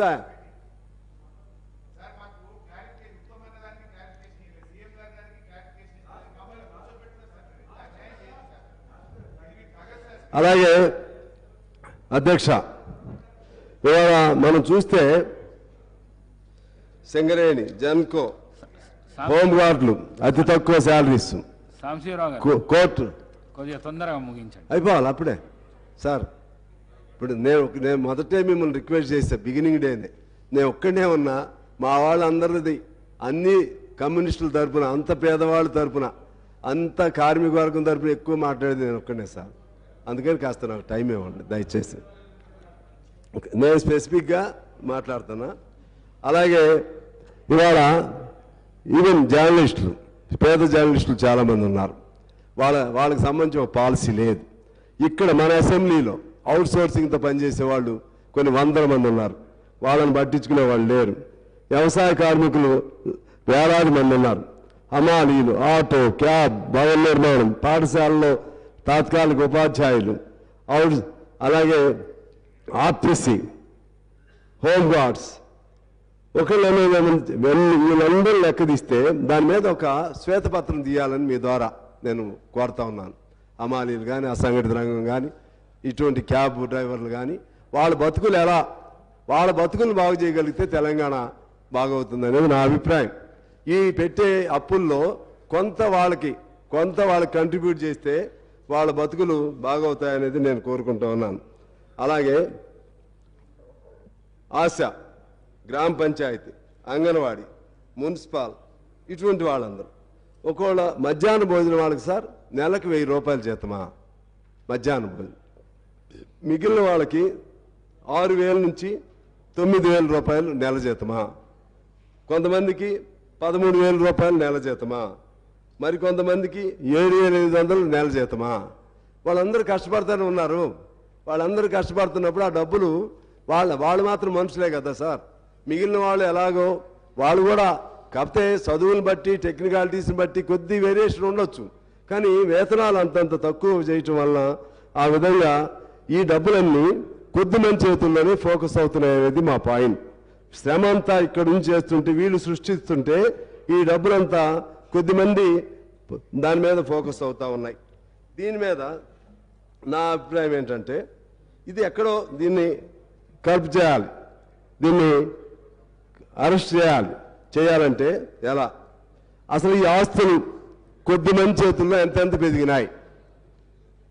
పేదవాడిగానే ఉండగా ఒక్కొక్కళ్ళు ఓవర్ నైట్ తెల్లవారేసరికి లక్షల కోట్లు, లేకపోతే వేల కోట్లు, 100 కోట్లు ఎలా సంపాదిస్తున్నారు. అందులో రాజకీయ నాయకులు, ప్రధానంగా రాజకీయ రంగంలో ఉన్నటువంటి వాళ్ళు ఇటువంటి అపవాదుల్ని మనం చూస్తూ ఉన్నాం. 100 కోట్లు రాజకీయ నాయకులు సంపాదిస్తున్నారు. ఇంకా కొద్దిగా అటు ఇటుగా పెద్ద ఆఫీసర్స్ సంపాదిస్తున్నారు. ఇంకా కార్పొరేట్ సంస్థలు వాళ్ళు కట్టేదేమో ట్యాక్స్ తక్కువ, బాగా వాళ్ళకి వేల కోట్లు లాభాలు, ఈ విధంగా అసమానతలు అంతరాలు పెరుగుతూ ఉంటే దీన్ని ఎక్కడ కంట్రోల్ చేయాలో ఆలోచన చేయాల్సిన అవసరం ఉంది. ఈ క్రమంలోనే నేను మీకు ఒక ఆక్స్ఫామ్ నివేదిక ప్రకారం ఇండియాలో 1% ప్రజల చేతుల్లో 1% ప్రజల చేతుల్లో దాదాపు 50% సంపద ఉంది. 1% ప్రజల చేతుల్లో. మిగిలిన 10% మొత్తం ప్రజల చేతుల్లో 80% సంపద ఉంది. అంటే సంపద మొత్తం కేవలం కొద్ది మంది చేతుల్లోనే పేరుకుపోయి ఆ విధమైనటువంటి అసమానతలు పెరుగుతా ఉన్నాయి అధ్యక్ష. దీన్ని ఎక్కడో చోట మన తెలంగాణలో అయినా సరే, మిగిలిన చోట ఏమో నాకు తెలియదు, ఇక్కడ నుంచి let us start from our Telangana. Let us start thinking of all those inequalities to eradicate such inequalities. ఎట్లా how to bring all those people at least some qualitative change to the qualitative change. ఆ విధంగా తీసుకురావడానికి మనం ఎలా ప్రయత్నం చేయాలో ఆలోచన చేయమని చెప్పి ఆగస్టు సభలో నేను కోరుతా ఉన్నాను అధ్యక్ష. అదేవిధంగా ఇంకొక మాట నేను చెప్తాను. ప్రఖ్యాత ఆర్థిక శాస్త్రవేత్త థామస్ పికెట్ ఆయన ఒక పుస్తకం రాశారు, ఒక నివేదిక. That is when British Raj to billionaire Raj అనే పేరుతో ఒక నివేదిక రాశారు. బ్రిటిష్ రాజ్ కాలం నుంచి ఇప్పుడు వరకు ఎలా ట్రాన్స్ఫార్మ్ జరుగుతూ ఉన్నాయి, ఆస్తులు ఎలా పెరిగిపోతూ ఉన్నాయి. 1930 ప్రాంతంలో 1% ప్రజల చేతుల్లో కేవలం 21% సంపద ఉంటే నేటికి ఇంతకుముందు నేను చెప్పినట్టుగా 1% ప్రజల చేతుల్లో 50% సంపదకి వచ్చేసింది. అంటే అప్పటికిప్పటికి మనకు దేశానికి స్వాతంత్రం వచ్చిన తర్వాత, స్వాతంత్రానికి రాకముందు సమానత్వం ఉండేది కొద్దిగా.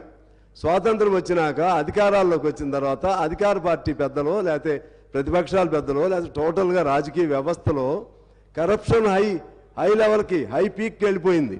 హై పీక్కి వెళ్ళిపోయి సంపద అది ఒకవైపు, దాంతో కొలాబరేట్ అయినటువంటి కార్పొరేట్ సంస్థలు, కొలాబరేట్ అయినటువంటి ఇండస్ట్రియల్ పర్సనాలిటీస్, ఇండస్ట్రియల్ హౌసెస్, వాళ్ళు కూడా సంపద పెరిగిపోతూ ఉంది.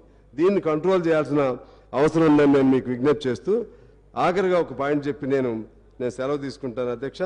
ఒకటి, జిఎస్టీలో మనకు టోటల్గా 18 లక్షల కోట్లు ఇవాళ మనం కడతలం.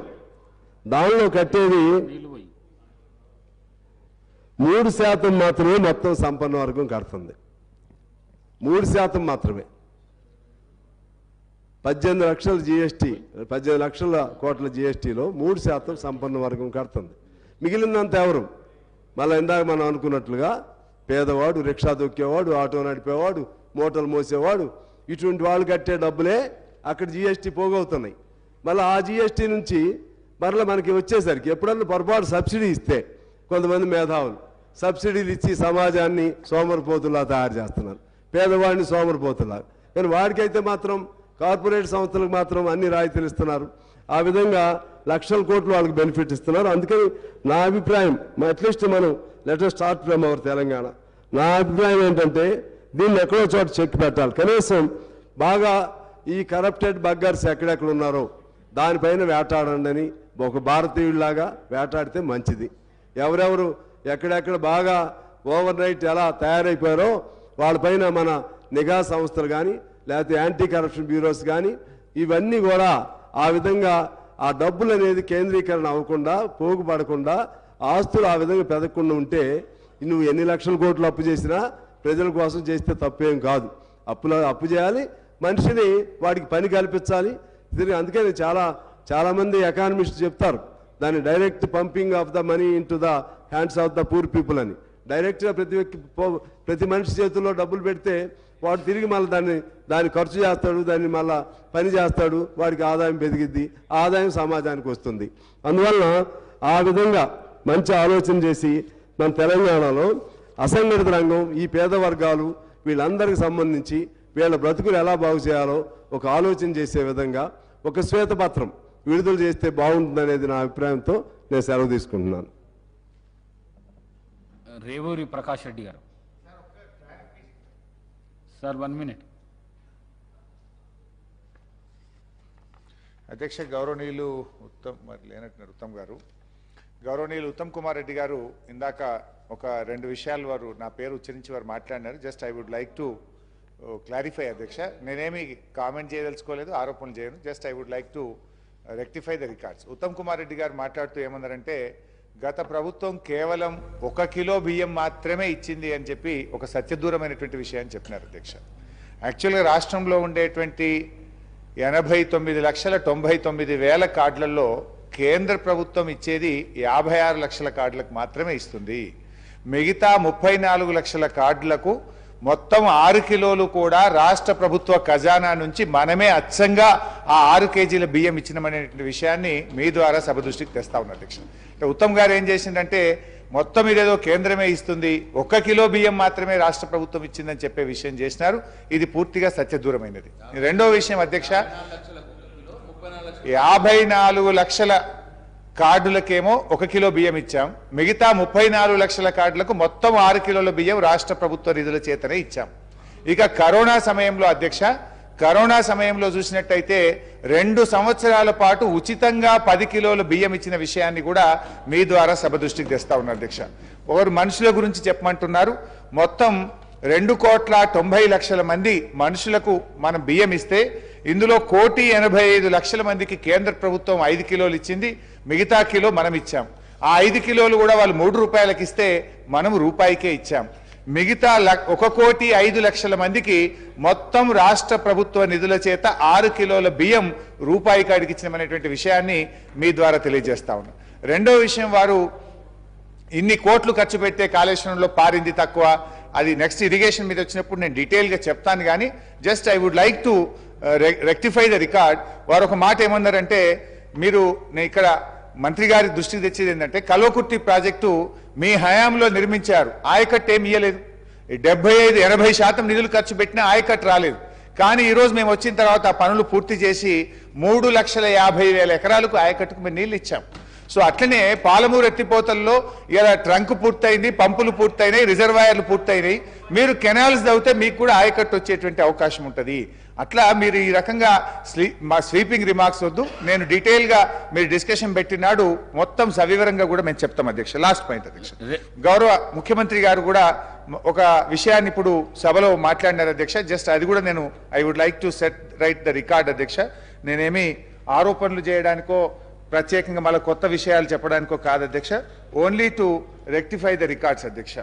పేజ్ నెంబర్ 32లో అధ్యక్ష గౌరవ ముఖ్యమంత్రి గారు అందులో నుంచే వారు నా పేరు తీసుకొని విషయం చెప్పారు అధ్యక్ష. ఏమన్నారంటే మనం 2014-15 రాష్ట్రం వచ్చినాడు 303 రోజులు మన రాష్ట్రం సర్ప్లస్ ఉండేది.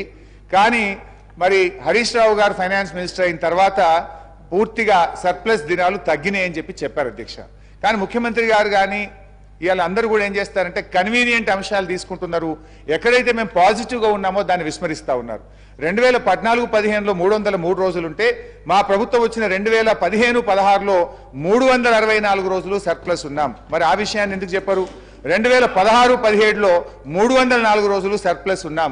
2017-18లో 245 రోజులున్నాం. 2018-19లో 250 రోజులున్నాం. ఎక్కడైతే తగ్గిందో అది కరోనా వచ్చిన తర్వాత, కరోనా 2 సంవత్సరాలు కరోనా వల్ల ఏర్పడ్డ ఆర్థిక మాంద్యం, ఒకవైపు పెద్ద నోట్ల రద్దు, రెండవ వైపు కరోనా లాంటి ఒక మహమ్మారి వచ్చిన తర్వాత ఈ దేశం, ఈ ప్రపంచం, అన్ని రాష్ట్రాల ఆర్థిక వ్యవస్థ చిన్నాభిన్నమైన తర్వాత మాత్రమే తగ్గిందనే విషయాన్ని మీ ద్వారా సభ దృష్టికి తెచ్చే ప్రయత్నం చేస్తున్నాం అధ్యక్ష. అయితే అధ్యక్ష, ముఖ్యమంత్రి గారు కేంద్ర ప్రభుత్వంతో కలవద్దా అన్నారు. మీరు కేంద్రంతో కలవండి, కేంద్రంతో మాట్లాడండి, అవసరమైతే అఖిల పక్షాన్ని తీసుకుపోండి, మేము కూడా మీ వెంట వస్తాం. రాష్ట్రానికి న్యాయబద్ధంగా రావాల్సిన ప్రతి పైసా కోసం మీకు మేము సహకరిస్తాం, మీ వెంట మేము ఉంటాం. మీరు కేంద్ర ప్రధానమంత్రిని కలవండి, కేంద్ర మంత్రులను కలవండి. ఆ ప్రక్రియలో మేమేదైనా సహకారం పార్లమెంట్లో మా పార్లమెంట్ సభ్యులు చేయాలన్నా, మేము చేయాలన్నా కూడా చేయడానికి సిద్ధంగా ఉన్నామని మీ ద్వారా తెలియజేస్తున్నాం. రేవూరి ప్రకాష్ రెడ్డి గారు. అధ్యక్ష, అవకాశం ఇచ్చినందుకు ధన్యవాదాలు తెలియజేసుకుంటూ, తెలంగాణ రాష్ట్రం అనేదే నిధులు, నియామకాలు, వనరులపై ఏర్పడ్డ ఈ రాష్ట్రము.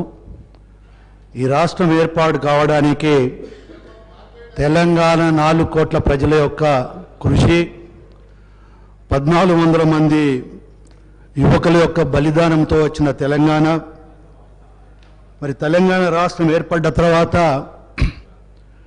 టీఆర్ఎస్ ఈరోజు బీఆర్ఎస్ అధికారంలోకి వచ్చిన తర్వాత అధికారం వచ్చే ముందు రాష్ట్ర ఆర్థిక పరిస్థితి, తెలంగాణ రాష్ట్రం ఏర్పడేటప్పుడు ఆర్థిక పరిస్థితులు ఏ విధంగా ఉన్నాయి, మరి 10 సంవత్సరాల తర్వాత ఈరోజు ఏ పరిస్థితి ఉన్నది అనేది ప్రజలకు వాస్తవాలు వివరించి మరి రాబోయే రోజులలో ఇంతకుముందు గౌరవ ముఖ్యమంత్రి వారు చెప్పినట్టుగా ప్రతిపక్షాల యొక్క సూచనలు, మేధావుల సూచనలు తీసుకొని ఈ దేశంలోనే రాష్ట్రంను ఒక ఉన్నతమైన స్థానంలో నిలపాలనే ఒక ప్రయత్నంలో భాగమైన విషయాన్ని కూడా మనం అందరం కూడా గుర్తించవలసిన అవసరం ఉంది అని చెప్పి ఈ సందర్భంగా మనం చేస్తున్నాం. పెద్దలు కల్వకుంట్ల చంద్రశేఖరరావు గారు ఉద్యమం సందర్భంగా మాట్లాడుతూ కొన్ని విషయాలు చాలా స్పష్టంగా చెప్పడం జరిగింది అధ్యక్ష. ఒకటి, మనది మిగులు రాష్ట్రము, తెలంగాణ రాష్ట్రం ఏర్పాటు కావడం వల్ల ఒక బంగారు భవిష్యత్తును ప్రజలకు అందించగలుగుతాము అని చెప్పడమే కాకుండా తెలంగాణ రాష్ట్రం ఏర్పడ్డ తర్వాత మరి ఒక దళిత ముఖ్యమంత్రిని చేస్తానని చెప్పి మరి మాట తప్పను మడవ తిప్పను అన్న పెద్ద మనిషి మరి ఏ విధంగా తాను ఎన్నికల సందర్భంలో కానీ గతంలో ఉద్యమం సందర్భంలో మాట్లాడిన మాటలను ఇచ్చిన వాగ్దానాలకు విరుద్ధమైన పరిపాలన అందించడమే కాకుండా రాష్ట్ర ఆర్థిక పరిస్థితిని కూడా మరి ప్రజల భవిష్యత్తుకు ఉపయోగపడ్డదా, కొందరు వ్యక్తుల యొక్క ఆర్థిక పరిస్థితులు బాగుపడడానికి దోహదపడ్డదా అనేదే ఇక్కడ మనం పరిశీలించవలసిన అవసరం ఉంది అని చెప్పి ఈ సందర్భంగా మనం చేస్తున్నాను. అప్పు చేయడం తప్పని నేను అనడం లేదు, ఏ వ్యక్తి కూడా అప్పు చేయడం తప్పు అని చెప్పి ఎవరు కూడా అన్నారు అని చెప్పి ఈ సందర్భంగా మనం చేస్తున్నాం. కానీ చేసిన అప్పును మనము ప్రజల యొక్క ఆర్థిక పరిస్థితులు అభివృద్ధి చెందడానికి, రాష్ట్ర ఆర్థిక పరిస్థితులు అభివృద్ధి చెందడానికి, మరీ ముఖ్యంగా ఉత్పత్తి వ్యయాన్ని పెంపొందించడానికి, అదే కాకుండా సంక్షేమ కార్యక్రమాల ద్వారా ప్రజల జీవన ప్రమాణాన్ని పెంపొందించడానికి దోహదపడితే ఎవరు దీన్ని వ్యతిరేకించవలసిన అవసరం లేదు, దాన్ని మనము ఆమోదించవలసిన అవసరం ఉంది అని చెప్పి ఈ సందర్భంగా మనం చేస్తున్నాను అధ్యక్ష. కానీ ఇవాళ మనం చూస్తున్నాం, పేరు ప్రతిష్టల గురించో లేకుంటే వాళ్ళ యొక్క వ్యక్తిగతమైన స్వార్థం గురించో చేసిన అప్పును ఖర్చు పెట్టినప్పుడే ఈ సమస్య ఉత్పన్నమవుతుందనే విషయాన్ని మీ దృష్టి తీసుకొస్తున్నా. ఒకసారి మనం చూస్తే రాష్ట్రం ఏర్పాటప్పుడు జరుగుతున్న ఏర్పాటులో ఆంధ్ర తెలంగాణ విడిపోయినప్పుడు మన అప్పులు చూస్తే 72,658 కోట్ల అప్పు ఉంటే ఈరోజు సరే వివిధ రకాల యొక్క అప్పులను మనం పరిగణలోకి తీసుకున్నప్పుడు 6,12,343 కోట్ల అప్పు ఉన్నదనేది మనకు శ్వేతపత్రం ద్వారా మనకు వివరంగా మనకు తెలియజేస్తున్న విషయాన్ని మన దృష్టికి తీసుకొస్తున్నాం. ఒక మాటలో చెప్పాలి అంటే ఈరోజు ఈ రాష్ట్రంలో ఉన్న ప్రతి ఒక్క వ్యక్తి మీద, అదేవిధంగా పుట్టబోయే బిడ్డ మీద కూడా 1,58,000 అప్పు ఎత్తిన ఘనత గత ప్రభుత్వాన్ని నేను చెప్పక తప్పదు అనే విషయాన్ని మీ దృష్టికి తీసుకొస్తున్నా. అదే కాకుండా మనం చూస్తే మరి పెద్దలు గౌరవనీయులు హరీష్ రావు గారు మాట్లాడుతూ రాష్ట్ర ఆర్థిక పరిస్థితి అన్ని విధాలు అభివృద్ధి చేసినాం. అదే కాకుండా మనం చూస్తే రాష్ట్ర ఆర్థిక పరిస్థితి మరి పరిపుష్టిగా ఉన్న రాష్ట్రము, సంపద సృష్టించామని చెప్పి కూడా చాలా ఘనంగా చెప్పారు. కానీ ఒక విషయాన్ని మనం చూస్తే ఇవాళ మన రాష్ట్ర రెవెన్యూ యొక్క అభివృద్ధిని కూడా మనం చూస్తే తెలంగాణ రాష్ట్రం ఏర్పాటు కాకముందు ఏదైతే ప్రతి సంవత్సరము యావరేజ్గా మనం చూసినప్పుడు 14.9% పెరుగుదల ఉంటే మరి ఈ 10 సంవత్సరాల్లో కూడా రాష్ట్ర రెవెన్యూ పెరిగిన శాతాన్ని కూడా మనం చూస్తే అదే 14.9%లో ఉన్న మాట వాస్తవం అవునా కాదా అనేది ప్రతి ఒక్కరు మనం గుర్తించవలసిన అవసరం ఉంది అని చెప్పి ఈ సందర్భంగా మనం చేస్తున్నాం. అదే కాకుండా మనం చూస్తే మరి ఆ రోజు 72,658 కోట్ల అప్పుతో ఉన్నది, ఈరోజు 6,12,000 కోట్ల అప్పులతోటి మరి ఉన్నది అని అంటే మరి గతంలో 14-15 కన్నా ముందు ఆ రోజు రాష్ట్రంలో వడ్డీల రూపాయన కానీ అసలు రూపాయన చెల్లించింది 6,954 కోట్ల అధ్యక్ష.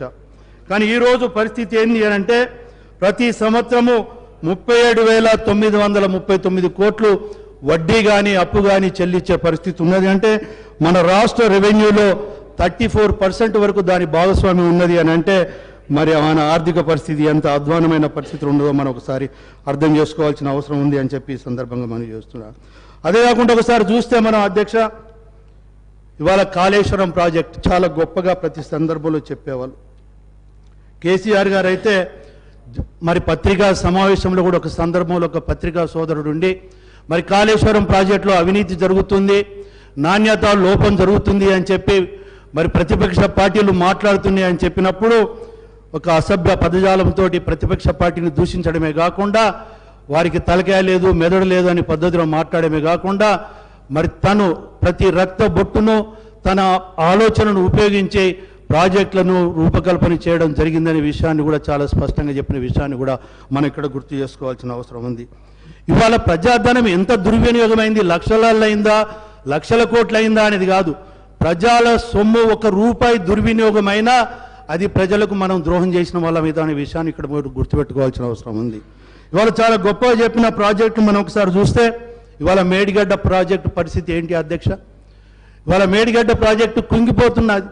అదేవిధంగా ఇంజనీరింగ్ నిపుణులు వచ్చి దాన్ని మొత్తం ప్రాజెక్టులను పరిశీలించినప్పుడు ఒక మేడిగడ్డ ప్రాజెక్టే కాదు, ఈవెన్ సుందిల్ల కావచ్చు అన్నారం ప్రాజెక్టులు కూడా వాటిని డిమాలిష్ చేయవలసిన పరిస్థితులు ఉన్నాయనే విషయాన్ని వాళ్ళు రిపోర్ట్ రూపంగా ఇచ్చిన విషయాన్ని కూడా ఇక్కడ మనం గుర్తు చేసుకోవాల్సిన అవసరం ఉంది. అదొక్కటే కాకుండా దానికి చాలా స్పష్టంగా ఒక సందర్భంలో చెప్పారు చంద్రశేఖరరావు గారు, గౌరవ చంద్రశేఖరరావు గారు. ఎందుకంటే ఈ ప్రాజెక్టులకు ఈ డిపిఆర్లకు ఈ ప్రాజెక్టులకు కర్త కర్మ క్రియ అని చెప్పి తానే ఒప్పుకున్న విషయాన్ని ఇక్కడ మనం గుర్తుంచుకోవాల్సిన అవసరం ఉంది.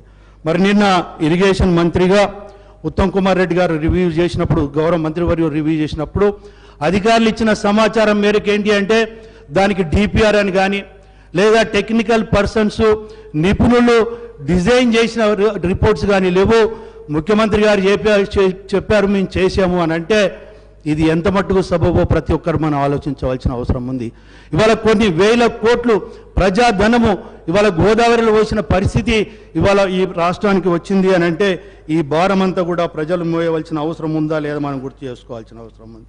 అదే కాకుండా మనం చూస్తే ఇవాళ మనం ఒక విషయాన్ని కూడా మనం ఇక్కడ గ్రహించాలి అధ్యక్ష. పాత సెక్రటరియట్ మన అందరికీ తెలుసు. నేను గతంలో కూడా శాసనసభ్యుడిగా ఉన్నాను. మరి సెక్రటరియట్లో భవనాలన్నీ చూసినప్పుడు వాటికి ఒక లైఫ్ అనేది ఉంటుంది. 100 years వరకు కూడా బిల్డింగ్స్ ఉంటాయి. ఇవాళ నిజాం ప్రభుత్వంలో నిర్మించిన భవనాలు కూడా బ్రహ్మాండంగా ఉన్నాయి. అలాంటి వాటిని తన స్వార్థపూరితమైన ఆలోచనతోటి మరి వాస్తుకు లేదు అని చెప్పి ఎల్లకాలం తన ప్రభుత్వమే ఉండాలి, తనే ముఖ్యమంత్రిగా ఉండాలని చెప్పి మరి దాన్ని కూలగొట్టి మరి టెండర్ పిలిచిన వాల్యూ వచ్చి నియర్లీ 400 కోట్లుంటే ఆ పనిని పూర్తి చేసే వరకు రమారమిగా 1300 నుండి 1400 కోట్ల వరకు కూడా వెచ్చించడం జరిగింది. అంటే ఇది ప్రజాధనం దుర్వినియోగం అవునా కాదా అని చెప్పి ఈ సందర్భంగా మనం చేస్తున్నాం. అదే కాకుండా ఇవాళ ప్రగతి భవన్ విషయం గురించి మాట్లాడితే మరి ఆ రోజు గౌరవ ముఖ్యమంత్రి వైఎస్ రాజశేఖర రెడ్డి గారు ఉన్నప్పుడు ముఖ్యమంత్రికి ఒక భవనం ఉండాలని చెప్పి అక్కడ నిర్మాణం చేసిన సందర్భంలో మరి దాని పక్కకు మళ్ళా ప్రగతి భవన్ అని చెప్పి ప్రజాధనంతో నిర్మాణం చేసుకున్న మాట వాస్తవం అవునా కాదా అని చెప్పి మేము అడుగుతున్నాం. ఇలాంటి ఎన్నో జరిగినాయి. ఇవాళ వారి యొక్క హరీష్ రావు గారు మాట్లాడుతూ కొన్ని విషయాలు కూడా చాలా స్పష్టంగా చెప్పారు. అగ్రికల్చర్ విషయం కావచ్చు, లేకుంటే ఈవెన్ టెంపుల్స్ డెవలప్మెంట్స్ కావచ్చు, ఎడ్యుకేషన్ విషయం కావచ్చు, హెల్త్ విషయంలో దేశంలోనే అత్యధికంగా అభివృద్ధి చేసిన పరిస్థితి ఉంది అని చెప్పి చెప్పడం జరిగింది. ఇవాళ అంతెందుకు అధ్యక్ష, యాదగిరి గుట్ట విషయంలో కూడా మనం చూస్తే అక్కడ నిర్మాణ పనులు చేపట్టారు. దాన్ని మేము వ్యతిరేకించడం లేదు. కానీ ఆ రోజు ఒక మొదటి వర్షానికే ఏ విధంగా మరి సర్క్యులేటింగ్ ఏరియా మొత్తం కుంగిపోవడమో, రిటైనింగ్ వాల్స్ ఏ విధంగా వాలిపోవడమో, అంటే ఏ విధంగా నాణ్యత లోపంతో ప్రజాధనం దుర్వినియోగమైంది అని అంటే లాస్ట్కు దేవుడి యొక్క ప్రాంతాలను కూడా వదిలిపెట్టకుండా జరిగిందని చెప్పడానికి అదొక నిదర్శనం అని చెప్పి ఈ సందర్భంగా మనం చేస్తున్నాం. అదే కాకుండా సోదరుడు అక్బరుద్దీన్ ఓవైసీ గారు మాట్లాడుతూ నిజంగా ఒక మాటలో చెప్పాలంటే హరీష్ రావు గారి కన్నా మరి అక్బరుద్దీన్ ఓవైసీ గారు బీఆర్ఎస్ ప్రభుత్వాన్ని గత 10 సంవత్సరాల ప్రభుత్వాన్ని చాలా గొప్పగా పోవడం జరిగింది. దానికి మాకేం అభ్యంతరం లేదు. కానీ ఇంకొక విషయం కూడా అడిగితే బాగుండేది. ఏదైతే ఎన్నికలలో ఇచ్చిన వాగ్దానాలను బీఆర్ఎస్ ప్రభుత్వం ఎంత మట్టుకు నెరవేర్చిందని చెప్పి సోదరుడు అడిగి ఉంటే సంతోషించే వాళ్ళమని చెప్పి ఈ సందర్భంగా మనం చేస్తున్నా. డబల్ బెడ్రూమ్ ఇళ్ళ పరిస్థితి ఏమైంది అధ్యక్ష?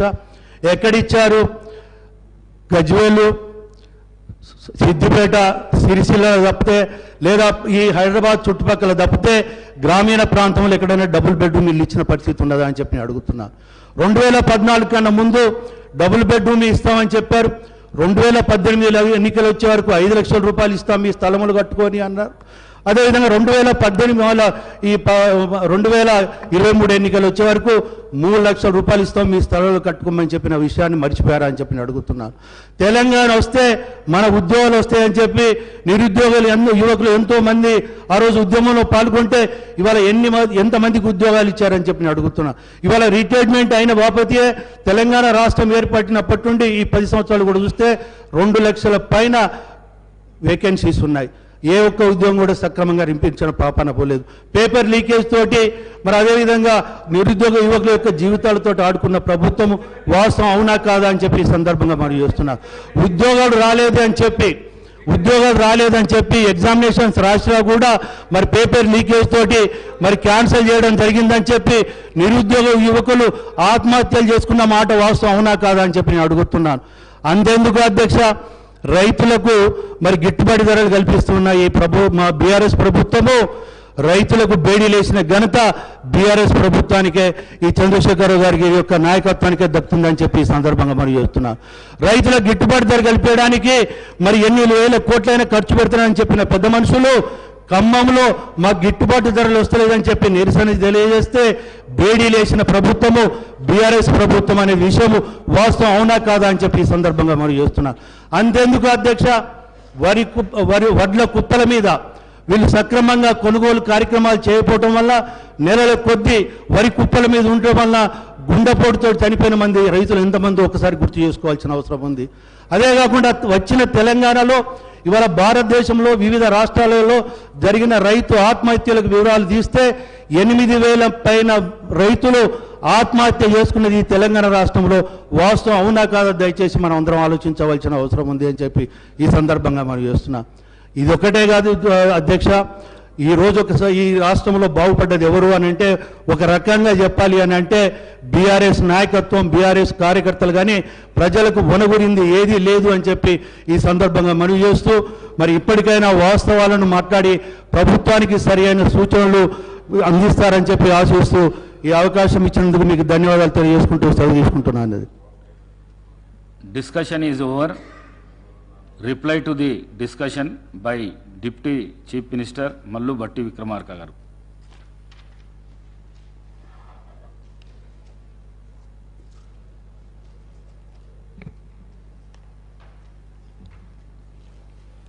అధ్యక్ష,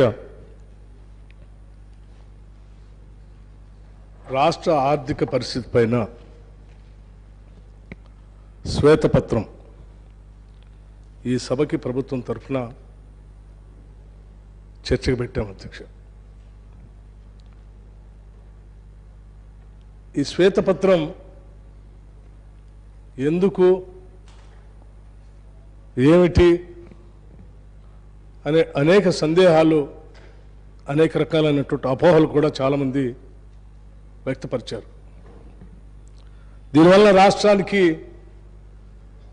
నష్టం జరుగుతుందేమో, అయితే రాష్ట్రానికి సంబంధించినటువంటి సమాచారం తప్పుడుగా పోతుందేమో అనేటువంటి ఆవేదన కూడా కొద్దిమంది వ్యక్తపరిచారు. అధ్యక్ష, ఒక సుదీర్ఘ కాలం, ఒక దశాబ్ద కాలం తర్వాత, కొన్ని దశాబ్దాల పాటు మా రాష్ట్రం మాకు కావాలి, తెలంగాణ రాష్ట్రం వస్తే ఇక్కడ ఉన్నటువంటి వనరుల చేత అద్భుతంగా అభివృద్ధి చెంది మా జీవితాల్లో మార్పు వస్తుందని, మా జీవితాల్లో వెలుగు నిండుతుందని, అందరికీ ఉద్యోగాలు వస్తాయని, అందరికీ ఇళ్ళు వస్తాయని, అందరికీ భూములు పంచబడతాయని, అందరి భూములకి నీళ్లు వస్తాయని, అంతిమంగా అందరం ఆత్మగౌరవంతో తలెత్తుకునేటువంటి బతికే పరిస్థితి వస్తుంది, కాబట్టి మాకు ప్రత్యేక రాష్ట్రం కావాలని చెప్పి కొన్ని దశాబ్దాల పాటు ఈ ప్రాంత ప్రజలు పోరాడితే ఈ అంశాలన్నింటినీ అర్థం చేసుకున్నటువంటి కాంగ్రెస్ పార్టీ నాయకత్వం ఆనాడు సభలో ఈ బిల్లు పాస్ చేయడానికి కావాల్సినంత సంఖ్యాబలం లేకపోయినప్పటికి కూడా ప్రభుత్వంలో ఉన్నటువంటి భాగస్వాములుగా ఉన్నటువంటి యూపీఏ పార్ట్నర్స్ అందరినీ కూడా ఒప్పించి మెప్పించి తెలంగాణ రాష్ట్ర ప్రజల కోసం వారి ఆరోగ్యం సహకరించకపోయినప్పటికి కూడా ప్రత్యేకంగా ఆనాడు సభలో కూర్చొని ఈ ప్రత్యేక తెలంగాణ రాష్ట్ర బిల్లును పాస్ చేపించి ఈ రాష్ట్ర ప్రజల కోరికలు ఆశలు ఆకాంక్షలు నెరవేర్చినటువంటి కాంగ్రెస్ పార్టీ నాయకత్వాన్ని శ్రీమతి సోనియా గాంధీ గారిని తప్పనిసరిగా ఈ సందర్భంగా గుర్తు చేసుకోవాల్సినటువంటి అవసరం ఉంది అధ్యక్ష.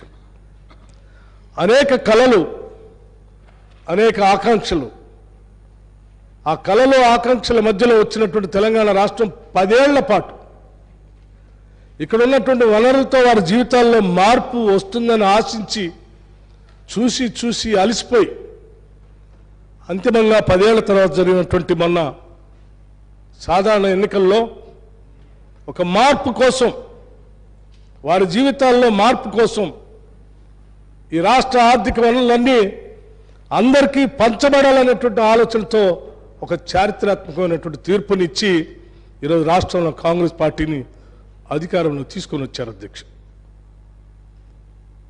ఈ సందర్భంగా ఈ రాష్ట్ర ప్రజలు ఈ రాష్ట్రంలో జరిగినటువంటి ఆర్థిక విధ్వంసం, ఈ రాష్ట్రంలో జరిగినటువంటి ఉన్నటువంటి వనరులు ఏ రకంగా ఈ రాష్ట్ర ప్రజలకు ఉపయోగపడ్డాయి, ఏ రకంగా దారి మళ్లించబడ్డాయి అనేటువంటి అంశాలు నిజంగా రాష్ట్ర ప్రజలకి, స్టేక్ హోల్డర్స్ అందరికీ తెలియాల్సినటువంటి అవసరం ఉంది. కాబట్టే ఈరోజు ఈ సభలో శ్వేతపత్రాన్ని ప్రవేశపెట్టడం జరిగింది తప్ప ఈరోజు రాష్ట్ర ఇమేజ్ని దిగజార్చడానికో లేకపోతే దేశం దృష్టిలో అద్భుతంగా అభివృద్ధి చెందుతున్న తెలంగాణ రాష్ట్రం అలా లేదు, ఇలా ఉందని చెప్పాలనేటువంటి ఉద్దేశంతోనూ చేసింది కాదు అధ్యక్ష. వాస్తవం వాస్తవంలాగా ఉండాలి, సత్యం సత్యంలాగా ఉండాలి. ఏదో ఒక రోజు ఈ రాష్ట్ర పరిస్థితులు, ఆర్థిక పరిస్థితి ప్రతి పౌరుడికి తెలియాల్సినటువంటి అవసరం ఉంది. మరీ ముఖ్యంగా వచ్చినటువంటి ఈ చారిత్రాత్మకమైనటువంటి తీర్పులో ఈ రాష్ట్ర ఆర్థిక వనరులు ప్రజలకు సంపూర్ణంగా అర్థమైతే మనం ఎక్కడ ఉన్నాం, ఎంత లోతుల్లో ఉన్నాం, ఆ లోతుల్లోంచి రాబోయే రోజుల్లో ఈ రాష్ట్ర ప్రజల భవిష్యత్తు కోసం ఎటువంటి పునాదులు వేసుకోవాలి, ఎటువంటి ప్రణాళికలు రచించుకోవాలి, ఏ రకంగా ఈ రాష్ట్రాన్ని భారతదేశంలో పోటీ పడేటువంటి రాష్ట్రంగా అభ్యుదయ భావాలతో, ప్రగతిశీల భావాలతో ముందుకు పోయే విధంగా దీన్ని రూపకల్పన చేసుకోవడానికి అవకాశం ఉంటుందనేటువంటి ఆలోచనతోనే ఈరోజు శ్వేతపత్రాన్ని సభలో ప్రవేశపెట్టడం జరిగింది. సభ్యులందరికీ శ్వేతపత్రాన్ని ఈ సభలో ప్రవేశపెట్టినప్పుడు కూడా చాలా స్పష్టంగా కేవలం ప్రధాన ప్రతిపక్ష పార్టీ నాయకులకే కాదు, సభలో ఉన్నటువంటి శాసనసభ్యులందరికీ విజ్ఞప్తి చేశాం. వాస్తవ పరిస్థితులన్నీ మీ ముందు ఉంచుతూ ఉన్నాం. దీని మీద ఆధారం చేసుకొని, ఈ వాస్తవ పరిస్థితులను అర్థం చేసుకొని భవిష్యత్ తెలంగాణ ప్రజల కోసం మీరు ఒక పాజిటివ్ అప్రోచ్తో, సంపూర్ణమైనటువంటి ఆలోచనతో సలహాలు సూచనలు ఇస్తే తప్పనిసరిగా వాటిని తీసుకొని ముందుకు పోవటం కోసం ప్రభుత్వం ముందుకు వస్తుంది. ఈ సందర్భంగా మీ అందరికీ ఈ విషయాలు తెలియజెప్తా ఉన్నాం. మీరు సౌహృదయంతో అందరూ కూడా చర్చల్లో పాల్గొనవలసిందిగా కూడా విజ్ఞప్తి చేశాం. అందులో భాగంగానే ఈరోజు మాట్లాడినటువంటి పెద్దలందరూ హరీష్ రావు గారు కానీ, లేకపోతే మదన్ మోహన్ రావు గారు కానీ, ఆలేటి మహేశ్వర్ రెడ్డి గారు కానీ, అక్బరుద్దీన్ ఓవైసీ గారు కానీ, రేవూరు ప్రకాష్ రెడ్డి గారు కానీ, కోనమనేని సాంబశివరావు గారు కానీ అనేక విషయాలపైన ఈ శ్వేతపత్రం పైన చర్చించారు. వారందరికీ కూడా వారి వారి ఆలోచనల మేరకు కావలసిన రీతిలో సలహాలు సూచనలు కూడా ఇచ్చారు. వారందరికీ కూడా నేను ముందుగా నా హృదయపూర్వకమైనటువంటి ధన్యవాదాలు తెలియజేస్తా ఉన్నాను ఈ చర్చలో పాల్గొన్నందుకు. అధ్యక్ష, మన ముందు ఒక పెద్ద సవాలు ఉంది. రాష్ట్ర ఆర్థిక పరిస్థితి, రాష్ట్ర ప్రజల ఆకాంక్షలు ఒక పక్కన, అభివృద్ధి ఏ రకంగా ముందుకు తీసుకొని పోవాలి, అభివృద్ధి ద్వారా సృష్టించబడేటువంటి ఆస్తులతో, ఆ ఆస్తులు సృష్టించే సంపదతో ప్రజలకి సంక్షేమ కార్యక్రమాలను ఏ రకంగా అందించాలనేటువంటి అంశాలపైన మనం అందరం ఒక ప్రణాళికాబద్ధంగా ముందుకు పోవాల్సినటువంటి అవసరం ఉందని నేను భావిస్తూ ఉన్నాను. అందుకే అధ్యక్ష, చాలా స్పష్టంగా కొద్దిమంది పెద్దలు చెప్పినటువంటి మాటలు కూడా మీ ద్వారా సభ దృష్టికి తీసుకొని రాదలుచుకున్నాను. If you fail to plan, if you fail to plan, plan will fail. అధ్యక్ష, జవహర్లాల్ నెహ్రూ గారు he emphasized on perspective planning, investigating and investing in human development. Perspective planning is the essence of the planning process. Ultimately, it is a development of human being and the human personality. That counts. Although planning involves material investment, even more important is the investment in man. The fiscal management policy appears to have deviated from the fundamental principles అనేది చాలా స్పష్టంగా అర్థమవుతోంది అధ్యక్ష. అట్లాగే అధ్యక్ష, ఈ భారత రాజ్యాంగాన్ని, భారత ప్రజాస్వామ్యాన్ని మనమందరం ఆదర్శంగా తీసుకున్నటువంటి పవిత్రమైనటువంటి చట్టసభలు రావటానికి, చట్టబద్ధంగా సంపూర్ణంగా చర్చించుకోవటానికి దేవాలయాలుగా భావించేటువంటి వ్యవస్థల్ని అందించినటువంటి డాక్టర్ బాబాసాహెబ్ అంబేద్కర్ గారు కూడా ఒక విషయం స్పష్టంగా చెప్పారు అధ్యక్ష. Advocacy for a planned economy, it becomes evident that the economic structure should align with the democratic principles, promoting equality and permanence. అధ్యక్ష, వీటిని ఆధారంగా, ఇటువంటి ప్రిన్సిపల్స్ని ఆధారంగా చేసుకొని రాష్ట్ర భవిష్యత్తుని పునాదులపైన నిర్మించుకోకపోతే పేదవాళ్ళు పేదవాళ్ళుగానే, ధనవంతులు ధనవంతులుగానే, అంతిమంగా సమాజంలో విపరీతమైనటువంటి వ్యత్యాసాలు పెరిగి పెడదొరలతో మనం నిర్మించాలనుకున్నటువంటి రాష్ట్రం కానీ సమాజం కానీ మన కళ్ళ ముందు ఉన్నదని చెప్పడానికే నేను వీటిని ఉదాహరిస్తూ కొన్ని విషయాలు నేను చాలా స్పష్టంగా మీ అందరి ముందు ఉంచదలుచుకున్నాను అధ్యక్ష. కొంతమందికి ఇది కష్టమైనప్పటికీ, ఇది వాస్తవం కాబట్టి, ఇది చేదుగా ఉన్నప్పటికి కూడా మనం అందరం జీర్ణించి చేసుకోవాలి అధ్యక్ష. ఎందుకంటే దీని నుంచే మనం పునాదులు వేసుకొని ముందుకు పోవాల్సినటువంటి అవసరం ఉంది అధ్యక్ష. మేము మొదటి నుంచి చెప్తూనే ఉన్నాం. 2014 నుంచి అధ్యక్ష, ఆ రోజుల్లో అధికారంలో ఉన్నటువంటి టీఆర్ఎస్ పార్టీ వారు ఇటు పక్కన ఉండి మేము అటు పక్కన ఉన్నాం అధ్యక్ష.